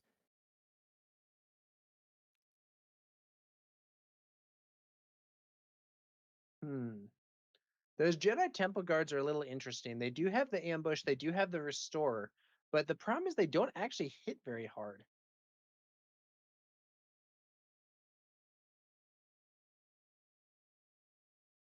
It's an interesting face-off here. Buffed Itinerant Warrior and the buffed Jedi Temple Guards versus Obi-Wan and Maz. Tyler's Obi-Wan now swinging more damage on Pascal's base and a buff for Maz. Yeah, that's 21 damage on Pascal Maynard's base now, just 7 HP remaining. Maz is showing 4 damage in the ground arena, but you do have the Itinerant Warrior, a 5-5 for Pascal, attacking and defeating Maz Kanata. Here comes the Long Beam Cruiser. We've seen it today, Tower. These 6-6 units in the space arena, they are a menace. Yeah, Long Beam Cruiser, major threat to Pascal Menard in that space arena. I believe if the tracker there is up to date, there's only 7 HP left on Pascal Menard's base, which means that Long Beam Cruiser is almost going to be lethal damage on its own. But we do still have some potential healing from that Jedi Temple Guard. Yeah, the Jedi Temple Guards can restore 2. So as it stands, Tyler would need at least 2 actions next turn to close out this match. Pascal Maynard, he's got options. It looks like he's got the heirloom lightsaber. That's what he is deciding on playing right now, I do believe.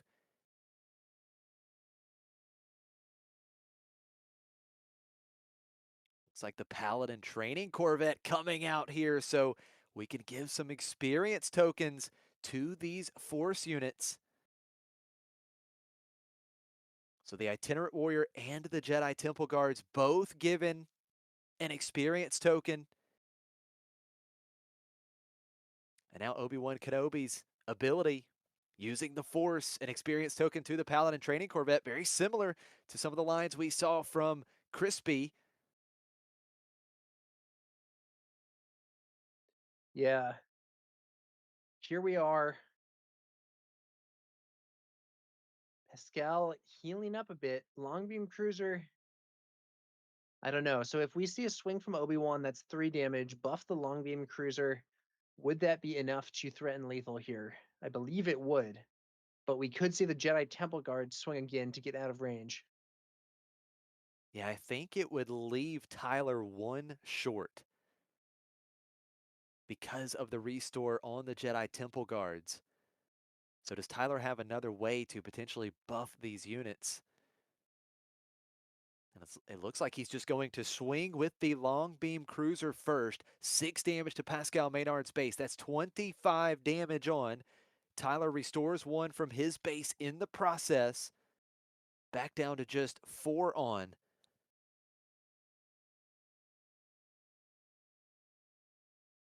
And it's going to be out of aspect. Sorceress Blast. Pascal Maynard using the Force. 3 damage to the Obi-Wan Kenobi leader unit. It is defeated. Yeah, Pascal Menard now has 3 different units all buffed, but he's running real low on base HP. And that long beam cruiser is still up. Can he find some answer? Yeah, even with that restore too, long beam cruiser would be enough to take this game for Tyler in the next action phase. So let's see if Pascal Maynard has an answer. And you know what, Tower? I believe he does. I think he has overpower in hand. He's going to go ahead and get in that big chunk of damage, 4 damage to base here, restoring 2. And if he can buff up this Paladin training Corvette, it would be big enough to take out the cruiser. Yeah, the question is what Tyler can potentially do about this. I was mentioning earlier that the Jedi Temple Guard doesn't have a great stat line base, but with these upgrades, it's actually doing some real damage. Tyler going to make, it looks like another pretty big play. Exhausting 5 resources. Here's the Dagoyan Master. Does he use the Force? It looks like he will not use the Force here. We do see the overpower. There it is. Paladin Training Corvette getting +3/+3 and overwhelm. Tyler just claiming. So Tyler does not have a way to save the long beam cruiser. But we do have to answer that Dagoyan Master.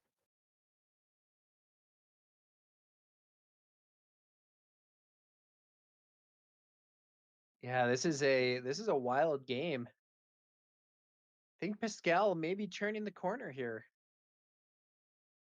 I do believe so. Pascal Maynard was in quite the sticky situation not very long ago, but he has sequenced things beautifully and is turning the corner here. We are going to see the when defeated trigger from Tyler on the Dagoyan Master using the Force, searching the top 5 cards for a Force unit. He does find Doom, that Force creature unit.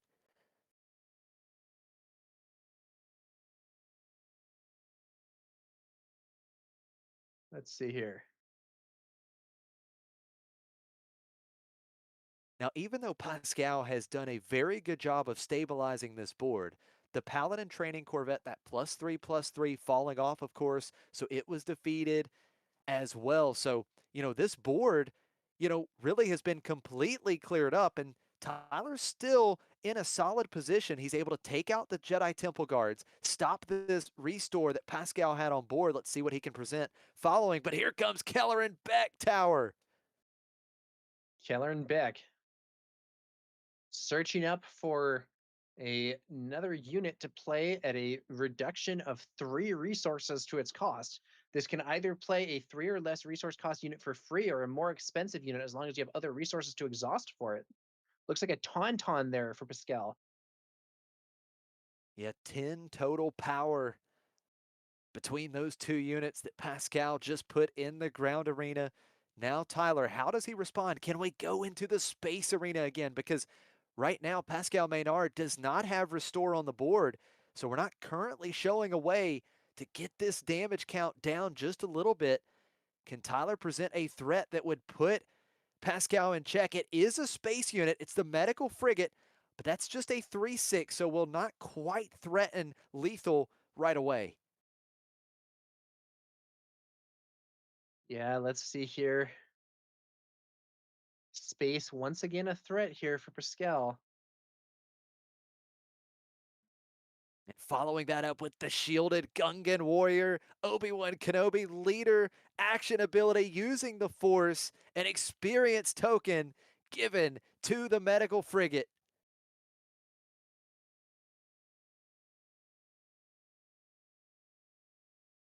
As it stands, Tyler has 4 power in the space arena, but we would still need 2 actions here. 5 HP left on Pascal's base. All right.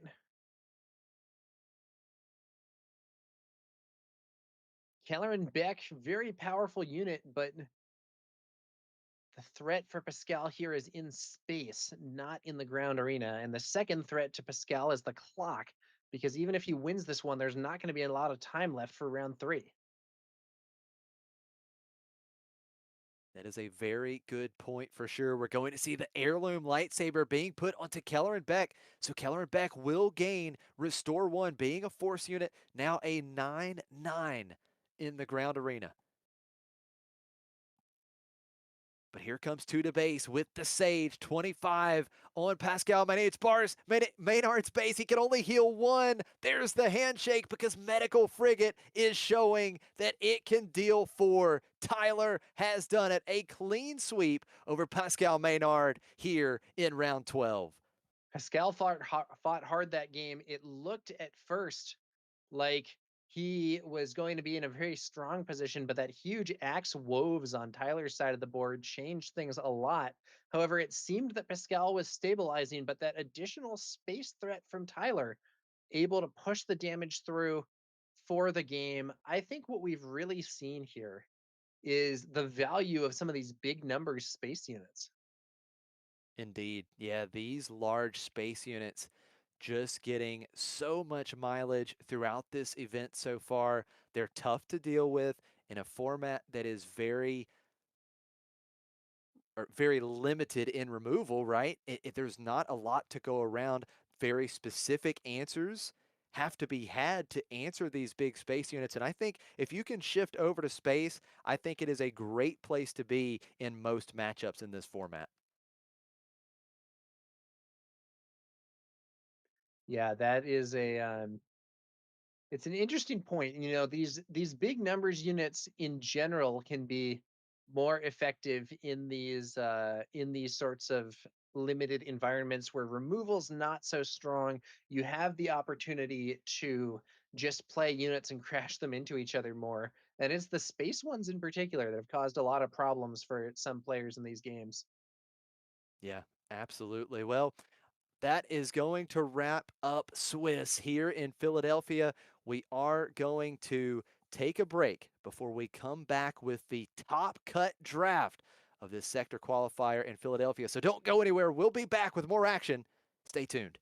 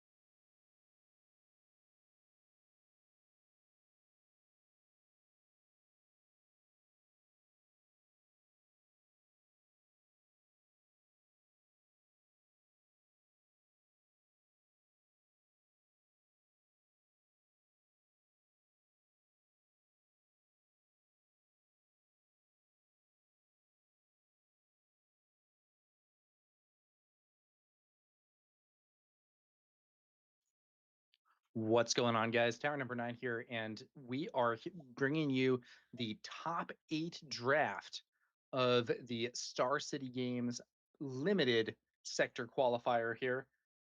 This is the McClunky Gaming channel, and I am joined once more by Grumpy Elephant. Grumpy, how you doing?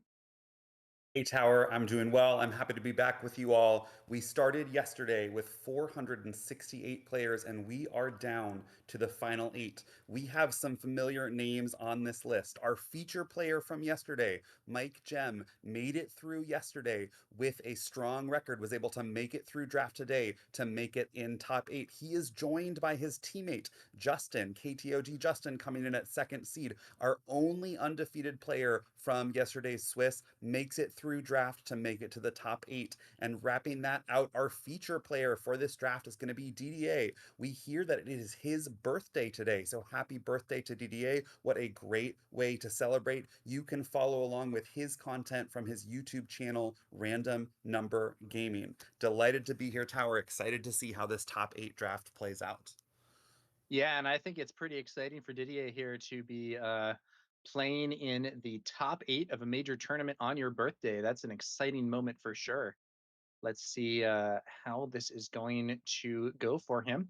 Players had to get through a field of something like 500 players in order to make it to this top 8. We're seeing the best of the best here. Let's see what they can do in this final draft. All 8 of these players finishing the 12 rounds of Swiss with records of 10 and 2 or better. Several of these players having to 3-0 their drafts on day 2 of Swiss to claim their spot in the top 8. So they are coming hot on the heels of a strong win in a draft already, looking to draft an equally strong deck in this second draft of the day to take down the entire thing and call themselves Sector Qualifier champion. Yeah, and there might be an interesting dynamic here too between players playing at such a higher level. There's an interesting thing about drafts where, in my opinion, if you are drafting with people who are not very good or experienced, often it can be good to just draft whatever the strongest thing is. But once you're drafting with players who have more knowledge of the set and know what's good and what to look out for and so on, there becomes more of a question about what is going to be heavily competed for. Can I find a draft that's better for my seat than just going for the best cards, knowing that other people there are also aware of those and might be targeting them? That's exactly right. We saw in that first draft earlier today some cunning cards, particularly cunning villainy cards, being passed around the table. Aura Sings, Nile Marauders, no one wanting to take those cards, signaling that they don't want to end up in that cunning color. Possibly a player here able to read those signals and stake their lane as the cunning player at the table, ending up with a stronger deck overall, despite the aspect being weaker relative to the others. Yeah, you know, it's not just about what is the strongest in theory or what is the strongest when you have all of your choices. It can become about what is the best for your specific seat at that table, factoring in what other people around you are likely to be playing, what they're likely to be going for, and where you're going to be able to find the highest card quality given those other moves. Exactly right, Tower. That being said, I think our players will still be looking to try and identify those top leaders from the leader portion of our draft. Players, of course, delighted to end up on Mother Talzin, delighted to end up on Obi-Wan. We've seen some Snokes do well in draft, and some other leaders potentially not too far behind. Ahsoka Tano being able to do some work, Grand Inquisitor being able to do some work, maybe even a Kit Fisto if someone is able to pull enough Jedi. Yeah, we saw an interesting scenario with someone running a Morgan Elspeth deck that had a lot of overwhelm units built into it. And that's a good example of the type of thing that you might be able to set up as a synergy in draft that's going to be a little harder to do in sealed play. Morgan's ability to discount a unit if a unit with the same keyword as it has already attacked this turn, proving quite valuable with a deck full of overwhelm cards. Yeah, I saw some of that match on stream. Really exciting to see a leader that many people choose to discount as not being viable in this format, nonetheless having some time to shine, potentially because of some clever drafting by the player who chooses to pilot it. Yeah. Now, it'll be interesting to see how this draft goes in that top 8 cut. I think we're about to be heading over there, and yeah, here is Didier, and he is going to be our featured drafter. There are his 3 packs. They look a little different than normal packs, and I believe that's because these cards have already been logged and stamped to prevent any potential misconduct. Making those cards, of course, a great souvenir for players leaving this tournament. These stamped cards really a part of a very small sample population because we've had so few limited tournaments at this caliber. Yeah. All right. Let's see how As we a do here. reminder for those watching on stream, we will start the draft portion with a leader draft. Players will take out the 3 leaders from their packs, choose one, and pass the remaining 2. We will continue that process until all players now have a selection of 3 leaders to choose from. And with that leader information in mind, the players will then proceed to a traditional pack draft, where they will take one from their opening pack and pass the remainder until all 3 packs have been drafted.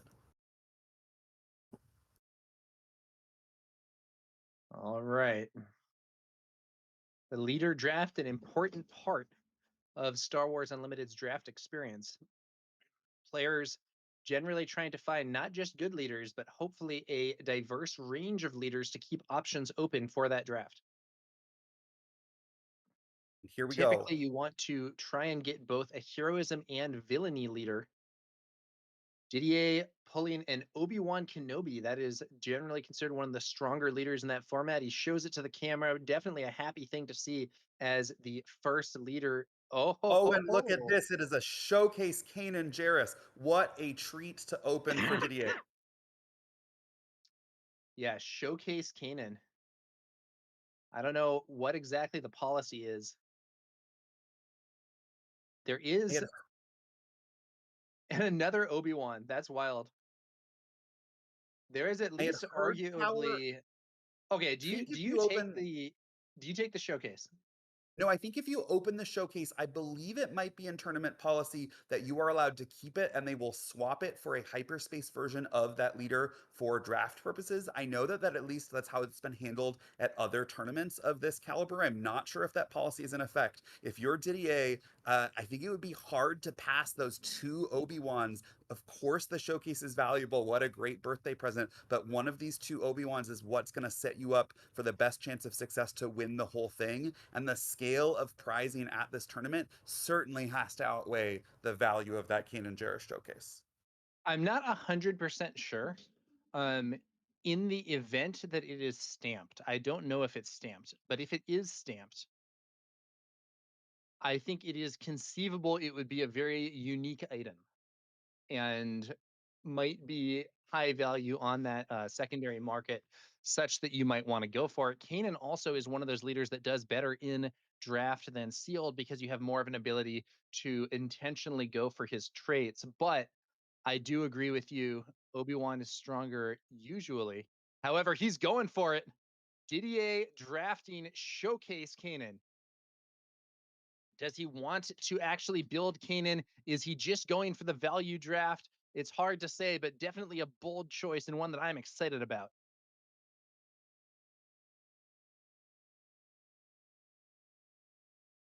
Now, Takes a Didier Cal follows that Kestis. Kanan pick with a Cal Kestis, likely because he can see the heroes, the leaders coming from his left, potentially knew that he was going to end up with a third sister or another villainy leader, and so didn't need to take that third sister second. It was going to come to him third. So we now have our 3 options for Didier: 2 heroic leaders, 1 Kanan Jarrus showcase, 1 Cal Kestis, and a third sister. Could have had the opportunity to have an Obi-Wan, but instead chooses to take this incredibly valuable card, a great birthday present to him, regardless regardless of what happens for the rest of the day. But now he has potentially a slightly more uphill battle trying to draft cards that work with these three leaders who are slightly below those S tier leaders we've mentioned previously. I will say one other thing though, because he had two copies of Obi-Wan. If he kept one, he would be passing one to to the person who will be passing to him.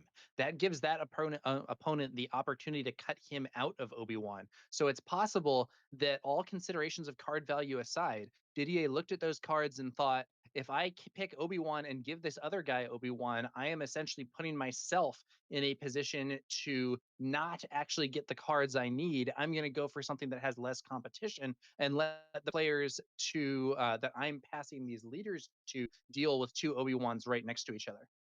That's a strong point, Tower. Now we're into the first pack. It looks like his rare at the back is a Pong Krell, a 7-cost unit that does have a powerful effect, but is likely potentially too slow for this limited format. So Didier is going to potentially choose a common or uncommon with a slightly lower cost that he thinks going to have a larger impact earlier in the game. We see that Nile Marauder, a powerful card, but it's in the cunning aspect that folks tend to not prefer. We've got an attuned Frynok, a 4/1 creature that would go well with that Kanan Jarrus. Kanan Jarrus able to provide shields to creatures. We've also got, is that a Vulpix?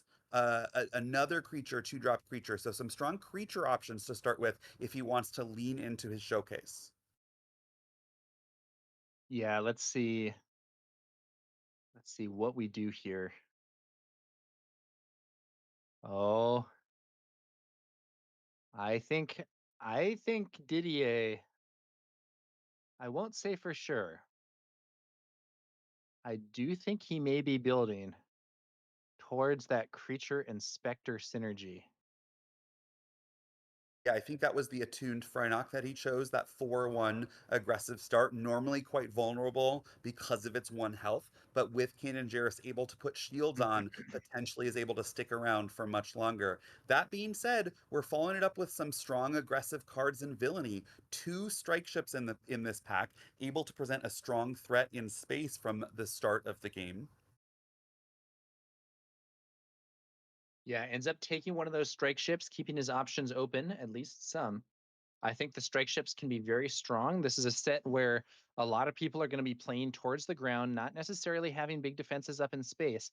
If Didier ended up going with that third sister leader, playing a strike ship with hidden is definitely a strong move.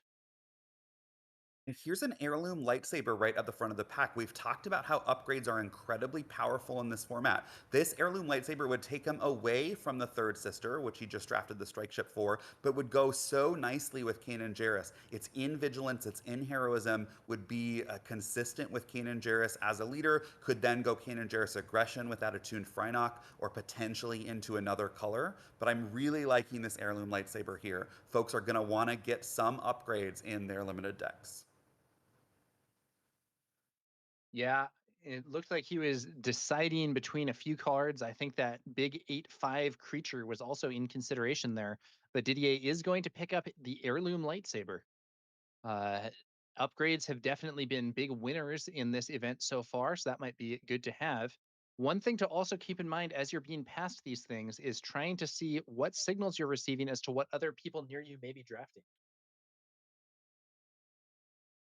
Yeah, the overall power level of these packs thus far has not been too wild, right? Some strong cards, but we haven't seen any of the limited bombs that threaten to take over the format.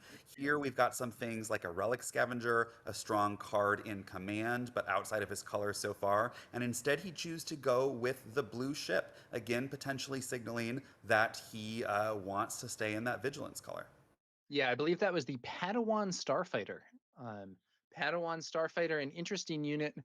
While you control a force unit or upgrade, it gets +1/+1. So at base, it's a 1/3, which isn't too good, but it can become a 2/4 in space, which is nice.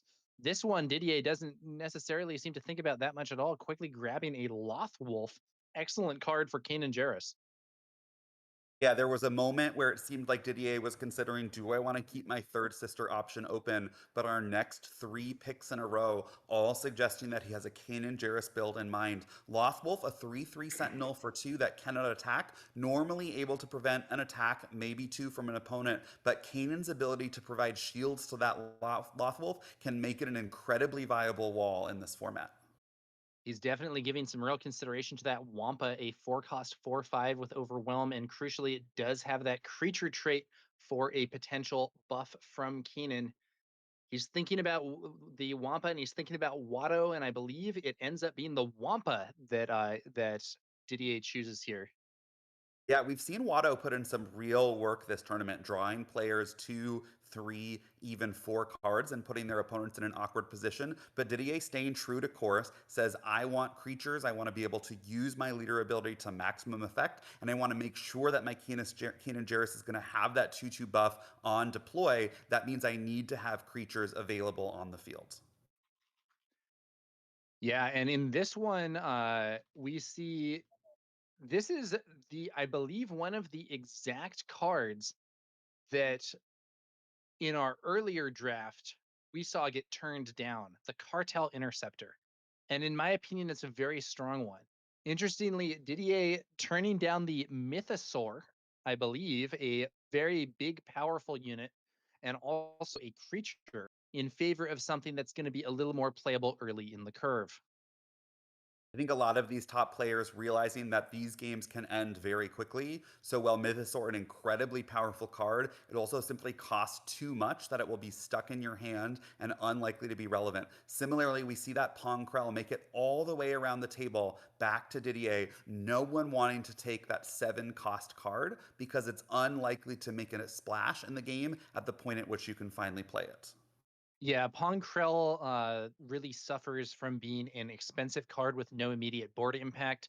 The text is actually very strong if he starts slugging it out with enemy units, but it takes too long to get to that point. You want those expensive things to have something that quickly takes effect. Didier definitely going to preserve some space options with an invasion control ship. Um, Unfortunately, that may be one of those larger units that is. Why is a Depa Balaba being passed all the way around at this point in the draft? That's a little wild. I wonder if that Yeah, means Cunning Heroism is open. no one wants to be Cunning Tower. These players are seeing powerful Cunning cards and they're saying, I don't want to go in that lane. Followed up by that 3/2 Nubian Starfighter, another heroic ship in Cunning, a strong turn one play, and no one wants to take it. Yeah, it's interesting. This is a situation where if I had been staying open, that would these passes would be a sign that maybe it's time to go into Cunning. But Well, it Didier may be a does little late. He does have Cal Kestis as a leader option. His pack one was True. pretty heavy in aggression. There's just a few vigilance cards, but some powerful cunning cards to come round. At the end, it's possible that he says, Kanan Jarrus might not be the leader for me after all. Maybe it'll be Cal Kestis in cunning paired with those powerful aggression cards, or maybe these last few cards in the pack were just a distraction, and we'll see him stay true to course in pack two, taking vigilance and aggression cards with an eye towards a creature specter focused Kanan Jarrus build. Yeah, getting past a Depa Balaba this late in the draft should be a pretty strong signal that Cunning Heroism is open. That is a very, very powerful card. The N1 Starfighter itself is actually quite strong. So we could definitely see a pivot. We could also potentially see a pivot where he drops the aggression side of things and goes for a Cunning Cannon build.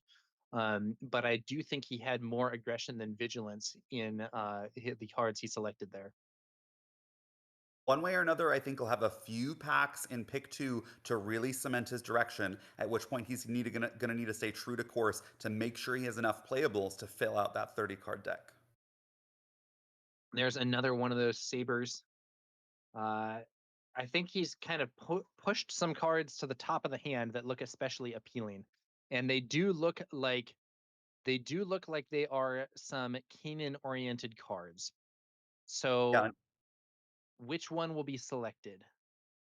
Whirlwind of Power, a nice removal option in this format, but Didier currently lacking on force units to turn it from a -2/-2 to a -3/-3. Of course, he may pick those up later. Of course, Kanan Jarrus is a force unit. That being said, a second copy of Heirloom Lightsaber, a really nice upgrade in this format, and being able to have two of them increases your chance that you'll see one and then also potentially both. But that being said, he's valuing the 2-drop creature. He's letting that upgrade go by, and instead he's picking up the Vulptex, a 2-drop creature with hidden that also synergizes well with Kanan Jarrus because Kanan Jarrus can throw a shield on it.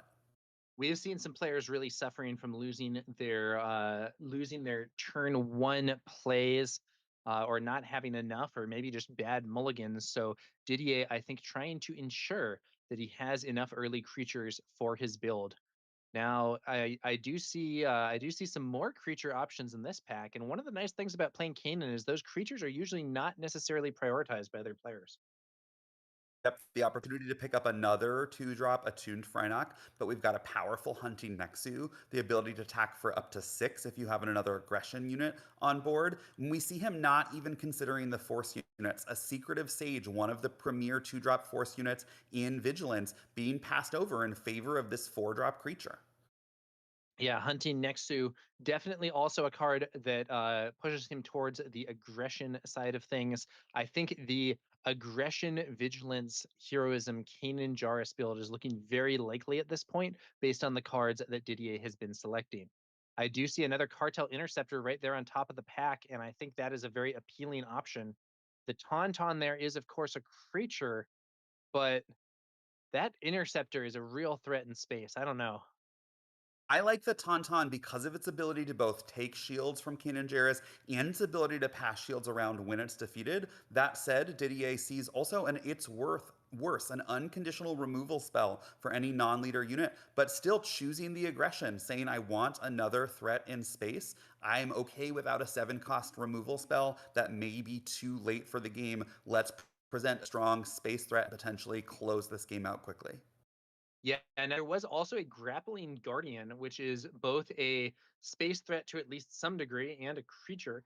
But the problem with grappling guardian is while it can defeat a unit with 6 or less remaining HP when played, it has to be a space unit, and that's a bit awkward.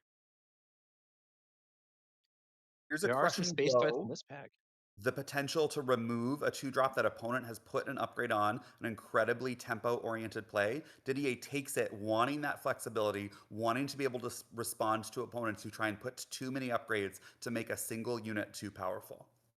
Yeah, that crushing blow that Didier selected is great removal against the scenario where the opponent plays an early unit and then loads it up with a lightsaber with experience. The curious flock with a lot of resources spent on it in the late game can also be countered by crushing blow, as we saw earlier. There are 3 curious flocks in this pack somehow. Given that, I would actually think there's a pretty high chance at least one of them will wheel. But Didier does decide to pick one of the curious flocks, a little better in Kanan than in other decks because that creature trait synergy does come into play. And Didier has really selected quite a few creatures. Yeah, it's safe to say he's locked in now onto Kanan Jarrus aggression. And Oh look at man, look this, at an that. Ezra Ezra Bridger. Bridger, This is the one of card the you want. one of the best cards you can have in a Kanan Jarrus deck. Not only is Ezra a Spectre, he has an ability that synergizes with creatures and Spectres when he attacks, so it goes great with the rest of what that deck is trying to do. And Tower, that is a 6th pick, Ezra Bridger. That strongly suggests that people to the left of him are not prioritizing Vigilance Hero. That's potentially great news for Didier that he's found a somewhat open lane and can hope to be paid off with other strong Vigilance Hero cards being passed around. Yeah. This is very interesting. This really is that strategy of playing a more niche strategy in terms of the creature synergies and stuff, and getting cards passed to you that fit with what you're trying to do, but not necessarily what opponents are going for. That's a Tukata, a 3-cost 4/2 hidden creature. A unit like that's normally fairly vulnerable, but Kanan's ability to potentially shield it really changes the equation. Yeah, we may see Didier try and play these creatures slightly below curve rather than playing the Toccata on turn 2. Maybe play it on Now, turn 3 to be able to throw a shield on before it can get attacked. what is going on with this draft? Why is there an eighth brother this late in the draft? Didier That is picks it, which might be a hate draft. Yeah, doesn't want I to see that eighth brother end up in the deck of someone near him because he's going to have to make it through three of these players if he wants to take down this tournament. And eighth brother, a powerful card, and anyone playing a command villainy deck. Yeah, eighth brother. So it's basically not playable because it would be double out of aspect. Here we see a Ravenous Rathtar, another creature that has some nice synergies there and is just a big numbers card. We saw this present some problems for opponents earlier when it was given hidden, and might present some more problems when given a shield. And there's another Fear Knocker right there at the top of the pack. Didier, it does feel like Didier is getting past some cards that are really playing into what his deck is trying to do. Yeah, the question will be he's going to end up with a relatively strong Kanan Jarrus deck for how strong Kanan Jarrus can be. Is that going to be strong enough to beat what these other players are doing if they've chosen leaders like Mother Talzin or Obi-Wan Kenobi? There's an It's Worse. What is happening here? Okay. It's Worse gets added to the deck. He could play an Ogdo Bogdo. That's a spicy one. It is a creature. The problem is without a reliable way to damage your own unit, Ogdo Bogdo is a lot worse. So Didier indeed passes that on. Do you think there's any chance he plays this Pounce out of aspect, Oh, I attacking with a would. creature for +4/+0? Oh yeah, of course I would. Out of aspect pounce, like that's like one of the best like last cards you could get past. I think that's like legitimately really good because you use it as a closer and it's like, yeah, it costs 4 whatever, it wins me the game in one hit. I would definitely put that pounce in there. Yeah, all of the stars seeming to align for Didier in terms of getting a creature deck. Still remains an open question. How viable is a creature deck in this limited meta? Yeah, so Didier has a bunch of creatures that synergize with his leader's ability. He has that Ezra Bridger. He has some nice threats in the space arena. One thing that I think he's lacking a bit is removal. He has some, but not a ton. And a few upgrades might also do well. I know he has that lightsaber, but a few more cards could help him out on that front. Let's see what he pulls here in this new pack. There's that Another Grappling big Guardian removal pulled to the whale. back. Not a great pack for him. Looks No, like not not any particular I, bombs. Grappling Guardian can be really good in a situation where your opponent plays certain late game ships. I think that would be kind of what I would gravitate towards in this scenario. Oh, he is thinking now that card would play more into an aggressive style here, though.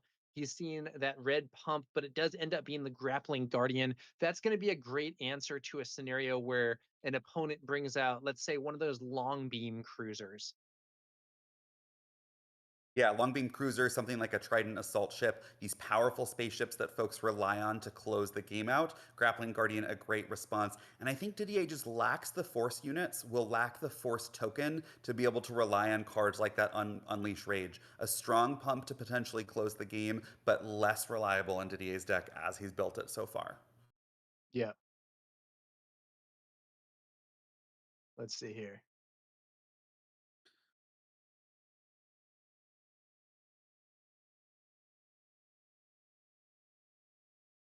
There's another Loth Wolf, potentially picking up a powerful 2-drop creature. Looks like he's got a Night Saber, but unlikely to have enough Jedi in his deck to be able to have a reliable target for it.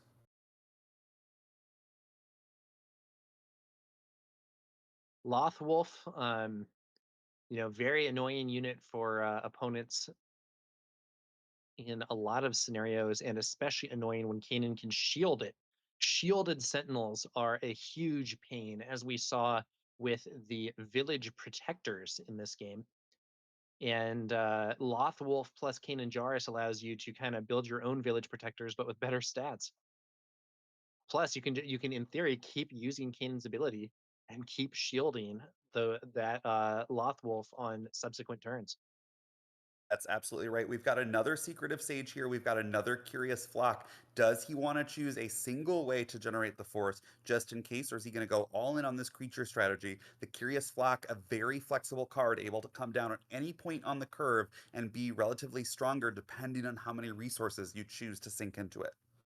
Yeah, so it's interesting. So the curious flock is always going to be below curve, but it's like a card that's going to be below curve at a range of different points. And that really can mean a lot because if you have it late in the game, it can be a big unit, and if you have it early in the game, it can be an opener. There's another Ezra There's Bridger. I bet another. Didier is happy to see that. That is exactly what he wants. He's going to pass over that Itinerant Warrior, normally one of the most powerful cards in Vigilance Heroism. He's going to pass over that Gungan Warrior, a reliable 3/2 shielded, for a card that synergizes perfectly with both his leader and the bulk of the cards he's drafted so far. This is a limited draft deck with now 2 Ezra Bridgers and an entire suite of creatures. Didier has the potential to have explosive openings and get out of control with shields and experience before his opponents can get back in the game. Yeah.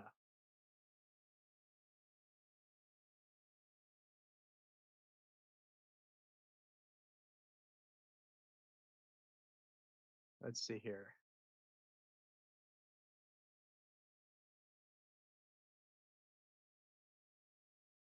Then this next pack. Uses the Blockade Runner, a respectable space unit, 4/4 with Saboteur that can grow every time it attacks an opponent's base, potentially offering a closer after Didier gets through the bulk of the damage on the ground, relying on his creatures. Yeah, it's a is an interesting situation here because Didier kind of has the creature and specter synergy on the ground, and then he additionally has some very relevant stuff in space going on as well. Choosing the Relic Scavenger, an out of aspect 5 cost card, I cannot imagine this makes his final deck. Potentially saying I don't want my opponents to have access to restore, but giving up some potential cards that were in aspect for that in the middle of this pack 3. Not 100% sure what he was thinking.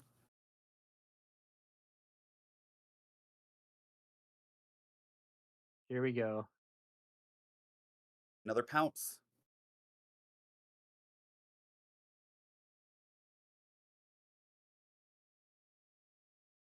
Pounce out of aspect, but a +4 attack can be just what you need to close the game, pick off an enemy leader, do something like that. Here's our first almost entire whiff of the draft for Didier. He has that Knight of Ren pulled, not because he's going to play it, but because he knows a 4/4 for 3 is a powerful stat line. Someone to his left is trying to draft command villainy. He's already taken an 8th brother from them. Now he takes a Knight of Ren.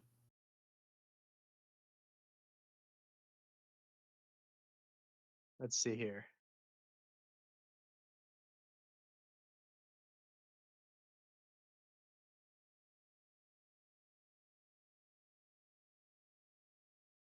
Unleash Rage.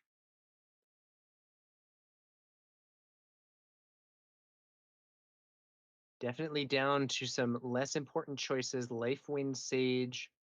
Probably not going to make an appearance in the build.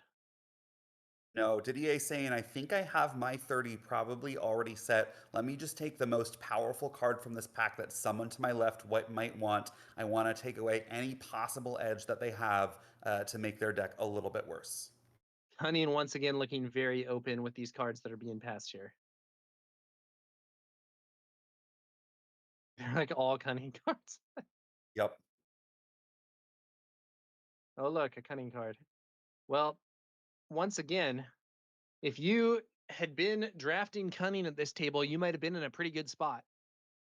But Didier, I think, has to be feeling pretty happy about all the creatures and specters and synergies that he has with his Kanan Jarrus showcase leader here.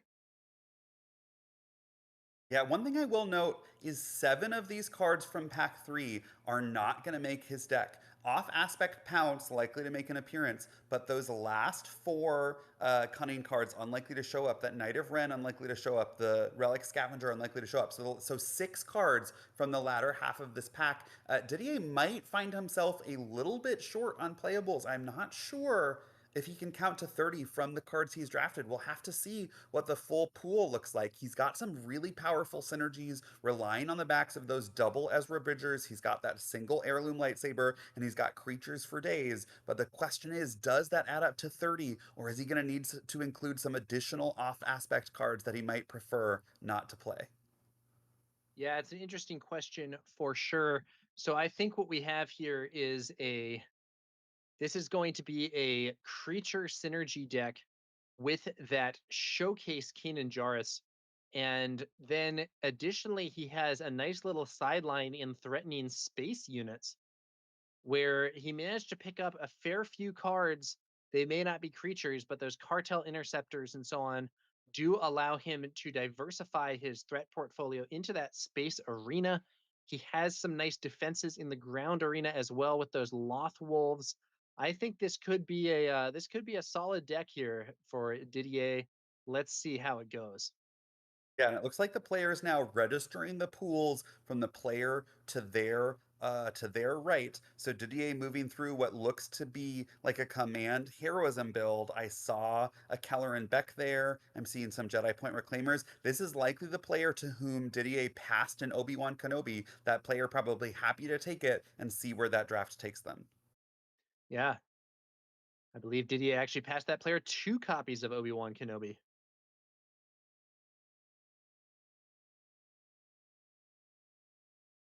See how we do here. That showcase Kanan, an exciting thing to see on stream. Didier actually building it as well. I'm going to be really hyped if Didier manages to get the win with that showcase Kanan creature synergy build. Yeah, not just a showcase, but also a leader that a lot of people tend to ignore when it comes to draft and sealed. But in the draft format, you have the ability to focus on the cards that synergize with your theme, especially the ones that other players might be neglecting. And there were a lot of neglected creatures for Didier to sweep up. So we will see how that ends up going for him as we move on into the actual games. However, there is going to be some time taken before that for the players to do the registration and deck construction component of this top 8 draft.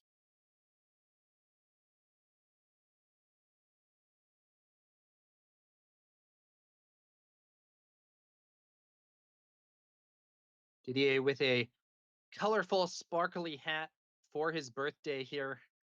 And like you said, Grumpy, a nice birthday present from Fantasy Flight Games with that Kanan Jarrus showcase in the top 8. Not that I think he knew that was coming. Okay, And we are going to move on to a quick break here while the players do deck registration. There will be some deck build for us later, but here, take a look at Didier's pool. As you can see, there are a lot of creatures in this deck. we'll see Didier take this list of cards and narrow it down to the 30 that he's going to bring into the top 8 when we return from this break. So thanks so much, and we will talk to you soon.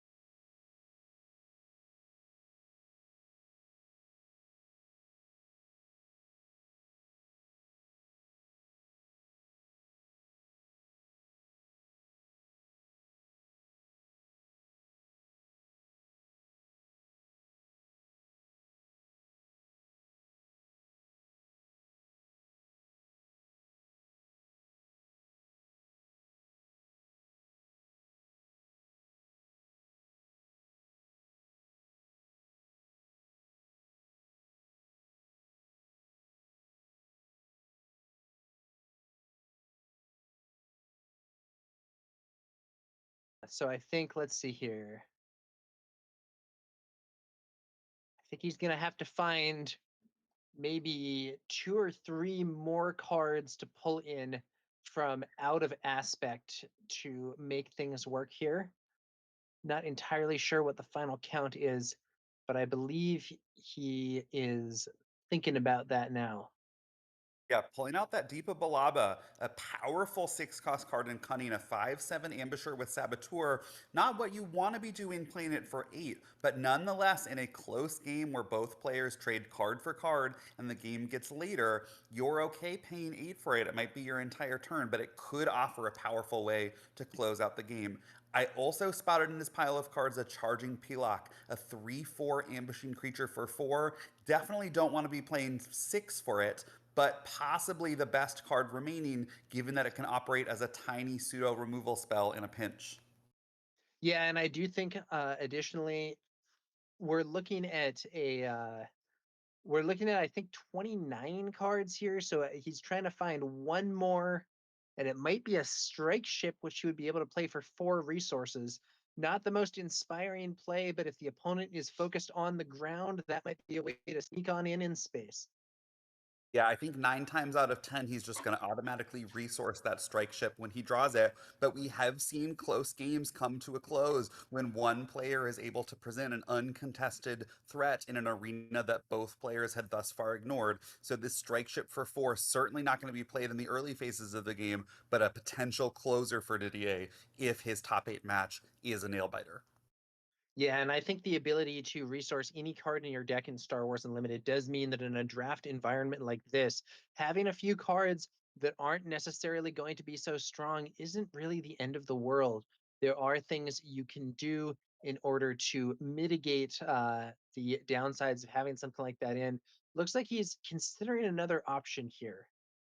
Yeah, taking out that charging P-lock I mentioned earlier, the strike ship for 4, a potential closer, the charging P-lock for 6, a potential catch-up mechanic if he needs 3 damage to take out an opponent's threat before they can kill him.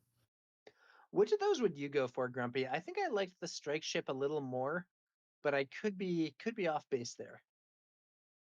I personally like the P-lock. I just think ambush is such a valuable mechanic in this, right? If there was an event that said pay 6, deal 3 damage, that of course in most circumstances is going to be a terrible event. But at the end of the game, when players are trying to just navigate those final few points of damage, the ability to disrupt board immediately with a card from your hand is so valuable. And if we look at the rest of Didier's build, he's got some It's Worse for 7, he's got a Will of the Force for 6, he has a Crushing Blow for 3. That is the extent of his removal.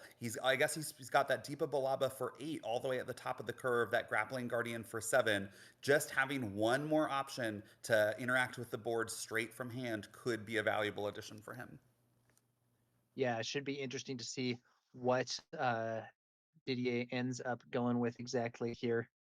Thinking about those out of aspect plays, looks like he may be siding with you on that one, the charging Pilak. And this then, Didier shows us a potential proposed final 30 that he wants to bring to game 1 of his top 8 match. A strong, creature-oriented Kanan Jarrus deck with 2 Ezra Bridgers to round out the Spectre and creature synergy, and a few strong threats in space, Cartel Interceptors, Blockade Runner, to round out his ability to get his opponents to that crucial 28 damage on base. Yeah, it should be interesting, and it looks like he is beginning to write things down on the form.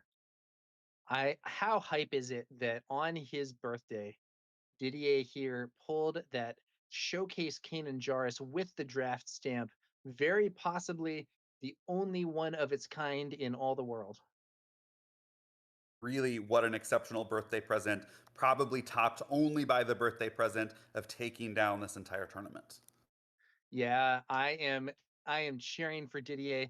I'm hoping that he is going to go ahead and win it all. He's beginning to fill things out here. I believe this is going to be the 30. I'll be excited to see how this goes. And given that Didier was so short on playables, right, having to pick two cards, that Deepa Balaba, that Charging Pilak, that ideally he wouldn't want to include in his list if he didn't have to, unlikely that we're going to see any significant switches going from a game one to a game two. You know, it's possible that the Charging Pilak doesn't serve him well. He thinks it would have been better to have that additional threat in space, so he swaps that out for the strike ship. But barring something like that, these are the 30 cards that Didier is going to have to rely on to win not just one, but hopefully two or three matches of Star Wars Unlimited. That's right. And at this point, it's going to be the top 8 and it is going to be elimination rounds. So, there's going to be 3 more rounds in the tournament. And whoever is left on the field at the end of all those will be our big winner here in Philadelphia. Yeah, we know likely there's at least one Obi-Wan in the field. Didier choosing that Kanan Jarrus showcase over 2 Obi-Wan leaders, passing 2 to the player to his right, meaning the player to his right inevitably passed an Obi-Wan to the player to their right. So at least likely one Obi-Wan in the field. Surely we're going to see a Mother Talzin come into play, potentially a Snoke. There's going to be some strong leaders.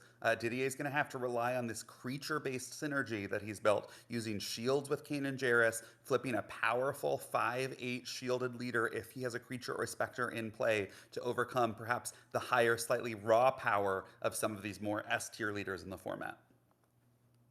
Yeah.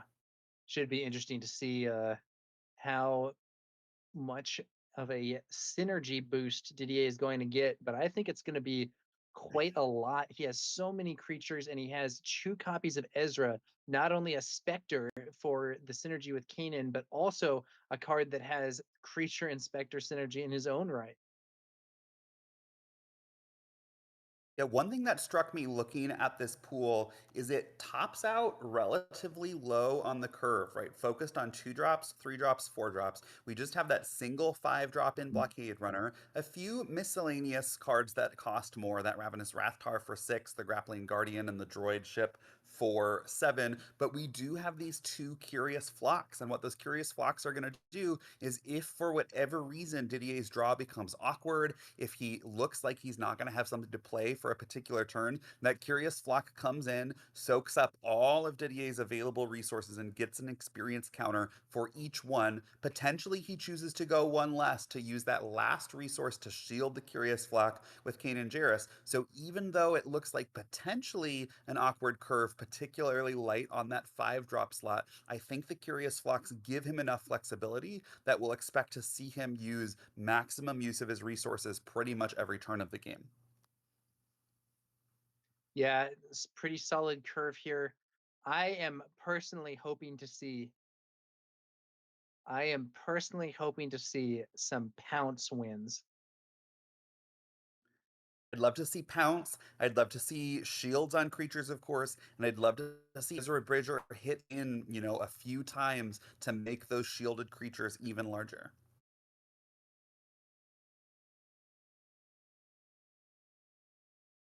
Yeah, this is an interesting situation here for Didier, and I think it's going to be an interesting situation for some of the other players too. As the decks that we were seeing doing well in sealed are going to be different than the ones that people are building in draft. We were discussing it earlier with that overwhelm synergy build from Morgan Elsbeth, and now we have another synergy build that would not really be possible in sealed, but is very possible in draft, and I will be excited to see what Didier can do with it. Yeah, he's locked in his 30. He's finished his registration form. And with that, we're going to take a quick break. We will come back to you shortly when all of the players have finished their deck building so we can get into the first of this top 8 cut of the Philly sector qualifier. See you guys soon.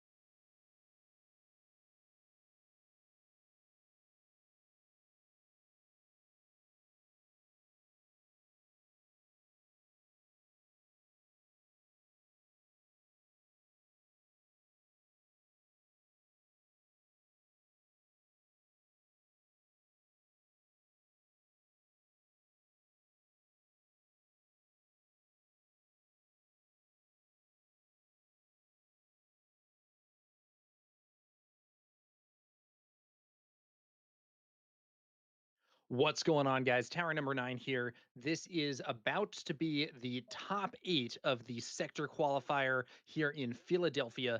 And we are going to hopefully have some exciting draft gameplay. We saw Didier drafting a Kanan Jarrus deck. We're about to see him playing a Kanan Jarrus deck. There he is with the happy birthday hat on the right side of the board. I am Tower number 9, joined here by Grumpy Elephant. We are very excited to see this in play. Grumpy, how are you doing right now? Hey Tower, I'm doing well, and of course, along with that happy birthday hat, we have Didier's Happy Birthday Kanan Jarrus showcase that he opened on stream and proceeded to draft the deck that he's going to try and take down this top 8 match with. Now, what the players are doing right now is they're looking over each other's deck list. The top 8 for this format is open deck list, meaning these players will know exactly what their opponent has in their deck. The decks are smaller, just 30 cards, so it's likely easier to remember some of the key cards, the tricks, the removal spells, the upgrades that your opponent has drafted. And in particular, Didier's opponent is going to know Didier is running 2 copies of Off Aspect Pounce. Didier is likely not to be able to take his opponent by surprise to close out the game with that +4 pump spell. And so he's going to have to rely instead on clever maneuvering instead of a potential surprise factor of that unknown card. Very good point there, Grumpy. Surprise factor is more of a thing in the Swiss rounds, but here in the top cut, it's not something that you can rely on with your opponent having seen your deck list. Now, of course, it is possible the opponent has not memorized the deck properly, has forgotten or overlooked certain cards, or thought, oh, that's off aspect. He's probably not actually running that. But can't assume that you're going to be able to get some surprise value on your opponents in these top cut games.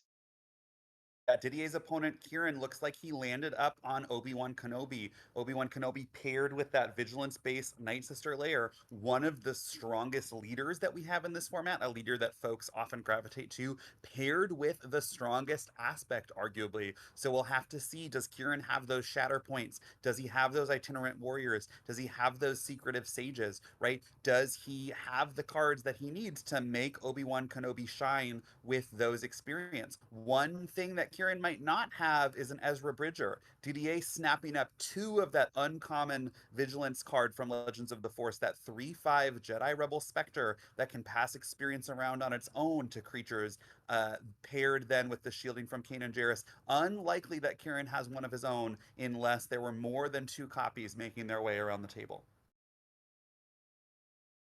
All right. Obi-Wan Kenobi, Night Sister Lair. This is definitely a more conventional pick for leader and base here. I think probably one of the combinations that would be considered overall strongest in the set for Kieran.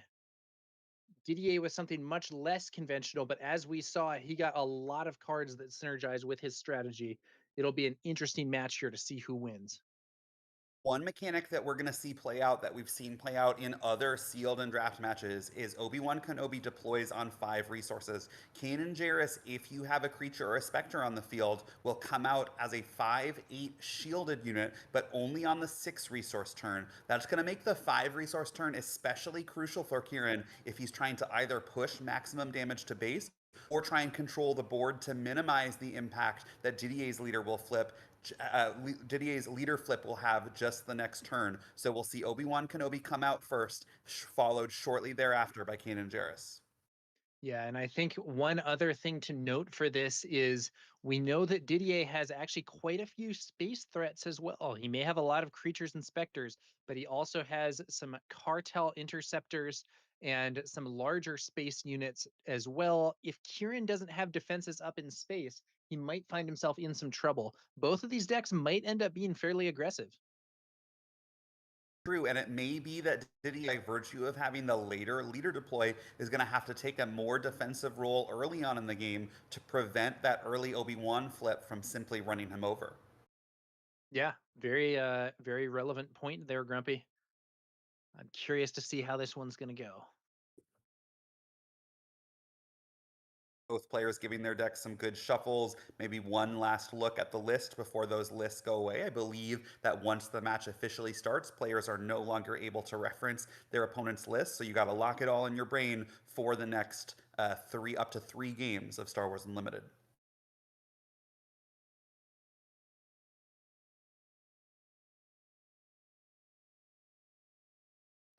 Let's see here.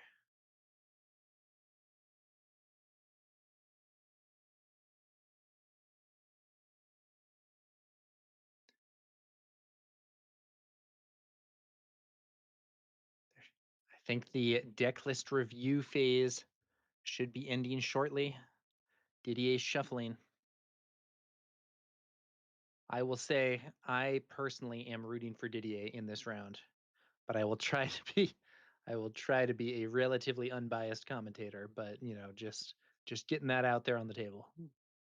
When we see sort of an underdog leader like Kanan Jarrus, that is a showcase on the person's birthday, it's hard not to root for them. Yeah, exactly. I think it's just such a good narrative if Didier can manage to take down this event with his Kanan Jarrus build. Should be exciting here. Now, rules for top 8 slightly different when it comes to initiative. The higher seeded player in Swiss now able to choose whether or not they want to start an initiative. It looks like Kieran potentially the higher seed with a slightly better record. So we'll have to see how that plays out in terms of initiative choice. Yeah, that's right. We discussed this earlier in the broadcast. It was previously randomly determined for initiative, even in the top cut. There has been a comparatively recent change to the tournament guidelines where the higher seeded player gets to pick who will start with the initiative. And that does mean there is an incentive to do as well as possible, even if it looks like you are already in, as having the higher seed, especially in matchups where initiative matters a lot, can end up making a big difference. We do have a quick list of the other leaders that folks have drafted. It looks like in the other matches, we're going to have a Mother Talzin Starlight Temple facing off against an Obi-Wan Kenobi Shadowed Undercity. And then we've got an Obi-Wan Kenobi Strangled Cliffs facing off against a Talzin Fortress Vader. Finally, we have a Snoke Strangled Cliffs facing off against a Talzin Holy City. That means 3 of our top 8 players ended up on Mother Talzin. In addition to Kieran, 2 other top 8 players ended up on Obi-Wan Kenobi, so that's 3 each. And then we have this lone Kanan Jarrus, represented by DDA, and a single Snoke Strangled Cliffs, played by KTOD's Bobby Sapphire. Let's see what happens here. Kieran versus Didier. What's he looking at there? I think that with 3 Obi-Wans, we could really see a diluted Obi-Wan card pool. I don't know for sure. Maybe the packs just really had a lot of Obi-Wan cards, but I think I would, if it's a choice between a leader where 3 different people are playing it and a leader where 1 is, I would probably rather be the 1 instead of the 3 in a draft environment. Now it looks like they did roll off, which is interesting. I believe Kieran should have had his pick here, but we'll have to see what happens. And to add to your point, Tower, not just 3 Obi-Wans, but this Obi-Wan is in a vigilance base. All of those Mother Talzins also going to be vigilance. Not every one of those decks is going to be able to have a turret. Not every one of those Mother Talzins is going to be able to have a Talzin's Assassin. So when you get that many leaders competing for the same limited card pool, those strong cards do get diluted, and all of those decks will be relatively weaker. That could give decks like DDA, trying to find its own strong creature lane, the opportunity to break through. Yeah. Three Talzins, 3 Obi-Wans. Bobby Sapphire, apparently the one Snoke player here. And then we have the one Kanan Jarrus from Didier. I would personally be favoring the groups of 1 here rather than the groups of 3.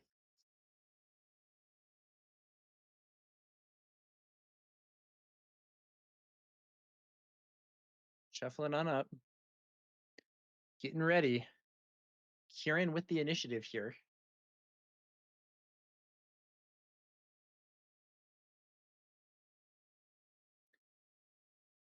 Let's see how we do. Players drawing their first hand of 6 cards. DDA going to be looking for a powerful 2-drop, hopefully a creature. Followed in, we see an Ezra Bridger already at the front of his hand. That's going to be the ideal 3-drop for him, hoping to start spreading around EXP counters just as Keenan Jarrus starts to spread around shield tokens. Yeah, it looks like it's definitely going to be a keep for Didier, and Kieran maybe deciding whether or not to keep that opening hand, or maybe just thinking about the resources. There are the resources, and here we go. Now look at that. A curious flock for Kieran. That is not the ideal starting play at all. No, not a force unit, not able to generate the force so that Obi-Wan's ability is live, but it is representing the flexibility of that card. It seems like Kieran probably didn't have another 2-drop in his hand, would have liked to save that Curious Flock for later in the game to come down as a 5/5 or a 6/6 or even a 7/7, but at least it can be a break in case of emergency card. I'm not going to have no play at all on turn 1. And look at that, Didier with his own Curious Flock. They're both playing Curious Flock with one experience here. Yeah, the choice from Didier there, I believe he had a Vulptex in his hand, which could have come down as a 3/2 hidden, but that card is just going to trade evenly with Kieran's Curious Flock. And so Didier making the decision to give up the flexibility that his own Curious Flock might give him later in the game to potentially preserve the greater power, more impactful 2-drop Vulptex, potentially to drop as soon as this turn 2, right? A 2-drop Vulptex into a shield from Kanan Jarrus would present a 3/2 shielded unit, but nonetheless choosing to value the 3/2 card in his hand and play out that 2/2, expecting a possible trade from Kieran into this unit. Yeah. Now, another thing Didier could potentially do is shield his flock to win that conflict. Looks like Kieran is just saying tradesies, though. Now, Yep, I don't if know. Do you Kieran's go head for not a attacked, shielded Vulptex or do you go for Ezra Bridger here? I think you go for Ezra Bridger so that Ezra Bridger could attack first Oh, action it's next a third round. option, a Lothwolf from Didier, and then a Minoc from Kieran, and Didier activating shields for that Lothwolf using Kanan's ability for the first time this game. Yeah, this is a difficult start for Kieran. Right now, we have a shielded Lothwolf. As you said, Didier is able to provide shield after shield, and without a way to disrupt that Lothwolf, the Minoc, although it'll provide 2 damage in space this turn, might let this shielded Sentinel get out of control. This opens the way perfectly for Didier to play that Ezra Bridger for 3 resources. Use his 4th resource from Kanan Jarrus to add a shield to Ezra Bridger, and now Didier will be left with 2 shielded units on the ground, and that Ezra Bridger will be able to start pumping up that Lothwolf, that shielded sentinel every turn. If Kieran doesn't have a strong play to start disrupting this ground that Didier is starting to build, it might not matter that Obi-Wan's going to flip on 5. Didier might be able to create an overwhelming ground presence and take the game off the basis of that. That is a good point, though. The Lothwolf won't necessarily be the most aggressive unit as it cannot attack, but its defenses here could prove very annoying for Kieran, especially once it becomes time for a leader flip. And as you were saying, if Ezra shows up and starts buffing that Lothwolf, this could get out of hand. Yeah, a card like Ezra Bridger becomes a must-kill card for opponents, lest the Ezra Bridger starts spreading out too much experience for free, right? That is essentially replicating the Obi-Wan leader ability. Obi-Wan requiring the Force to do it, Ezra able to do it at no cost, so long as it's providing that experience to another creature. And so Kieran's going to need something that's going to let him bypass this Lothwolf. Otherwise, this Lothwolf, as a shielded Sentinel with the opportunity to get re-shielded, will present a wall potentially as significant as something like a turret in this game. Ooh, these are not these are not optimal plays here for Kieran. I'm wondering whether his deck is not necessarily going to be as strong, maybe because of the Obi-Wan dilution that we were talking about earlier, or whether these are just unlucky draws. But hey, there's a lightsaber on that Minoc now, though. That's something nice. Yeah, that Minoc now hitting for 4, wielding that lightsaber in space, that will put Didier on a 7-turn clock. But at this point, without being able to add any more damage to the ground, 7 turns is going to be more than enough time for Didier to build an overwhelming ground force of his own. Yeah, we're looking now at Didier with the shielded Lothwolf and a shielded copy of Ezra Bridger, giving him some nice defenses here as Kieran prepares to deploy Obi-Wan Kenobi. If Ezra swings and gives an experience to that Lothwolf, Obi-Wan will not be in a position to defeat it in one hit. And remember, Kanan Jarrus is standing by, ready to give another shield token, either to the Lothwolf if Didier feels like he needs a stronger wall, or back to that Ezra Bridger, which just swung in to take out Kieran's unit to make sure Ezra Bridger is once again protected to be able to keep spreading this experience token around. If you are Didier, this is exactly the kind of start you dreamed about when you had those two Ezra Bridgers paired with that really strong start of low cost creatures.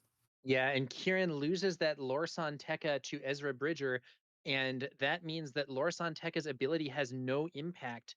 When defeated, you can give an experience token to a unique unit, but without a unique unit on the board, that goes away. We have a Wampa. Didier gives a second shield to the Lothwolf. Obi-Wan crashes into the Lothwolf, knocking one shield off and taking 4 damage. But Kieran is developing more threats in space.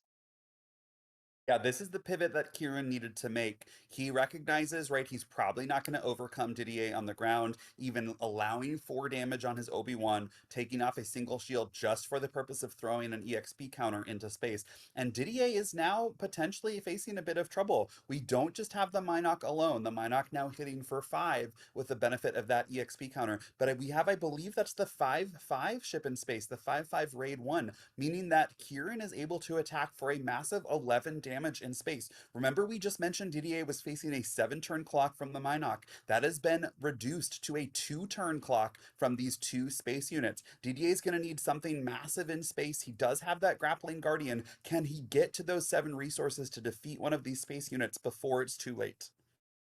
Yeah, and you are absolutely right there. It's the Blue Squadron Assault Wing. Another card that would be great to see here would be the Crushing Blow to take out that Minoc, which is both experienced and wielding a lightsaber. But I don't think Didier has it. He does have a Kanan flip. He has control of the ground arena, but Kieran's space threats might prove too much for Didier here. We'll have to see how this goes. Yeah, this attack from the cruiser going to bring Didier probably to 20. Didier presenting now 5 damage on the ground from his leader, Kanan Jarrus, 3 from Ezra Bridger, 4 from a Wampa. That's 12. That can come 13 if Ezra Bridger chooses to give the experience to that Wampa. That 13 will bring Kieran to 14. An attack from Ezra Bridger next turn, the turn after, could rather increase that 13 to 14. That would be lethal in 2 turns from Didier if he can find a way to stop the assault in space from Kieran while still protecting all of his creatures on the ground. Yeah, and that grappling guardian might be just what he needs. The grappling guardian could potentially be played on the next turn at 7 resources in order to defeat one of those space units. They both have 6 or fewer remaining HP. So that might be Didier's way out. 20 damage now on his base, though. Only 8 HP remains. That's enough to survive at least one hit from one of Kieran's 2 units. But look at this itinerant warrior is going to come down, likely heal 3 damage from Kieran's base. It looks like he's choosing for a moment, but the safe thing to do is reduce that 4 damage on your base to 1. That's going to give Didier even more of an uphill battle to try and close this game before Kieran's space threats get through for 8 more damage. Yeah, now the Loth Wolf is providing security on the ground. It's going to be another swing here for Didier, this time from Kanan. And he's going to add a nice chunk of damage there to the Night Sister lair, up to, looks like 7.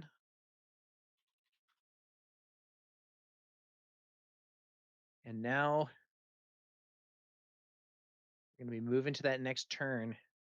Yeah, this Ravenous Rathtar adding 8 more power to Didier's side of the field. So we have 8 from the Rathtar. We now have 7 from Kanan Jarrus boosted. Oh, I'm sorry. We have 6 from Kanan Jarrus boosted by the Ezra Bridger. So that's going to be 8 plus 6 for 14 plus 3 from Ezra Bridger is going to be 17 plus 4 from Wampa is 21 plus 1 experience token from Ezra Bridger is 22. That, as it stands, is currently enough to bring Kieran to 29 if all of his units can get through. So we're going to see one attack likely from Kieran, followed almost certainly by that grappling guardian. I believe that Didier has it in his hand to take out the second threat, which means Kieran now, if he does not have a way to disrupt something on Didier's side of the field, is going to face lethal, as Didier able to likely stop this space assault from Kieran if he does Now in fact. We do have an important comment here in the chat that heirloom lightsaber on the Minox should not be restoring, as it is not a force unit. You That can is attach correct. to a non-vehicle unit. I think we did see at least 1 point of restore from that Minox earlier in this game. So a bit of an error. I'm not sure if they can easily roll it back. I don't know how much restore was or wasn't administered there, but that is something to note. Thank you to the viewer who pointed that out. Now, the Minoc is still a valid target for the Saber itself. It's just that the ability should not be functioning. Yeah, that +2/+2 still making the Minoc a significant threat in space. 25 damage now on Didier's base. There's the grappling guardian destroying that assault wing. Does Kieran have some kind of answer? If not, Didier has lethal right here, I believe. It'll take him some time, though. Jedi Vector, not a big threat. Didier is free to begin adding that damage up on Kieran's base. Ezra Bridger swings. There is an experience added to that powerful Eat 5 creature, now a 9/6. Yeah, Kieran now likely doing some math, adding up the total strength that Didier has, probably realizing that he's facing lethal this turn and starting to ask, do I have anything to disrupt? Now, I think I may have noticed a Drain Essence in Kieran's hand, playing it out of aspect, which That would could cost kill this 4 Wampa. to deal. That could kill the Wampa, meaning the Ravenous Rathtar would swing in for 9 to 19, and the Kanan Jarrus would then swing in for 5, 6 to 25. That wouldn't be enough. It's possible that Didier needed to attack with that Wampa first. The Wampa is currently most vulnerable unit with just 2 health remaining, right, to make sure that 4 damage gets in. The Ezra Bridger attack, of course, passing that EXP onto the Rathtar, so it's understandable why Didier wanted to guarantee that little boost, but by leaving this Wampa vulnerable, that may give Kieran the window that he needs to take away one of Didier's threats in return, turning the pressure back then to Didier to find a way to stop Kieran's space threats. Yeah, very good point there, Grumpy. I was a little surprised when that Wampa didn't lead off the attack, but might be the opportunity Kieran needs. Let's see how this goes. Yeah, a general thought from players when you're choosing which unit to attack with first is depending on the circumstances, you attack with the highest power unit. That would have been the Rathtar to guarantee 8 damage in, or you attack with the unit that your opponent is most likely to be able to deal with. Because we don't have any 2-cost units that would be subject to something like a crushing blow, I think that leaves the Wampa already with 3 damage as Didier's most vulnerable unit. Didier instead choosing the Ezra Bridger. We'll see if that pays off, or we'll see if it opens the door for Kieran to disrupt his plan. Absolutely, absolutely right there, Grumpy. And if the Wampa does get killed, Didier might have to do the math and end up taking the initiative to try and get something that can stop that Minoc in the space arena. Yeah, this grappling guardian without enough power to defeat the suited up Minoc, the Minoc holding both a lightsaber and an experience token from Obi-Wan, currently with 6 toughness in the space arena. Does Kieran see the line? Well, and does Kieran, of course, have the Drain Essence in his hand is another question. Yes, he does. Trying to Drain play it for Essence 2, he clears needs the 2 Wampa. more. But there it is. That may have lost DA the game. We'll see whether or not Kieran just claims. DA is tapped out. He played the Grappling Guardian. He has nothing left, and he should be able to calculate. He's currently at 11, 15. Oh, no. Is he at 20? Yeah, he's at 20. He's not going to die to that Kanan Jarrus. That Kanan Jarrus only able to hit him for 6. The Lothwolf unable to attack because of its additional text. I believe Kieran is safe to claim here. Claim here and attack with Minoc first action next phase to claim the victory. He should be able to get this game because that Wampa did not attack first and got picked off by the Drain Essence. And Kieran does claim there's the attack from Kanan Jarrus. Didier now faced with the fact that he is 2 damage short from lethal in this game. Tough situation here. Different sequencing could have given that game to Didier potentially. I don't know what other options Kieran might have had, but that Wampa ended up getting killed because it didn't swing first and didn't receive the buff from Now, the Ezra Bridger attack.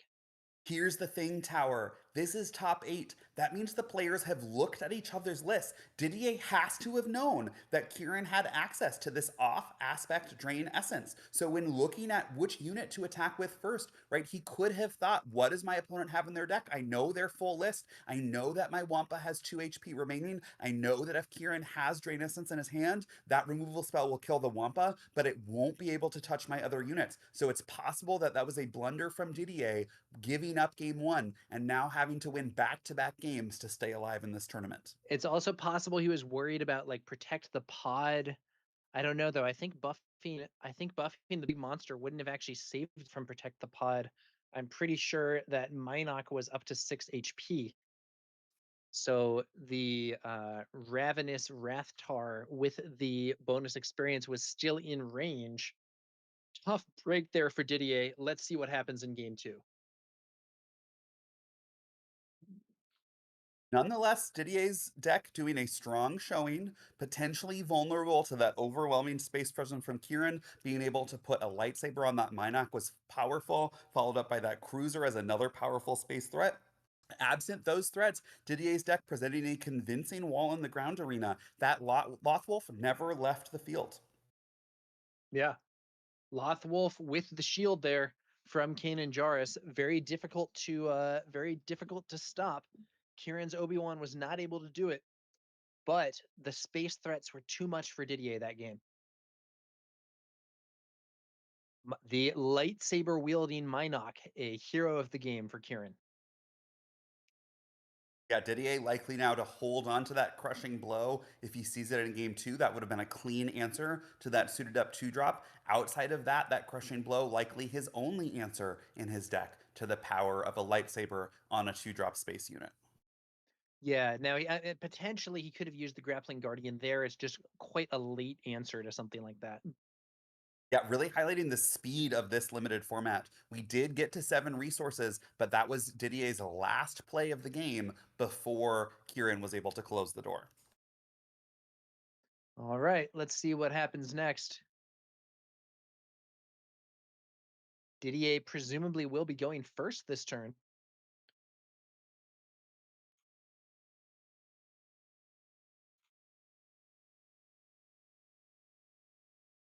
Let's see how we do. Didier is resourced. Kieran maybe still thinking it over.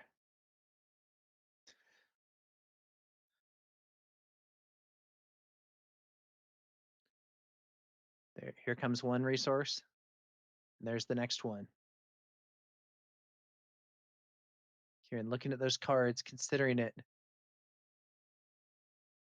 think he's good to go though. Didier leads us off this time with the Jedi Starfighter. That's going to be a better answer to any potential space shenanigans. But Kieran playing the Jedi Consular, a major threat in the ground arena. Yeah, the Jedi Consular are able to quickly get out of control. It's going to generate the Force, giving Kieran the choice, do I want to use that Force token to pass an EXP token to one of my units, or do I hold onto it to effectively ramp 2 resources the following turn? That would give him access to that ramp ability on the 4 resource turn, able to then drop a 6-drop as soon as the 3rd turn of the game. There's another one of those Loth Wolves on the board. Going to be an annoying thing for Kieran to deal with, most likely here. And Didier has a resource floating to give that Loth Wolf a shield here as well. Yeah, the Lothwolf making it much more difficult for Kieran to actually generate the Force. It's a nice answer. There's that Curious Flock.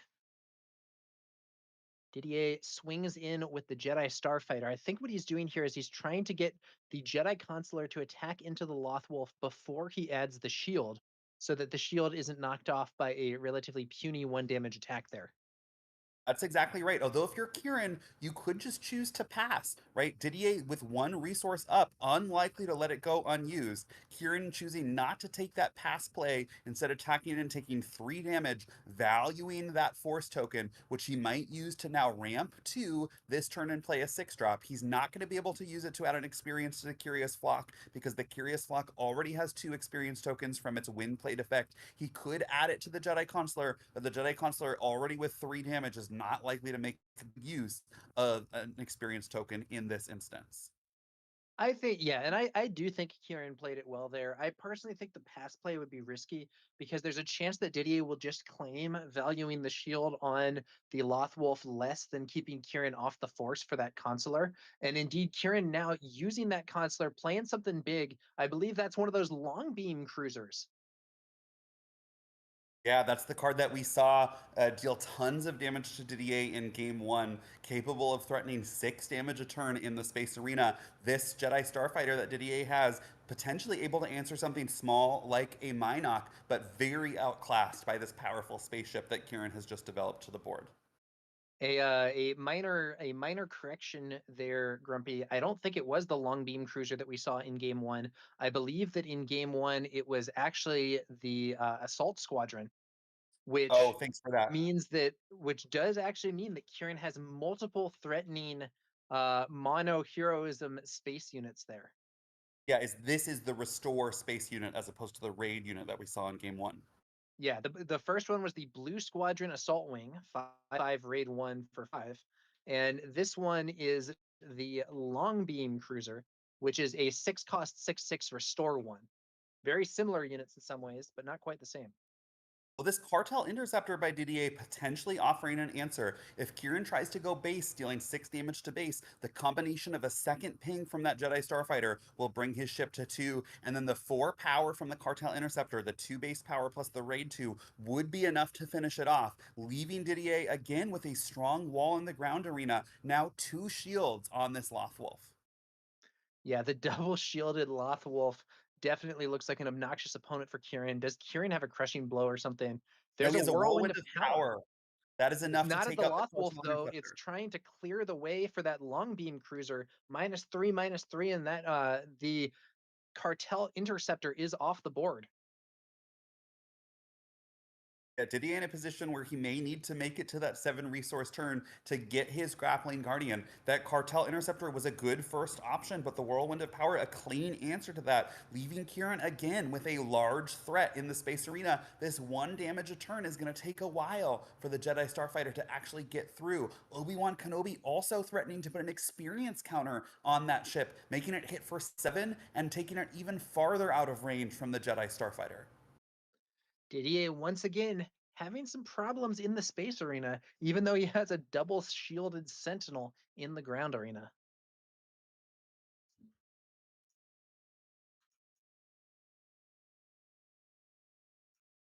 I do think we see the blockade runner in Didier's hand. That 4/4 Saboteur, if it comes out, would be potentially a clean answer to the 4 remaining health on Kieran's spaceship. Yeah, let's see here. I see a Wampa in hand for Didier. Yeah, that being said, Didier doesn't have enough resources to both play that blockade runner and add a third shield to the Lothwolf. If he doesn't add the third shield, the combination of Jedi Consular, an attack from the Curious Flock, an attack from the Obi-Wan Kenobi will be enough to clear both shields and remove the Lothwolf. Didier nonetheless saying, I need an answer to this spaceship and I need it soon. I'm going to give up the Lothwolf potentially this turn to make sure that at least next turn I'm able to clear this cruiser. Yeah, the blockade runner in position. Now Kieran beginning his attacks into the Lothwolf. Obi-Wan Kenobi swings, knocking off a shield and taking 3 damage. The Lothwolf will be able to actually kill both of the remaining ground units if they attack into it. But if Kieran attacks with the Jedi Consular first, he'll be able to take out the Lothwolf as well and leave an open ground arena for Obi-Wan, albeit an open ground arena with Kanan Jarrus about to deploy. Yeah, importantly though, that Lothwolf dying will mean Didier no longer has either a creature or a specter on the board. So unless he plays something from his hand next turn, Caden Jarrus will deploy not as a 5/8 shielded, but simply as a 3/6 shielded. Yeah, and it looks like now wait a minute, he's attacked in the wrong order. The Porg flock goes in. No, Oh, he's I attacked. see. He's losing that. Well, I don't know though. I don't see the consular as having a way to clear the Lothwolf now.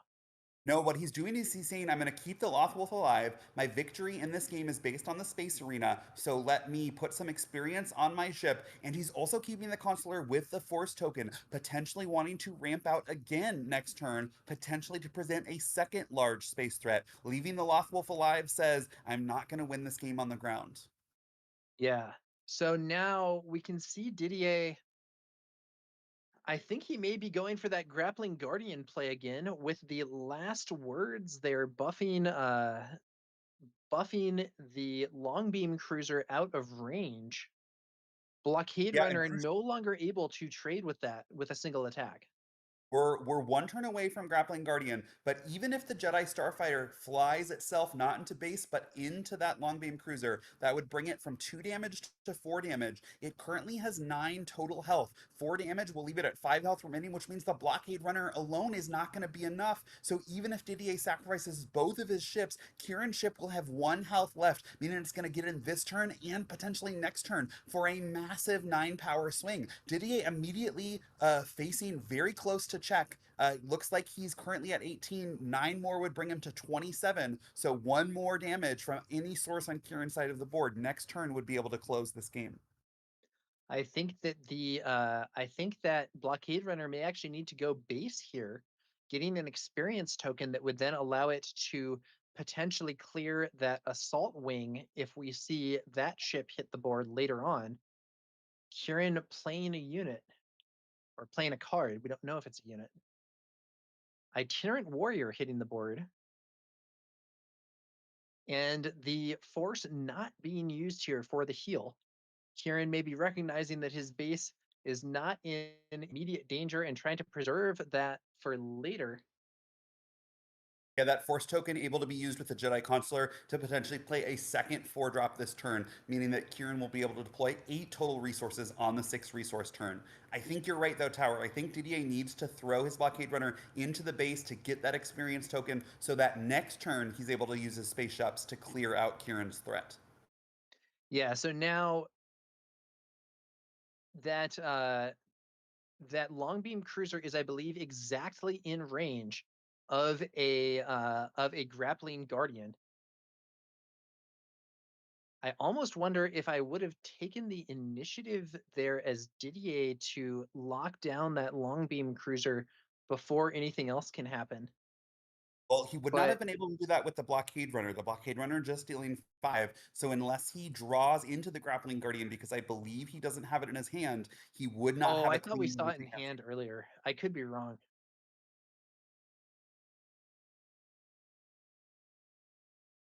This is a very tight game. Once again, Didier has a great obstacle on the ground with a Lothwolf, but is facing a lot of trouble in space.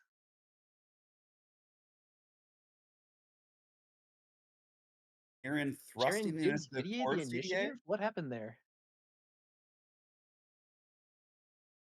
Well, Kieran played a Minoc.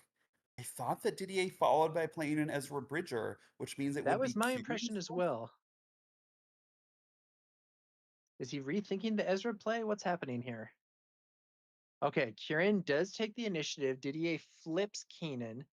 Kanan gets a shield. An upgrade being played on Kanan. I think that's that That's going to be the saber heirloom probably then. lightsaber.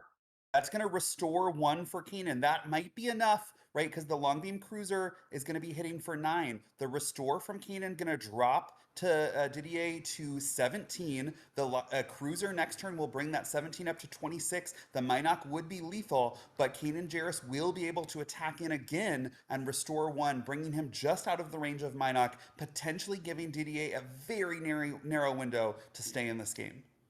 Now, Kieran could potentially attack with Obi-Wan to buff the Minoc, but it could then Yeah, in turn be taken out by that blockade runner.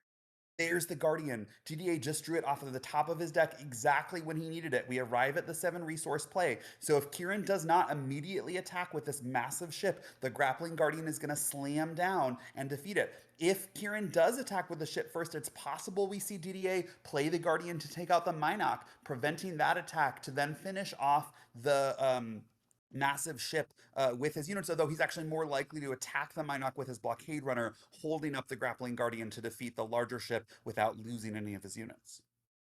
Didier, I think, actually has lethal this turn also, but Kieran does as well. It's an intense scenario here. Yeah, just like game one, it looks like it's going to be a nail biter. Here's the massive attack for 9, restoring for Kieran, bringing Didier within threat of lethal. Lethal. He's going to be up to, I believe, 27. He's going to have to now either take out this Minoc with a Blockade Runner or attack with Kane and Jarrus to restore one using the Heirloom Lightsaber. It's 26. 26. My apologies, but still facing lethal from the Minoc.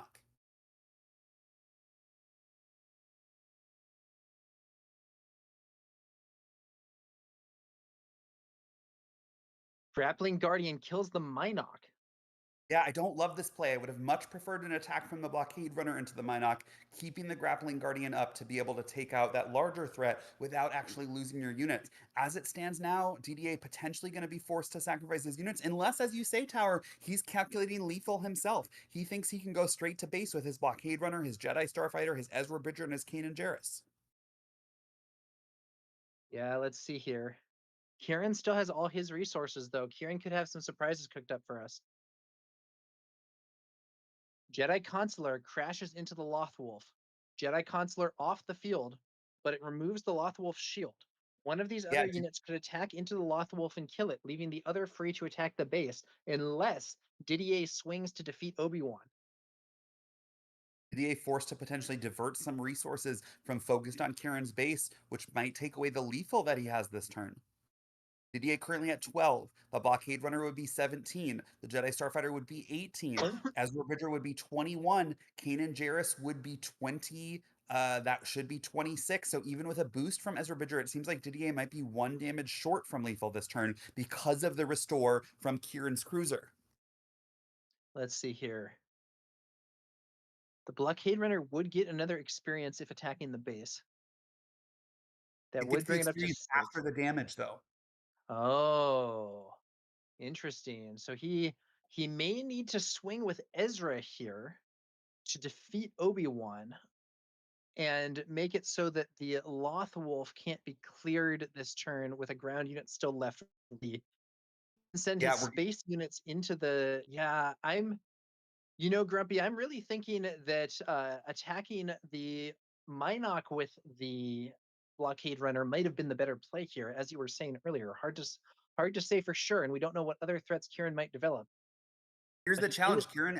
As you he has 7 resources left, so DDA will be able to clear Kieran's current board, right? The Ezra Bridger into Obi-Wan. The Itinerant Warrior is going to go into the Lothwolf, but that'll take off its shield. That opens the door for Kanan Jarrus to attack into the Itinerant Warrior, losing Kanan Jarrus's shield. Then with the Blockade Runner and the Jedi Starfighter, Didier will be able to take off Kieran's space threat, leaving Didier with a Kanan Jarrus on the ground and his Grappling Guardian in space. But with 7 resources, Kieran potentially able to deploy multiple lethal threats. Didier just at 2 HP. He'll be at 3 HP following the restore from the Heirloom Lightsaber, which means a single 3 power unit in either ground or space is able to threaten lethal, depending on what's in Kieran's hand. Even though he'll lose his entire board this turn, he may be able to end the turn still leaving Didier in check and therefore on the back foot going into the next action phase.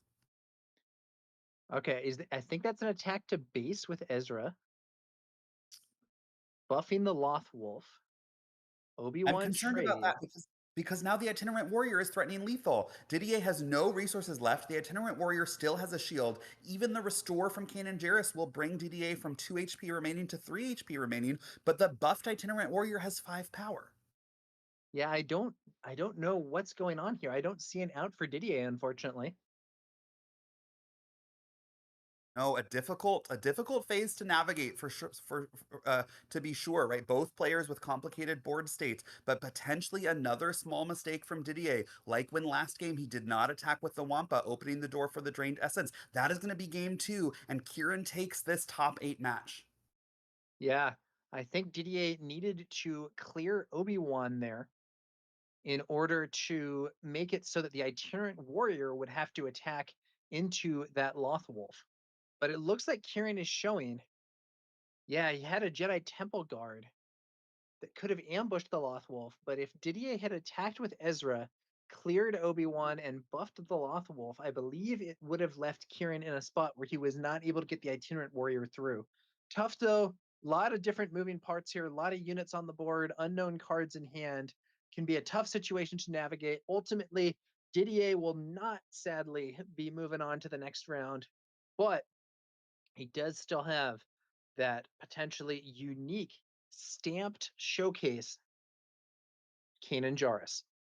And Didier can still be very proud of his performance today, going a massive 10-2 across 12 rounds of Swiss in a field of 468 players. That is a remarkable achievement, even to make it to the top 8 of this sector qualifier on his birthday, leaving with that stamped Kanan Jarrus showcase. I hope he feels good about his showing here. Yeah.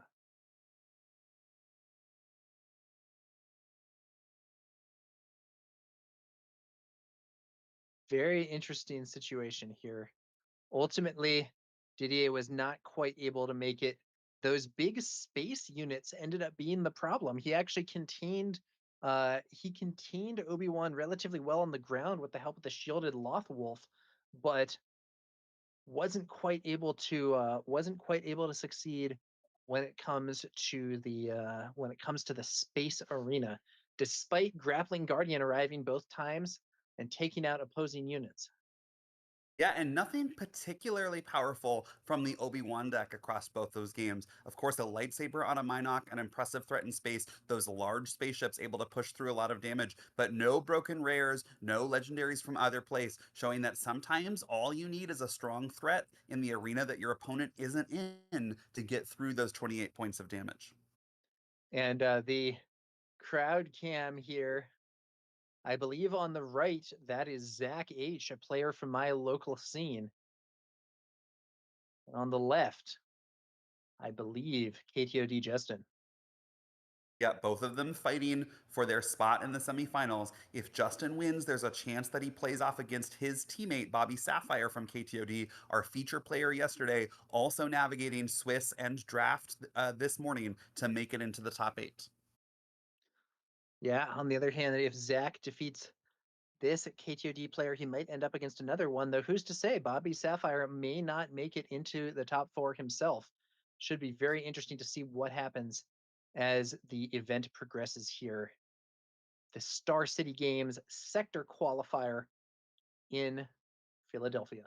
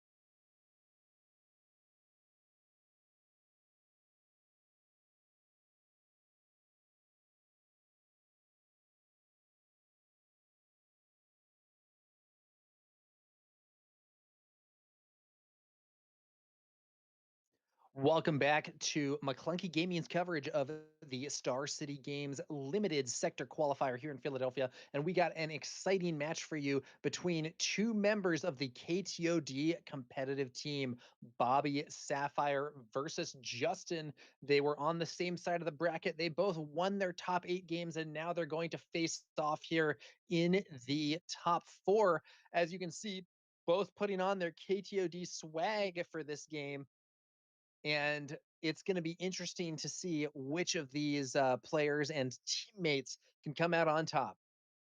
Yeah, now, Tower, I'm here's what's Cameron. absolutely wild. 1 week ago in Portland, Oregon, these two teammates met once again in the top 4 of the constructed sector qualifier. Both of them making top 8 in that tournament, both of them making top 4 before eventually facing each other. In that top 4 match, Bobby Sapphire came out on top, piloting his Palpatine yellow deck, which he eventually took down the entire tournament with. Now we're on the limited side of things. Bobby choosing to bring a Snoke aggression deck that he drafted in this top 8, whereas Justin bringing a Talzin aggression. Bobby's deck looking to be incredibly aggressive, deploying some low to the ground villainy ships that can be buffed by Snoke's ability to make them powerful space threats. We're told that Bobby did not deploy his Snoke leader in either of his top 8 games, showing the remarkable speed with which he can get his opponent's base to 28 using just those pesky little ships. Justin, however, on a Talzin deck may have access to some debuffs in the form of Talzin's Assassin to take out those ships cross arena and buy enough time to get 28 damage himself. This is going to be an exciting match,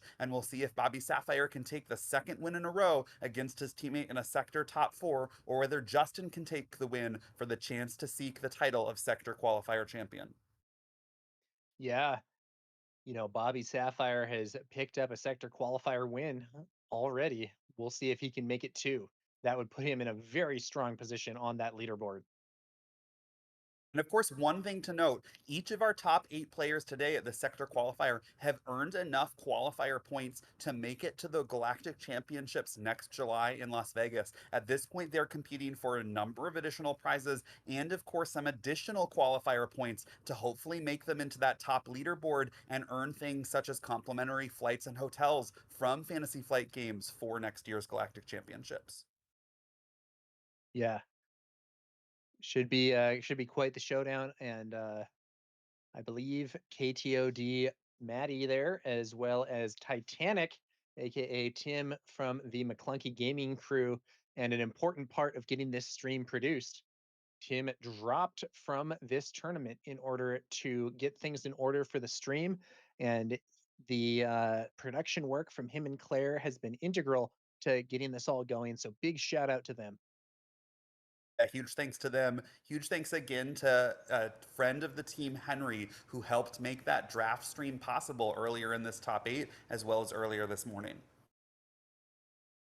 We've had it's a team effort here. We have myself, you, and of course Josh Snyder from Next Gen Gaming SC on the commentary. Tim and Claire doing the production. FFG and SCG for making this all possible. Uh, we got the draft stream overlay and setup made possible as well by another person who you just shouted out. That, Yeah, of Henry, course, friend of the team, being our Henry. man Henry. And it is it's a team effort to do these, and we're happy to have a community that is excited to bring these streams to the public eye.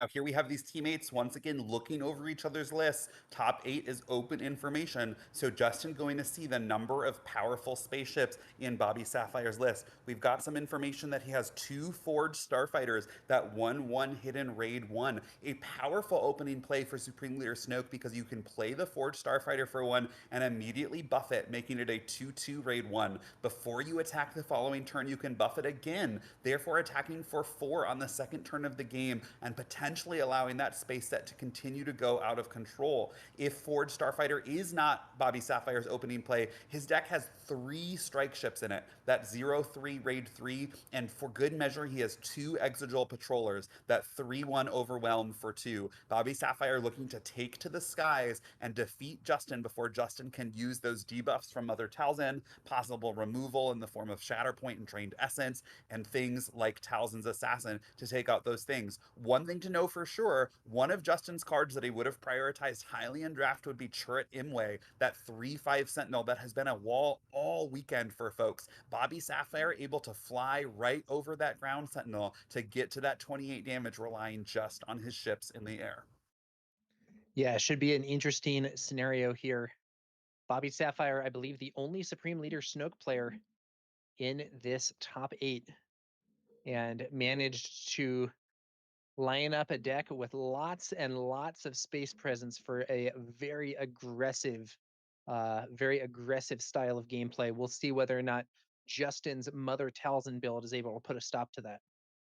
And with the loss of Didier on his Kanan Jarrus in top 8, Bobby Sapphire now the lone ranger in a field of Mother Talzins and Obi-Wan Kenobis. So it will be all Mother Talzin and Obi-Wan Kenobi from here on out unless Bobby Sapphire is able to take the win in this semifinal match.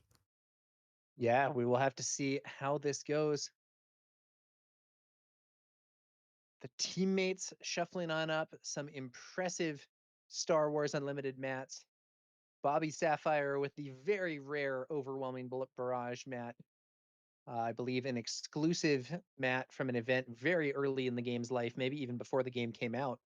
And the really cool Trench Run Sector Qualifier mat. I believe that was one of the options if you got an early VIP ticket. Very cool art on that Trench Run card. Yeah, really highlighting some of the incredible art that this game has to offer. It's really grown on me from set to set. The really wonderful options that FFG is able to continually churn out, not just the original versions of the card, but they've started to print alternate art versions of the card, and they all look absolutely fantastic. Yeah, I think you know, I think that the art of this game is really cool. I know there have been some people who have criticized it before, but to be honest with you, when you see the cards in person, it's pretty different from seeing them online in my experience. And there's really a thing there where you can, especially with the hyperspace versions and some of the cool treatments that they've developed for this, the design and so on really comes through, and I think we have some awesome pieces. Are there a few pieces that aren't my favorite? Sure, but there's also some really good ones, and I think we have 2 of them highlighted there on those playmats. Yeah, I'm in total agreement. There's the handshake. These players drawing their opening hands, and we are going to be off to the races for an explosive top 4 match between these 2 KTOD competitive teammate members. Yeah, let's see how this goes. A mulligan from Justin doesn't like what he's seen. Bobby Sapphire taking a little bit longer to think.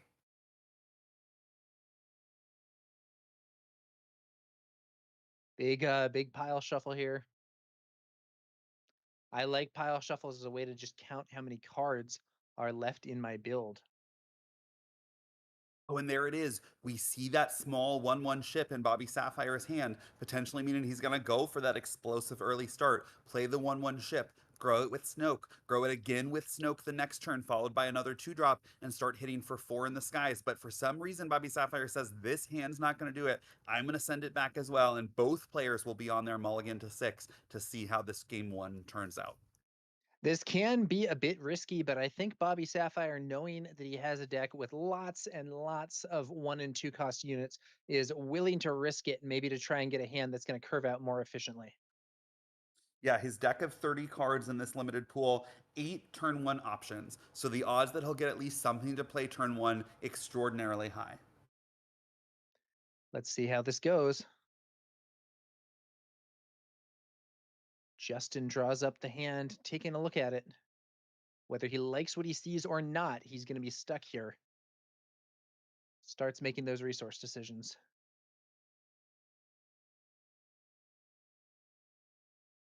Bobby Sapphire presenting deck for the cut. And away we go. Looks like it's going to be, is that Bobby Sapphire with the initiative token on the upper right-hand corner of the screen? I think that's a hand marker. I believe the initiative token is on Justin's side of the board, Hmm. like bottom left mid, Yep, but I I don't know see it there. entirely for sure. Justin, it looks like with a nearly identical hand marker. Here we go. Night Sister Warrior. Exegol, no, Strike Ship. I thought it was an That's the Exegol strike Patroller ship. at first, but both of these able to swing for a heavy hit in the space arena. Bobby Sapphire already showing a bit more damage than his opponent. And Strike Ship is a much better pick than the Exegol Patroller against Talzin in particular to avoid getting hit by that -1/-1. Yeah, normally a huge liability for that card against Mother Talzin, but Supreme Leader Snoke actually would have the opportunity to increase the health of that Exegol Patroller by adding an experience token, as it is a vigilance unit that would make it a 4/2 out of range of Mother Talzin's debuff. But nonetheless, the Strike Ship a safer option for now. We'll see if Bobby Sapphire chooses to add an experience. He does. This He Strike Ship does. now 1/4 that's going to hit for a massive 4 damage every turn. Raid 3 on that strike ship, allowing it to hit very hard. Like the Exegol Patroller, it is a villainy unit and therefore an eligible target for Supreme Leader Snoke's buff. Justin's going to have to come up with some kind of answer pretty quickly, or he's going to find himself outraced by Bobby Sapphire. And I have a feeling that the speed of that race is only going to increase as Bobby Sapphire plays out more space units. Yeah, this Acolyte of the Beyond, not going to be anything that's going to stop the aggression from Bobby Sapphire in space. Justin now, multiple ways to access the Force, will have the opportunity to use Mother Talzin's ability sort of at will, but likely won't be enough on its own to take out these spaceships.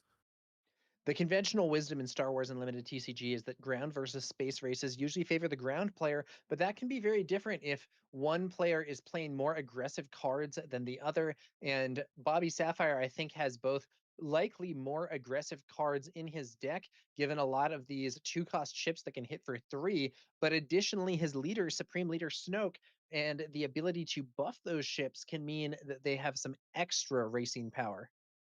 Yeah, that's exactly right. Bobby Sapphire trying to think, what is he going to do with these 2 additional resources? I believe he does have a copy of an Exegol Patroller in his hand. That's the 3/1 ship for 2. But if he plays it, Justin sitting on the Force token, able to immediately use Mother Talzin's ability to take that ship out of the sky. Not sure if Bobby Sapphire has access to any other 2-drop.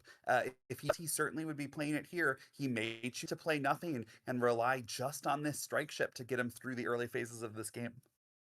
Yeah, playing an Exegol Patroller here would do almost nothing because Mother Talzin could defeat it with simply her unit or her leader ability, and then there are ample ways for Justin to get the Force back. So I think it might be better to hold that in hand and even resource it rather than immediately playing it. But we're gonna have to see just what Bobby Sapphire's thinking here. Yeah, that might be another copy of Strike Ship in his hand, in which case that would be the intuitive play over the Exegol Patroller because it would survive any debuff from Mother Talzin. Yeah, although it is possible, I don't know why he would know. I don't think he's going to try to draw it out to get his opponent off the force, simply because it would be so easy for Justin to get the force back. Does look like Bobby Sapphire is going to play at least something. One advantage to playing something here, well, I don't know. He could play something here and then claim into the next turn with his opponent having the force, but I just don't know how valuable that actually is. Still, okay, he's doing something here, maybe. 2 resources. Looks like it's Is that gonna the be that second Strike strike Ship. ship? I'm not sure what exactly he's thinking so hard about. He's got 2 open resources. He's got a unit that dies immediately, and he's got a unit that hang on. Seems like the better choice is to play the unit that hangs on.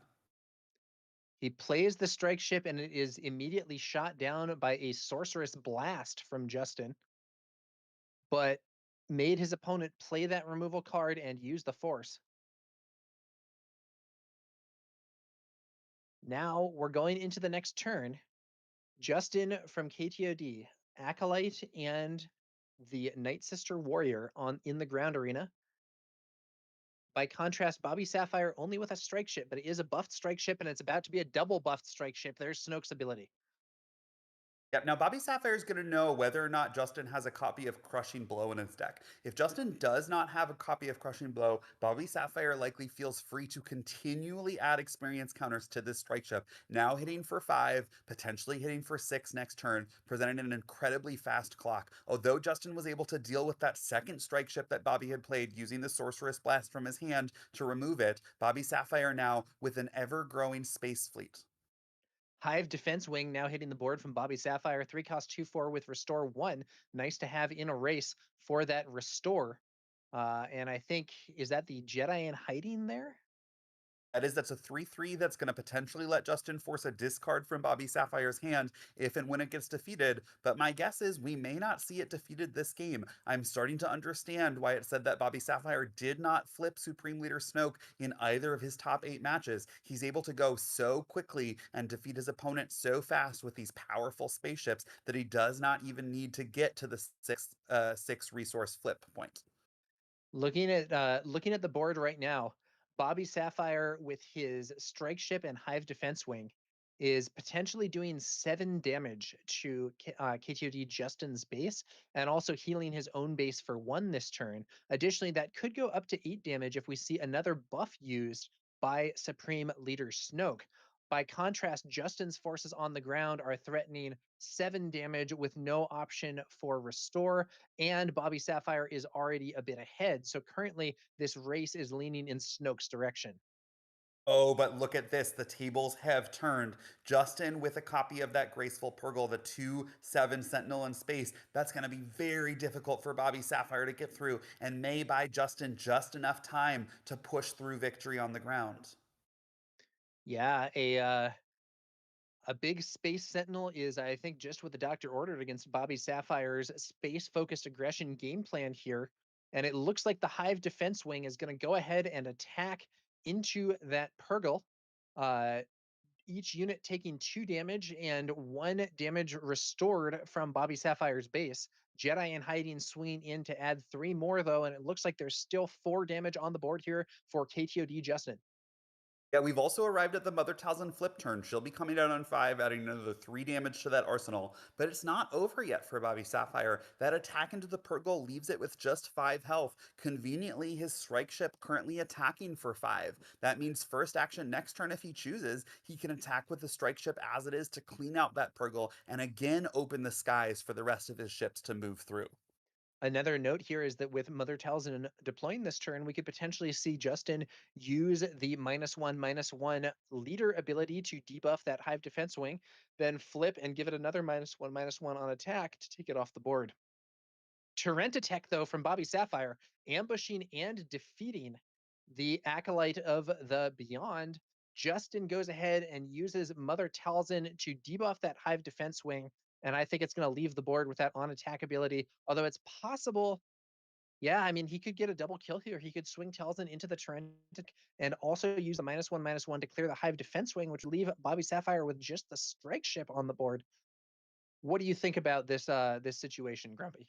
Yeah, I think that Justin's starting to feel ahead on board, but still behind on life. 14 damage on Justin's base, just 8 damage on Bobby Sapphire's base. If Justin leaves the Torrent attack alive, it can swing in for 5. And so Justin instead choosing to clear it, saying, I'm willing to take this damage on my Mother Talzin. I'm willing to stay behind on the base damage race, bringing Bobby Sapphire to 10 with an attack from this Night Sister Warrior, and knowing that his Space Sentinel will at least block 1 more attack from this strike ship. We've now arrived at the crucial 6 resource flip turn. Bobby Sapphire is going to be able to take out this Purgle, is going to be able to flip Snoke, and is going to hopefully be able to continue to push damage. Justin potentially needing to still play catch up, needing to control Bobby Sapphire's board, feels like even clearing what he did last turn, still a little bit behind on that race.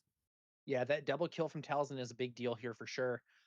Bobby Sapphire still down, once more down to just the strike ship that he started out with. We saw this ship played on turn 1. On turn 2, another strike ship joined it but was quickly taken out. The Hive Defense Wing took to the skies but was quickly taken out. But that humble strike ship from turn 1, now buffed up with 2 experience, is going to be swinging for 5 damage, and that is enough to take out the Graceful Purgle and clear the skies for future aggression. You know, Tower, this Purgle is exactly, I think, what Didier needed in his top 8 match. Not only is it a powerful Space Sentinel that might have served to stop those big ships he was facing, but it's also a creature, which means Keen and Jarrus would have been able to give it shields. Justin, instead, having access to it in his Mother Talzin deck, using it to stop the space aggression that Bobby Sapphire is presenting.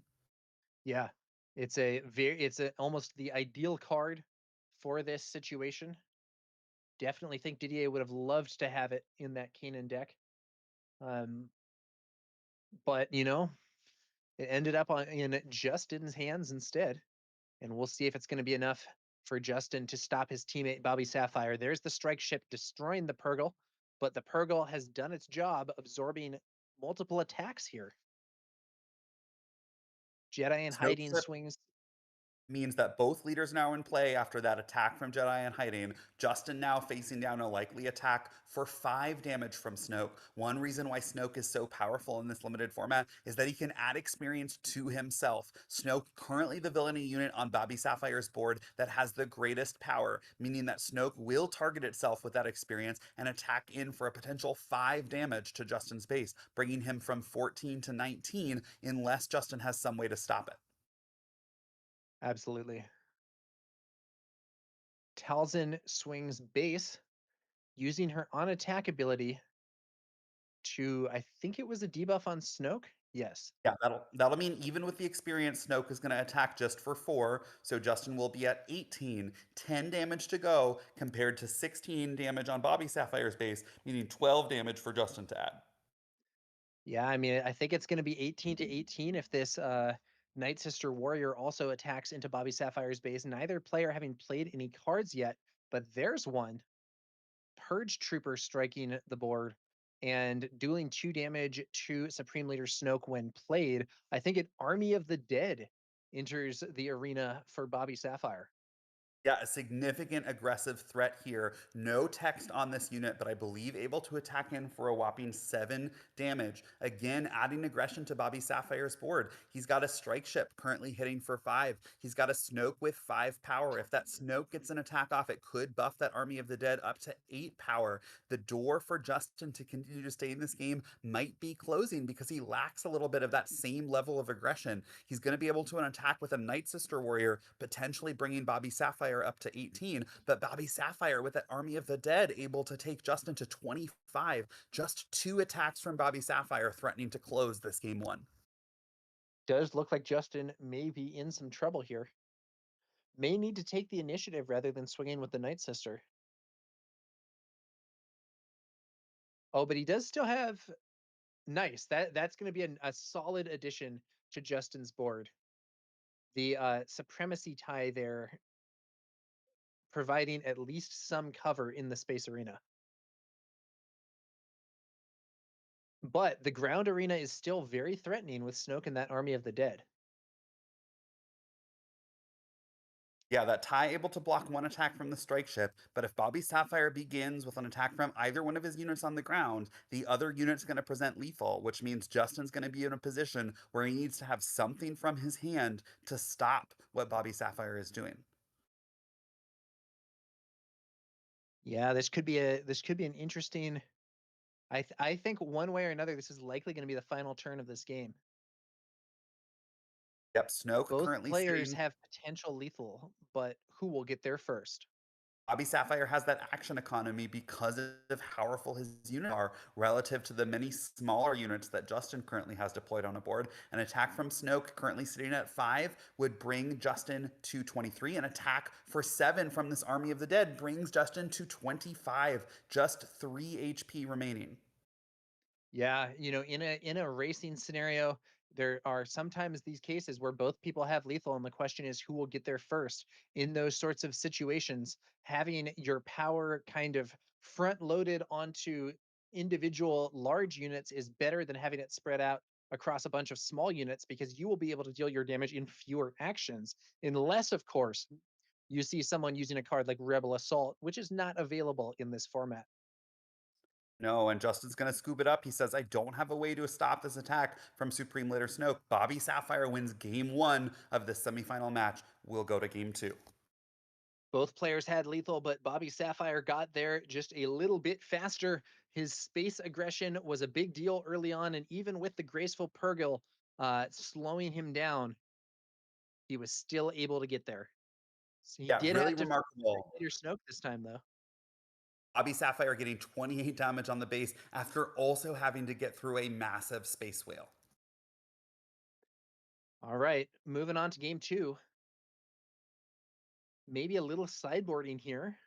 Justin looking through the other cards, seeing if he can find some options that may help him against his teammate Bobby Sapphire in the semifinal round here. Looks like that mythosaur we saw being passed around ended in Justin's hands, but choosing not to bring it in. That game ended on so few resources, it's unlikely he'd ever actually get a chance to play that large mythical beast. Yeah, Mythosaur.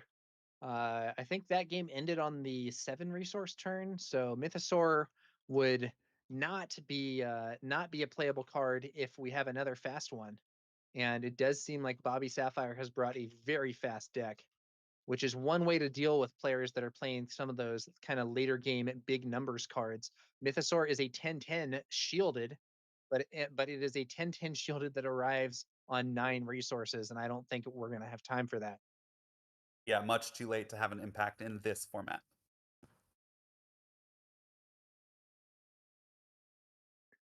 All right. Second game of the set. If Justin can win this, he'll force a game 3. If Bobby Sapphire can win this, he will be on to his second final match of a sector qualifier in a pretty short period of time. Yeah, a second final match in as many weekends. Just last weekend, he won in Portland, Oregon with Palpatine Yellow, trying to do the same today with Supreme Leader Snoke Aggression. It's a hype moment for the stream here. Very experienced tournament competitors and teammates facing off in the semifinals. Who will win?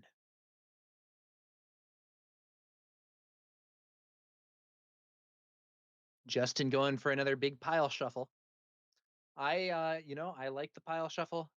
Good to have a way to make sure you didn't drop any cards or sideboard to the wrong number or anything. Just at a PQ I attended earlier in this set, I did the old pile shuffle. Found that I had, I believe, 51 cards, and there was a card I think that I had loaned to somebody and they had given back to me or something that had made it into my deck. Luckily, because of that, I was able to avoid any big penalties and move on to ultimately make the top 8. That's a great story, and the penalties for presenting an illegal deck can be quite harsh. Oftentimes includes a game loss, so oftentimes at a game of this stakes, better to double check and make sure everything's in order. Here we go. Justin versus Bobby Sapphire. Justin saying no to that opening hand, giving us perhaps our 4th pile shuffle of the match. Bobby Sapphire likes what he's got.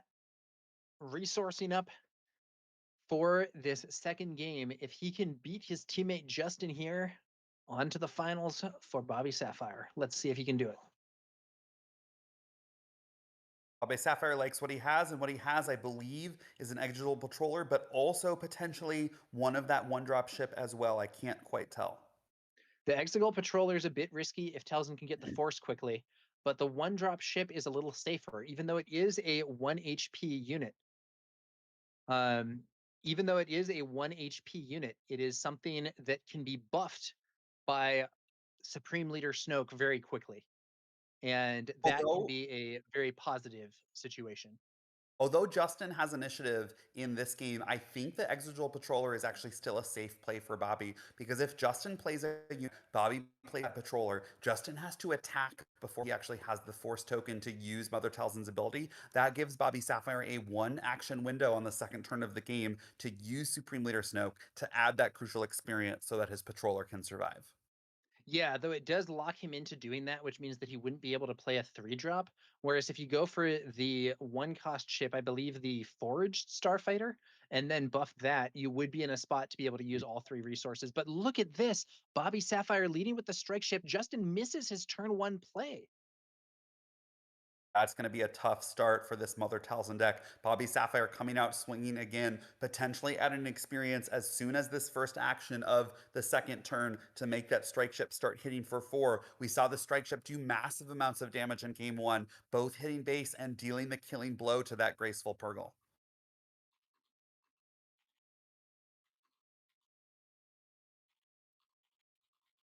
All right. Here we go. Bobby Sapphire in a very strong spot does use the buff. There's the swing, 4 damage, Exegol Patroller. Yeah, now I like this decision to put the experience on the strike ship first before attacking. If he had attacked and then played the Exegol Patroller, he would be locked into adding experience to that Patroller. And instead, he gets that additional damage this turn, and now we'll still have a window before Justin can use that Mother Talzin ability to add an experience to the Patroller, making it a 4-2. Justin missing his turn 1 play, really costing him here, but he does have a Sorceress Blast to take out the Exegol Patroller anyway. So he does have an option, and the strike ship swings in for another 4. Justin then bringing out a Night Sister Warrior. Bobby Sapphire, 3 resources left, gonna spend them all for a Knight of Ren, 4/4 in the ground arena. Lots of threats being presented here by Bobby Sapphire after Justin missed his opening play, kind of stumbled at the start. We'll see if Justin can get back in this race and try and stabilize things. Bobby Sapphire threatening a massive 8 damage, could be 9 if he chooses to use Supreme Leader Snoke's ability again, and Justin not easily able to take out these units. He could attack into the Knight of Ren with his 3-3, finish it off using Mother Talzin's ability, but that's going to take 2 actions, which will still let Bobby Sapphire crash in for 4, bringing him to 12. An attack from the strike ship would bring him to 16. Justin would then be down to just 12 HP remaining. It looks like, again, Bobby Sapphire trying to close the door on this game as quickly as possible. Yeah, and Grumpy, I think he is likely going to be able to do it. I don't know for sure. I'll be impressed if Justin can make the comeback here, but I don't know. It is really tough to go against a very aggressive opponent. Miss your turn 1, miss having the force to take out that Exegol Patroller. A lot of things went wrong for Justin in the early game, but let's see if he can recover. Yeah, I don't know if we saw a game all weekend where someone missed their turn 1 play and was able to catch up in this limited format. Oftentimes, decks in Constructed will intentionally skip turn 1 to start turn 2 with a powerful event like Power of the Dark Side and play that more controlling role. Limited, of course, has more limited access to those removal spells, fewer options, and so missing that first turn, not getting a unit on the board, can bring you to a devastating disadvantage. All right, looks like the Knight of Ren is going to start things off for Bobby Sapphire here. Jedi in Hiding hit Bobby Sapphire's base for 3, giving Justin the force finally. Knight of Ren swinging for 4 into Justin's base. 16 HP remaining for Justin, 22 for Bobby Sapphire. 3 resources. Bobby Sapphire rethinking that play. Maybe not going to spend 3 resources. Strike Yeah, ship could swing here. Justin choosing to deploy that Mother Talzin instead of using her leader ability, Justin potentially having a plan for a deployed Mother Talzin, or no, she's just going to attack straight off the bat into that Knight of Ren, combined with her on attack debuff, will take 3 damage back, but defeat that ground threat, still leaving this strike ship in the air, presenting 4 damage with Justin already at 16. Yeah, Bobby Sapphire's ground arena is cleared, but the space arena is still a major threat. And I think Justin needs to find another space sentinel or something fast because Bobby Sapphire is adding even more threat there with the missile ship. This is the heavy missile gunship. It is a 4-cost 4/3. As an action, it can exhaust to deal 2 damage to a ground unit. But let's be real here. I don't think Bobby Sapphire's playing it for that. I think he's playing it for more aggression in the space arena.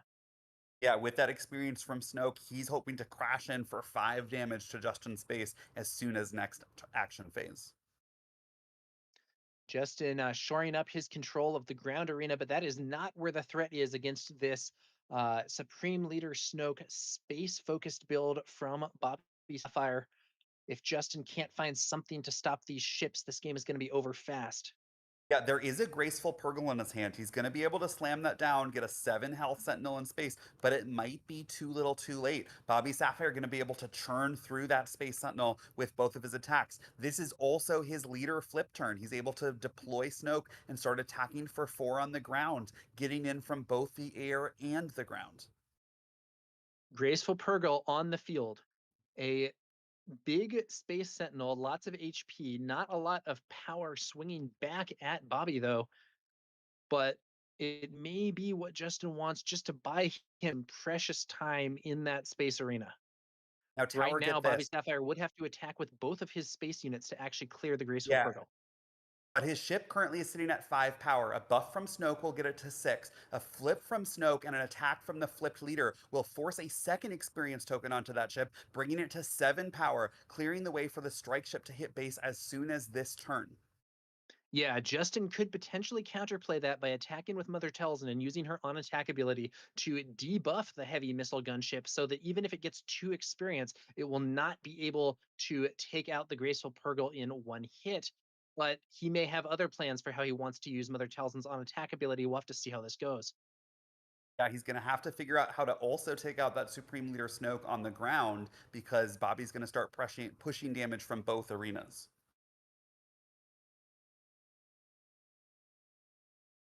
This is a very exciting match between 2 experienced competitive players.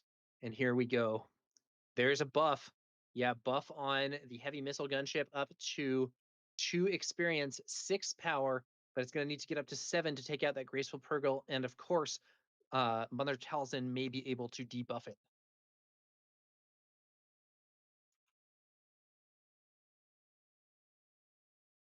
Mother Talzin swinging.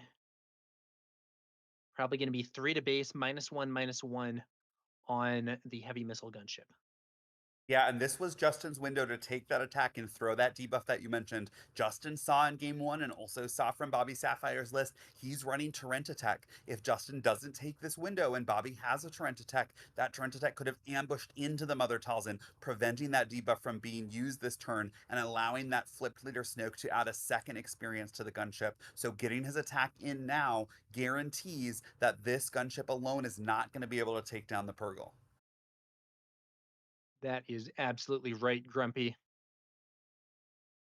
Justin choosing to race here. Justin saying, I think I can get you close enough. It feels like he's behind, but maybe that 7 health Sentinel is enough. But look at this. Here comes a Sentinel of Bobby Sapphire's own. This Praetorian Guard's a 2/5, has its Sentinel trait activated because Bobby Sapphire has both Supreme Leader Snoke and his gunship as units with 4 power or greater.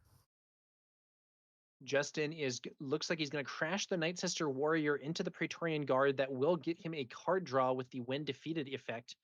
Maybe drawing him something that can get through. That Praetorian Guard definitely going to be a huge problem for any sort of racing plan here from KTOD Justin, especially now that it's being upgraded. Oh, is that the Inquisitor's lightsaber that Bobby Sapphire throws on it? That's going to turn it from a 2/5 into a 3/8, meaning that's going to have 6 health remaining, and Justin is not going to be able to get through it this turn with just a 3/3 on board available to attack and a single ready resource. Yeah, it looked like that Jedi in hiding was going to be able to clear the Praetorian Guard. It's not going to happen this turn. Jedi in hiding does swing in, and force being used there to cause what is that? Is it It's a a discard random effect. discard or is it a selected discard? I think No, it's a Bobby selected Sapphire will discard. get to select. Yeah, selected discard. There's a little bit of glare on the sleeve. Not entirely sure what Bobby discarded, but I'm not also entirely sure it's going to matter in this scenario. Purgle still alive on 1 HP thanks to the debuff from Mother Talzin, preventing that highly experienced missile gunship from clearing it. But the experienced strike ship swings in as well, and that's it for the Purgle. Furthermore, strike ship actually does have overwhelm, doesn't often come into play, but it does here. Justin is going to extend the handshake. He cannot stop this aggression. Wow, that Snoke deck so incredibly fast. Congratulations to Bobby Sapphire on a 2-0 victory in this semifinals here in Philadelphia, leading him to his second sector finals in the past 2 weeks. Well done to Bobby Sapphire here. It's such an accomplishment making it to the finals of two different sector events. And if he can win this one, it's going to be a very impressive performance. And really, I think maybe the first time in SWU history that someone has done something quite like that. Yeah, really a remarkable player, one of the leads of a remarkable team in our community, making an incredible showing here this weekend. Yeah, and it's funny too, for a while we had Big Sapphire showing up in a lot of events. He kept making the top cut, he kept doing well, but not quite making it. He would often get knocked out, but he has taken his game to the next level in the season 1 here of competitive play for Star Wars Unlimited, and he's gone from being someone who makes the cut but doesn't necessarily win to someone who has now won event after event and is going to be in the finals of yet another. Very cool stuff here from Bobby Sapphire. You love to see it.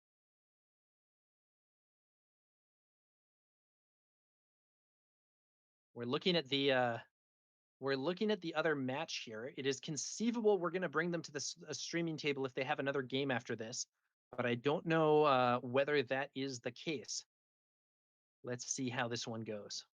Yeah, we have Kieran, who we just saw take down the quarterfinal match against DDA, facing off against Antonio.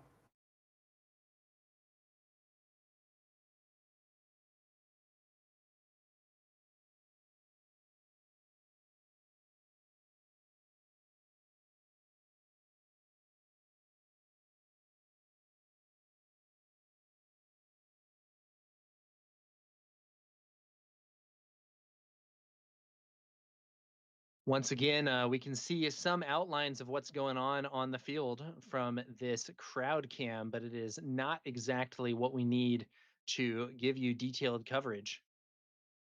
We'll see Well, whether or not these players end up moving to the streaming table. It looks like there are units on both sides of the board, and some unit just defeated some other unit. we have news that this is game 3, which means we are not going to bring them over to the feature table. Whichever player wins this game will advance to the finals, where they will face off against Bobby Sapphire's Supreme Leader Snoke. Should be a very interesting finals to see. I'm excited to cast this.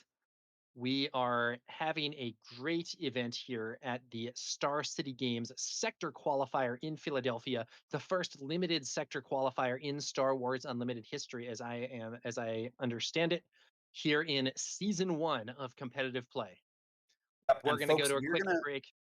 take a quick break, which brings me to the end of my road with you today. I'm going to step away, and for our final match, you'll be joined once again by Josh Snyder of Next Gen Gaming. It's been an absolute pleasure. I've enjoyed casting these games, Tower. It's been great hanging out with you. I hope you have a great time for the last round of this sector qualifier. Thanks, Grumpy, and shout out to you two for being here and casting with me for a bunch of these exciting matches. It's been a great 2 days of Star Wars Unlimited, and we'll have to see what happens as we move on towards our finals.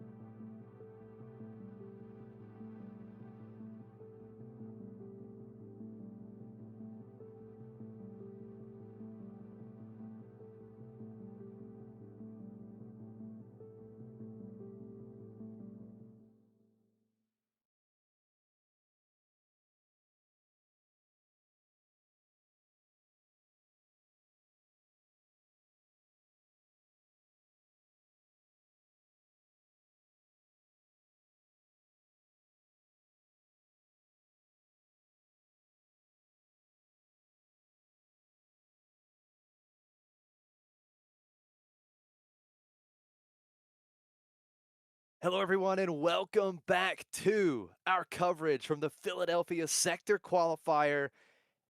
It has been a long weekend of limited Star Wars play. We have had the very first limited sector qualifier in this game's history. We had the regional this weekend, but the first sector qualifier. I'm Josh Schneider. Tower number 9 is with me, and we are getting ready for the finals of this sector qualifier. It should be an exciting match, and it's between two people with very different stories in the game here. Mike Jam, aka Bobby Sapphire, an experienced competitive player, been to a whole bunch of events, picked up some nice wins recently, but he's been around essentially since the game started. Kieran, on the other hand, here, I am told this is actually his first major competitive event in all of Star Wars Unlimited. But as we can see from the bracket there, it's been a good one for him. He has reached the final where he will play against Bobby Sapphire to determine who will be the winner of the Philadelphia Sector Qualifier. It really is remarkable, Tower. Such a beautiful storyline. These two players, Bobby Sapphire, could go back to back with 2 sector qualifier championships in as many weekends. I mean, this has never happened in this game. So, what a remarkable story that could be for Bobby Sapphire. And then Kieran on the other side, his first competitive Star Wars Unlimited event. He's played in a few local events, but this is really the beginning of his story in competitive SWU play. He's made it all the way to the finals to face off against a juggernaut in this game. So, what a story this could be. And at the end of the day, win or lose, Kieran, in his first competitive event, has locked a spot in the main event of the Galactic Championship. Tower, I don't think it gets any better than that. Yeah, Josh, we're in a situation here where both of these players have secured a large number of qualifying points for that leaderboard. And at this point, I believe just making the top 8 at a sector already gets you 100 points and gets you in. And both of these players are at the level where you're essentially just racking up more points for your leaderboard standings with that spot in Vegas for next year already secured.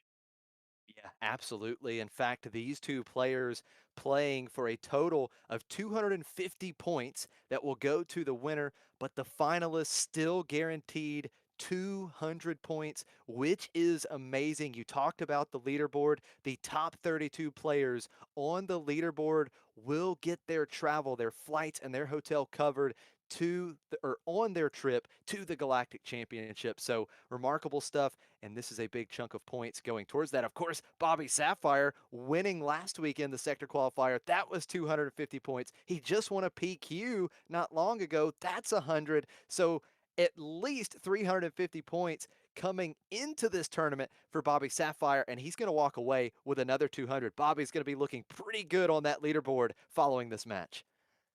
Yeah. Now let's see what happens here as Kieran and Bobby Sapphire face off. Kieran shuffling up here. Bobby Sapphire doing the same. It's going to be an Obi-Wan Vigilance for Kieran versus Bobby Sapphire's Supreme Leader Snoke Red. Two fantastic leaders. We've talked about it all weekend, Tower. These were actually two of the more represented leaders. There's 3 leaders that people really consider to be tier 1 in this format. It's Talzin, Obi-Wan, and Snoke. Now we have Snoke and Obi-Wan getting all the way to the finals. 2 leaders that want to start giving out experience tokens. Now, the thing is, Obi-Wan Kenobi does rely on the Force to do it, whereas Snoke does not. He just needs those villainy units. Yeah, and what we saw from Bobby Sapphire's deck in the previous game was a very space-focused composition, lots of early space units that can then be buffed by Supreme Leader Snoke's ability to put the pressure on in the arena where a lot of players are going to be weaker in this set. Kieran, on the other hand, will likely be playing a fair number of ground units because he needs force units in order to get the force and use his leader's leader ability. Yeah, that is an excellent point. And what is interesting, we saw Kieran in the quarterfinal match against DDA, and what led Kieran to victory? It was actually the space arena. He actually kind of shifted over to the space arena after he was able to get the force, throw some experience tokens on those space units, and that helped him go to victory. Bobby Sapphire, similar. last round, we saw Bobby Sapphire putting on amazing pressure in the space arena. So I'm really curious to see how this is going to play out because while Kieran wants the force, we know that Kieran also has a very strong space package in this deck as well. Yeah, in our last match, Bobby Sapphire's KTOD competitive teammate Justin even had the graceful Purgle in both games to try and slow things down in space, but wasn't able to do it. And here we go. Game one of the finals here in Philadelphia is underway. Kieran starting the match with the initiative. He plays the Village Tender, and Bobby Sapphire, you guessed it, he's going to space early with the strike ship. He's presenting 3 damage right away on turn 2. This is definitely a start that I think favors Bobby Sapphire. That Village Tender isn't a terrible unit, but it's just a one cost, not quite as effective as Bobby Sapphire's strike ship. But here comes a lightsaber for that Ewok. Yeah, I believe that was Yoda's lightsaber, so that Ewok will now be swinging in for 4 power. Bobby's going to go ahead and deal the first damage here in game 1, 3 damage to Kieran's base. Of course, Bobby always has that ability to pay 1, use Supreme Leader Snoke's action ability to give a token to one of his villainy units with the most power, but here he's just going to attack, and we'll see what he follows up. Maybe he wants to stay on curve here with a 3-drop. Yeah, Kieran's own attack coming in from that Ewok for 4 damage to the base and 1 restore on Kieran's base. Bobby Sapphire does follow up with quite a strong unit in the ground arena. Here is Knight of Ren, another villainy unit that can be buffed by that Supreme Leader Snoke action ability. Both these units in the ground arena, I believe, are currently 4/4, with the buffed Ewok having the same stat line as that Knight of Ren. However, Kieran's buff with Obi-Wan is not available. Bobby Sapphire's with Snoke is available. Kieran has not yet managed to get the Force token. Kieran just going for the aggressive game plan for to Bobby's base. The Village Tender does have Restore 1, so he's able to restore 1 from base. And now we see Bobby taking advantage of the Supreme Leader Snoke action ability, giving an experience token to Knight of Ren. That's a 5/5 now, but look at this. This is a strong unit in the ground arena for Kieran. The Itinerant Warrior coming out. That is a 4/4 unit with a shield token. Yeah, unfortunately, Kieran once again suffering from his lack of the Force token, as that Itinerant Warrior is unable to use the heal ability, but it is a 4/4 shielded, could potentially take out that Knight of Ren while remaining alive, and will also be able to secure that Force token for future plays. Look at Bobby Sapphire taking out the Village Tender with the Knight of Ren and then continuing to pour on the pressure in the space arena. We've got the Hive Defense Swing coming out. It doesn't just present 2 power, 2 damage from the space arena, but it also has Restore 1. That's right, Josh. The Hive Defense Wing is a 3-cost 2/4 Separatist vehicle fighter, and it does have Restore 1. Not necessarily the most efficient option, but still pretty decent in a race, especially with that Restore starting to potentially put you in a safer position. We saw a bit of Restore on Kieran's side of things from the Ewok, but now it's Bobby Sapphire who has some Restore on the board. Now, Kieran will start this next action phase with the initiative. We know we've got the Itinerant Warrior shielded, and like you talked about, that could quickly clean up that 5-power ground unit that Bobby has, but we'll see if Kieran has a better line of play. Looks like he may play something from hand, or maybe he'll think more about it. He's actually just going to be aggressive, it looks like. Another 4 damage to Bobby's base. That's 12 damage on, and we're getting the force for Kieran.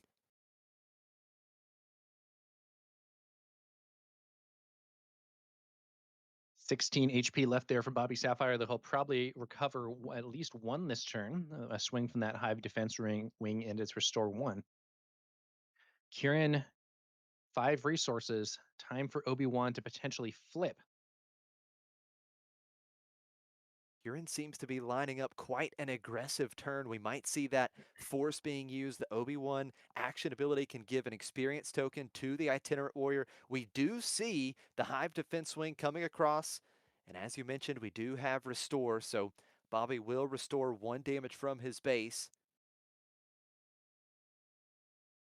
Of course, Obi-Wan Kenobi can be deployed here on this turn, so we know that Kieran can have a very aggressive approach to this turn, and that seems to be what he wants to do, bypassing on taking out that Knight of Ren. Yeah, and there's the conventional wisdom in Star Wars Unlimited TCG is that a ground versus space race is going to favor the ground. But that's not always the case, and a lot depends on how aggressive the specific cards are in the specific decks. So Kieran has opted to leave the space arena alone, not taking out that strike ship. We use the whirlwind of power to give -3/-3 to the Knight of Ren. That's defeated. So he did have another way to clear up that ground arena.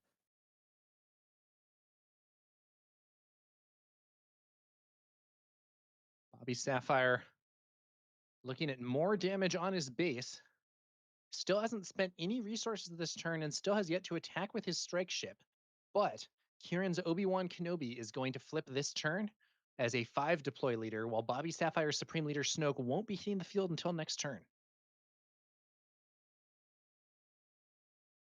Kieran does also still have 2 resources available. We'll see if he can make the most of Obi-Wan's ability, giving that experience token to the itinerant warrior before deploying. Then maybe you could play another 2-cost unit, bring Obi-Wan Kenobi out, attack, give an experience token to that other unit as well. We'll see if that kind of efficient line is an option for Kieran. Bobby Sapphire really taking some time thinking through this play because we've seen Bobby Sapphire be the aggressive Battle the Fury. aggressor early, but he is being put in an interesting spot. But yeah, that Battle Fury is going to be good. That is +3/+3 on the strike ship. And that is a strike ship that can deal 6 damage now in the space arena. Very strong play for Bobby Sapphire. Battle Fury really adding to the aggression. Yeah, he'll have to discard cards from hand, but I'm not sure how relevant that is. Kieran does indeed have another unit to play, though.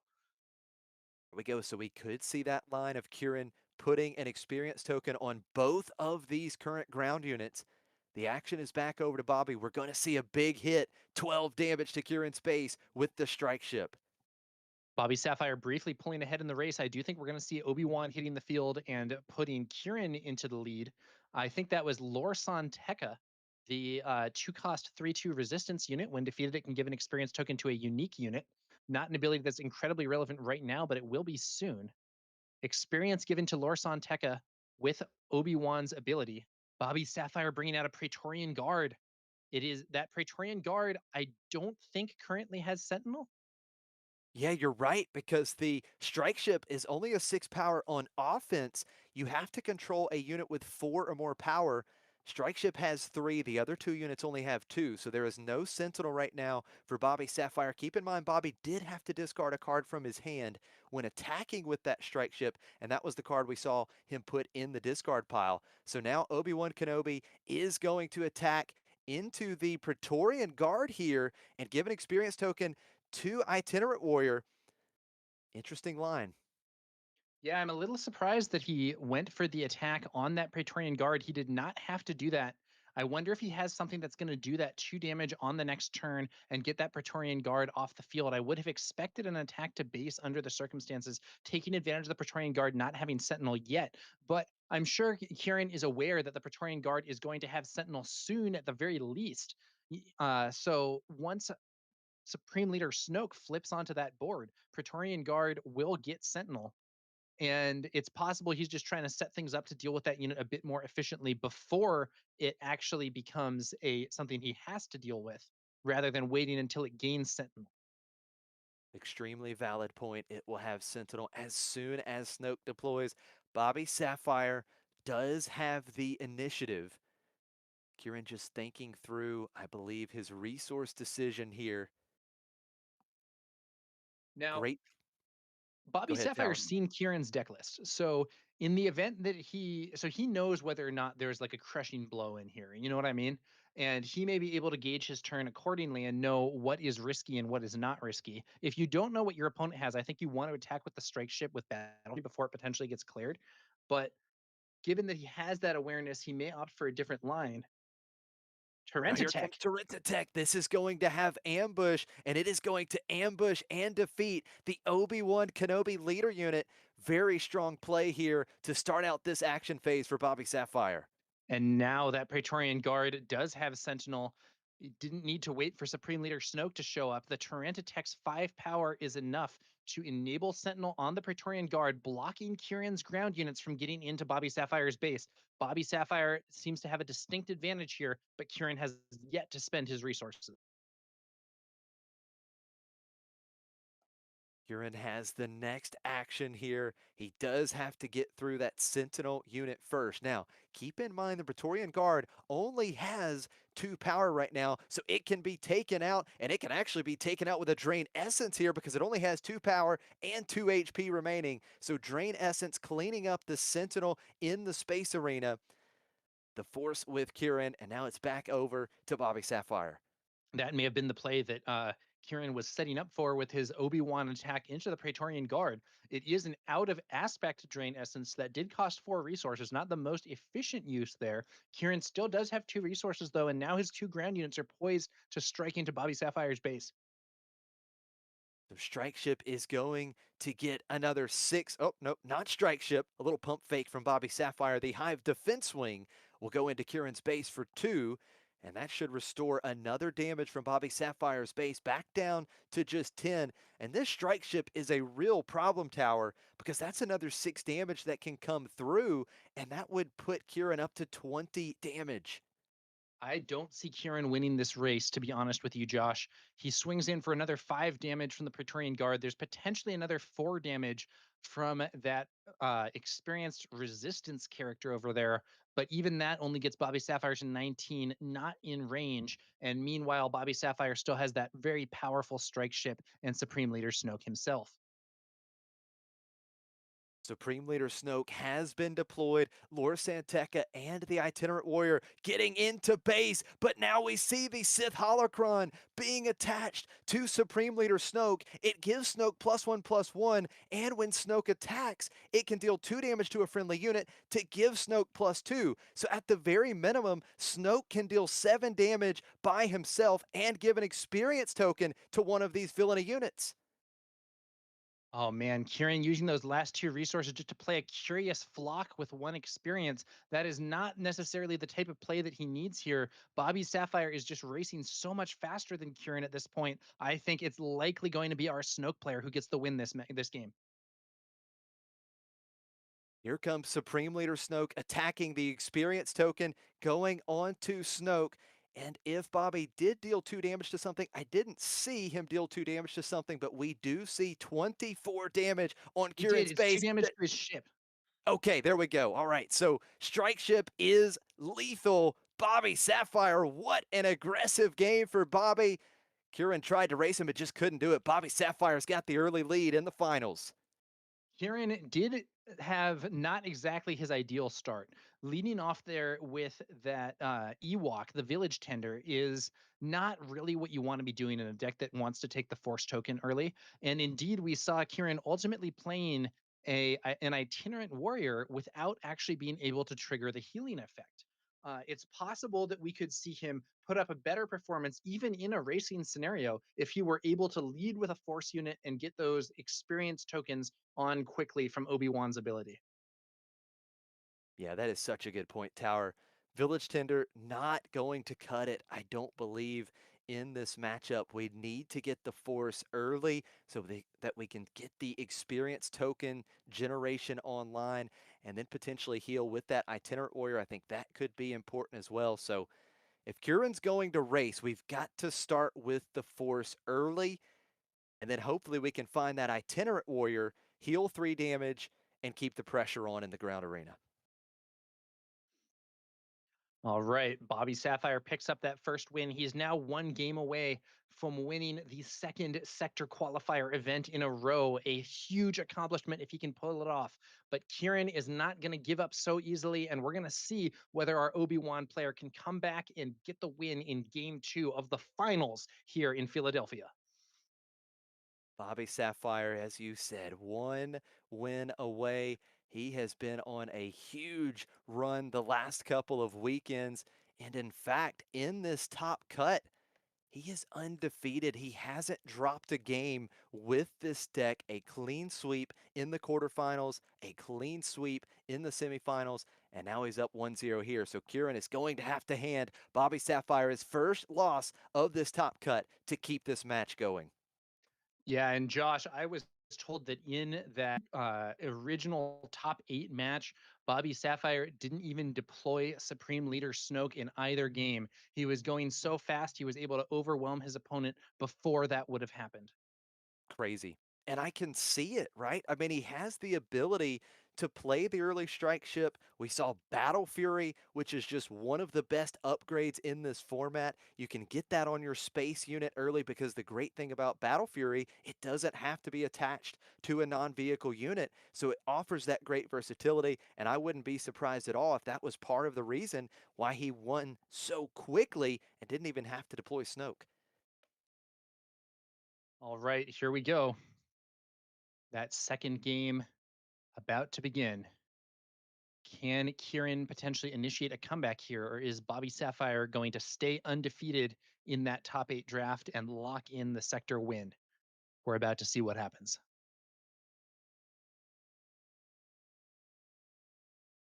One other Early note, Bobby Sapphire, the only Snoke player in this top 8, whereas there were 3 other Obi-Wan players. So I think Bobby Sapphire might be using a less diluted pool than what Kieran has access to here. Great point for sure.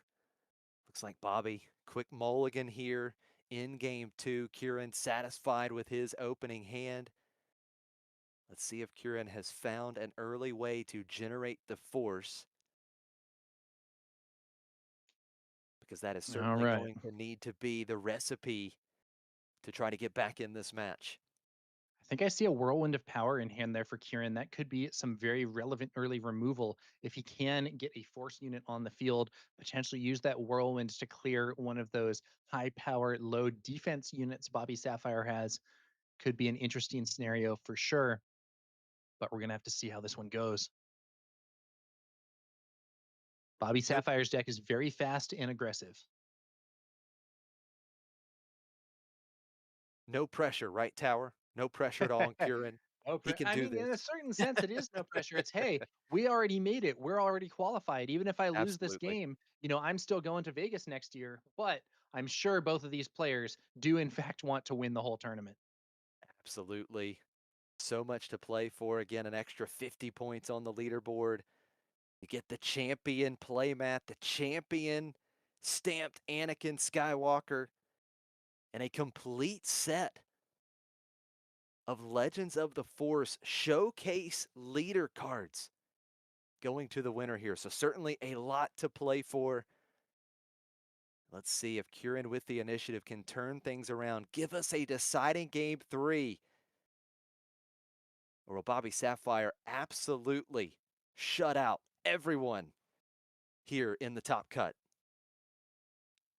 I like Bobby Sapphire, but I am kind of rooting for a game 3 just because it would be more hype from the viewer and caster perspective. Let's see if Kieran is going to be able to earn that. Jedi Vector leads us off. Okay, so we're going space for Kieran. We're going space for Bobby Sapphire. That has to be his favorite turn 1 play with this deck, leading off with the strike ship. Such an aggressive early play in the space arena.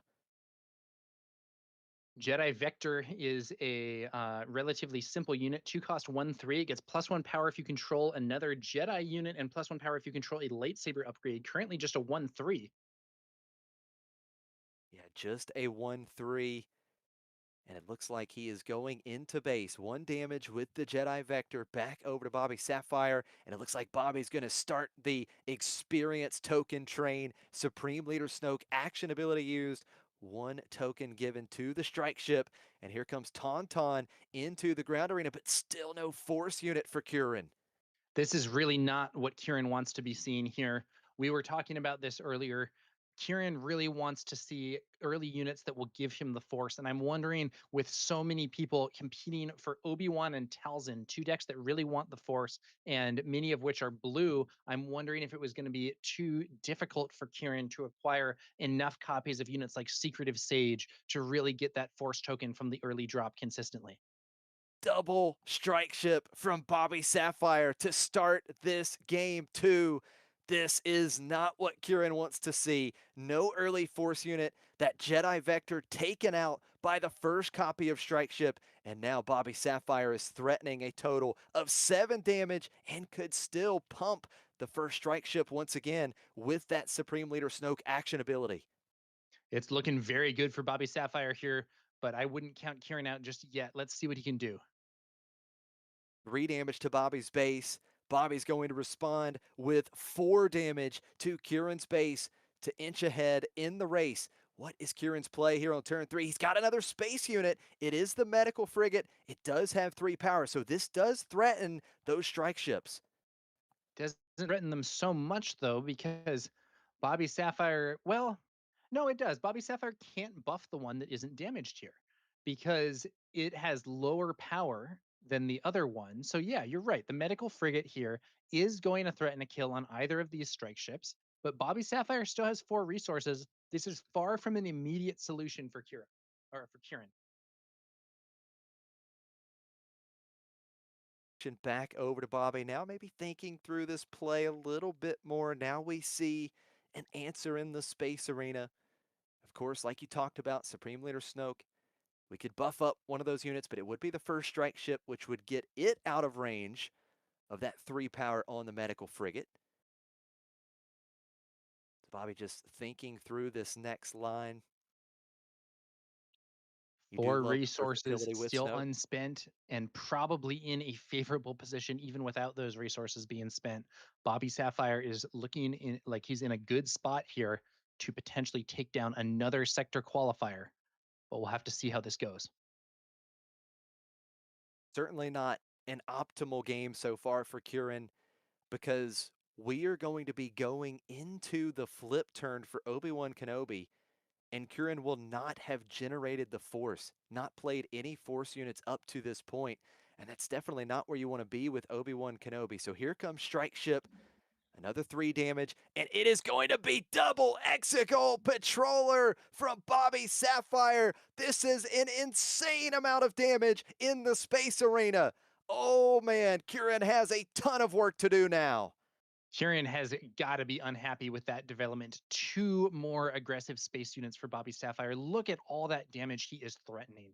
That is 13 damage threatened in the space arena from these units without Bobby Sapphire playing any cards. 14 damage if you consider Snoke's ability. Yes, Kieran's medical frigate will likely be able to remove one of these, but Kieran needs more than that in order to win this game. We've talked about it a little bit throughout this weekend, Tower. Space is such a good place to be in this format because most decks are heavy in the ground arena. You want the Force units. You're playing decks that have leaders that need the Force. Snoke, that's not the case. And Space is so tough for some of these decks to deal with, and Bobby Sapphire is taking advantage of that in full effect here in the top cut. Looks like that medical frigate is going to take out one of the strike ships, the unbuffed one there. The buffed strike ship now swinging in for 4 more damage to Kieran's base, 12 in total. It's not looking good for Kieran. Here comes Obi-Wan Kenobi leader unit being deployed. Now we are going to see Snoke buffing one of those Exegol patrollers. That's another 4 damage that can come through. 7 more still showing in the space arena for Bobby Sapphire. He still has that whirlwind of power. He could potentially use it to clear the Exegol patroller, but I guess he does not have it. Obi-Wan Obi-Wan Kenobi getting swings in and for buffs the 3. Tauntaun. Another 4. That is 16 damage on Kieran's base now. Tauntaun is going in for 4. It's 11 damage on Bobby Sapphire's base. But Bobby still has 4 ready resources. The Exegol Patroller's getting in for another 3. That should be 19 damage on base. Just 9 HP remaining. Kieran is racing, but he's not racing anywhere near fast enough to keep up with Bobby Sapphire's space aggro. This is looking like it may be another win for Team KTOD. Now we do see another space unit coming out for Kieran, the Blue Squadron Assault Wing. But Bobby's going to play yet another space unit, the Hive Defense Wing, and a Forged Starfighter to top things off with the cherry on top. Bobby Sapphire has played nothing but space units here in Game 2. Absolute insanity. Yeah, I don't know what Kieran could have that will stop this space arena. There are 5 different ships there, all threatening his base. I think there's a good chance that Bobby Sapphire wins this game this turn. He has A ton of damage in the space arena. 2, 4, 7 plus 8. That's 15 damage showing right now in the space arena. Snoke can still deploy. He can give another experience token out. That's another 5 that could be represented. Kieran is going to have some kind of time getting out of this. DZ jokes about an out of set bombing run as Kieran's hope here. I don't know what he could have, even if he managed to bring out the graceful Purgle or some other big space sentinel. Bobby Sapphire could easily push through it, still gets to flip Supreme Leader Snoke this turn and attack on the ground as well. It's looking really bad for Kieran here. Yeah, I think that would be the play. Ray mentioned it in chat. Time of Crisis, I think, would be the only card that works. It's a 4-cost aggression event. Each player chooses a unit, and then you deal 3 damage to each unit not chosen this way. And that would actually take care of the majority of these space units. Yeah, I'm not sure that made it into Kieran's deck though, or it would be out of aspect. I don't know. Bobby Sapphire's base has taken a fair amount of damage, but it still has 17 HP left, while Kieran's only has 9. Bobby Kieran takes. Sapphire has been relentless in this top cut. Okay, the experienced strike ship being shot down here. Experienced strike ship being shot down by the Blue Squadron Assault Wing. But here comes that loaded up Exegol Patroller with the experience token, another 4 damage. That's 23 damage on Kieran's base, just 5 HP remaining. So now that medical frigate has to answer, I would assume, the Exegol Patroller with the next action. Yeah, the problem is even with that, Josh, Kieran is still very much under the gun here. We still have 4 more damage, almost lethal, just with these 2 ships. Snoke can still flip. Bobby Sapphire hasn't spent any of his resources. Even if Kieran holds Bobby Sapphire's aggression off this turn, I think next turn is going to be it. And honestly, I'm really not sure about him holding it off this turn. Yeah, you're absolutely right because we still have Snoke. Now here comes the heirloom lightsaber being attached to Obi-Wan Kenobi. So this does give Obi-Wan +2/+2 and restore 1. So that will save 1 life from Kieran's base here. But I think Bobby's getting ready to bring out Supreme Leader Snoke. Here he is. Does Kieran have a way to stop that damage coming through? Protect the pod. That's going to take out Supreme Leader Snoke. But here comes Army of the Dead, a 7 power unit in the ground arena. Bobby Sapphire is nonchalant about losing his leader in 1 hit to protect the pod. All he does is throw down the next big threat. He knows that he is still in the driver's seat of this game. Action back over to Kieran. He is going to attack Bobby's base for a total of 5 with the Obi-Wan Kenobi leader unit, restoring 1 from his base. We will see an experience token given to one of these 2 space units that Kieran has. But Bobby's claimed the initiative. There's the handshake. Folks, Bobby Sapphire is a back-to-back sector qualifier champion. He did it last week in Portland in Premier Constructed. He's done it this weekend in Limited. Bobby Sapphire, your Philadelphia champion. Great run there by Bobby Sapphire, completely undefeated in that top 8. Excellent draft, ended up with this really strong Supreme Leader Snoke deck, and he swept away all opposition on his road to winning the 2nd sector qualifier event in a row. What an achievement for Bobby Sapphire. Only thing I can say, hats off to you, Bobby Sapphire. A first in this game, back-to-back sector qualifiers, but we would be amiss if we didn't say a huge congrats to Kieran. What a run, sir. Your first competitive event all the way to the finals. Well played. You can see people in the crowd cam there going to congratulate Bobby on his impressive victory, and I believe we are going to shortly have a winner's interview. Oh, I'm excited about this. Bobby Sapphire going to join us for a winner's interview. Wow, this is just crazy. Bobby Sapphire, 6-0, clean sweep in the top cut. unreal performance. Here he is, the man, the myth, the legend, Bobby Sapphire. Dude, hats off to you. What a performance this weekend. Thank you, man. I can't believe it. Like, I was pretty stoic last weekend, but I just can't believe this. You guys watched me build on stream. I didn't love my pool. I was so agitated and nervous game one. I made so many mistakes. Got off stream, settled down, and went on a run. Yeah, Bobby, it feels like it was just a few weeks ago that we were doing another winner's interview with you, joking around about, hey, you finally won something. And now here you are, having won 2 sector qualifiers in a row, in addition to that PQ from earlier. Congratulations. Thank you. Thanks, Tower. I don't know what to say. I legitimately can't believe it. I cannot believe it. But shout out to my. I have to shout out to my team, Justin, for going back-to-back top 8s with me. We had to play 2 top 8s in a row. All my guys back home, all the secret guys who we teamed up with, like coming and hanging.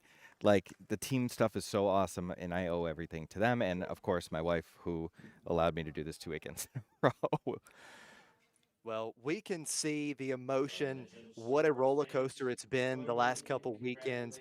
Just so proud of this accomplishment. I know everyone in the community just appalled at what we just saw. Crazy stuff. Thank But you. let me ask you about the sealed pool, because you go back to yesterday, and when we talked to you, you were kind of concerned. You said this sealed pool, yeah, it's got some potential, but you said in your own words, this is going to be a grind if I'm going to make it to day 2. So what kind of happened through the day? Did you make any changes to the deck, or did you kind of keep that original deck and just start flowing with it? I boarded in the heirloom lightsaber. Justin told me to do that after the first round. Really, I drew my blue wing assault squadron or assault wing, like every game, and just swung for 7 as often as I could. And the guy who helped me out last weekend, Loftcat, showed up with Will of the Force and the one cost exhaust effect. Like, I had to Keller in for a Loftcat to not die to an 11 attack Grand Inquisitor. Like, I just dug myself out of holes and swung in space. And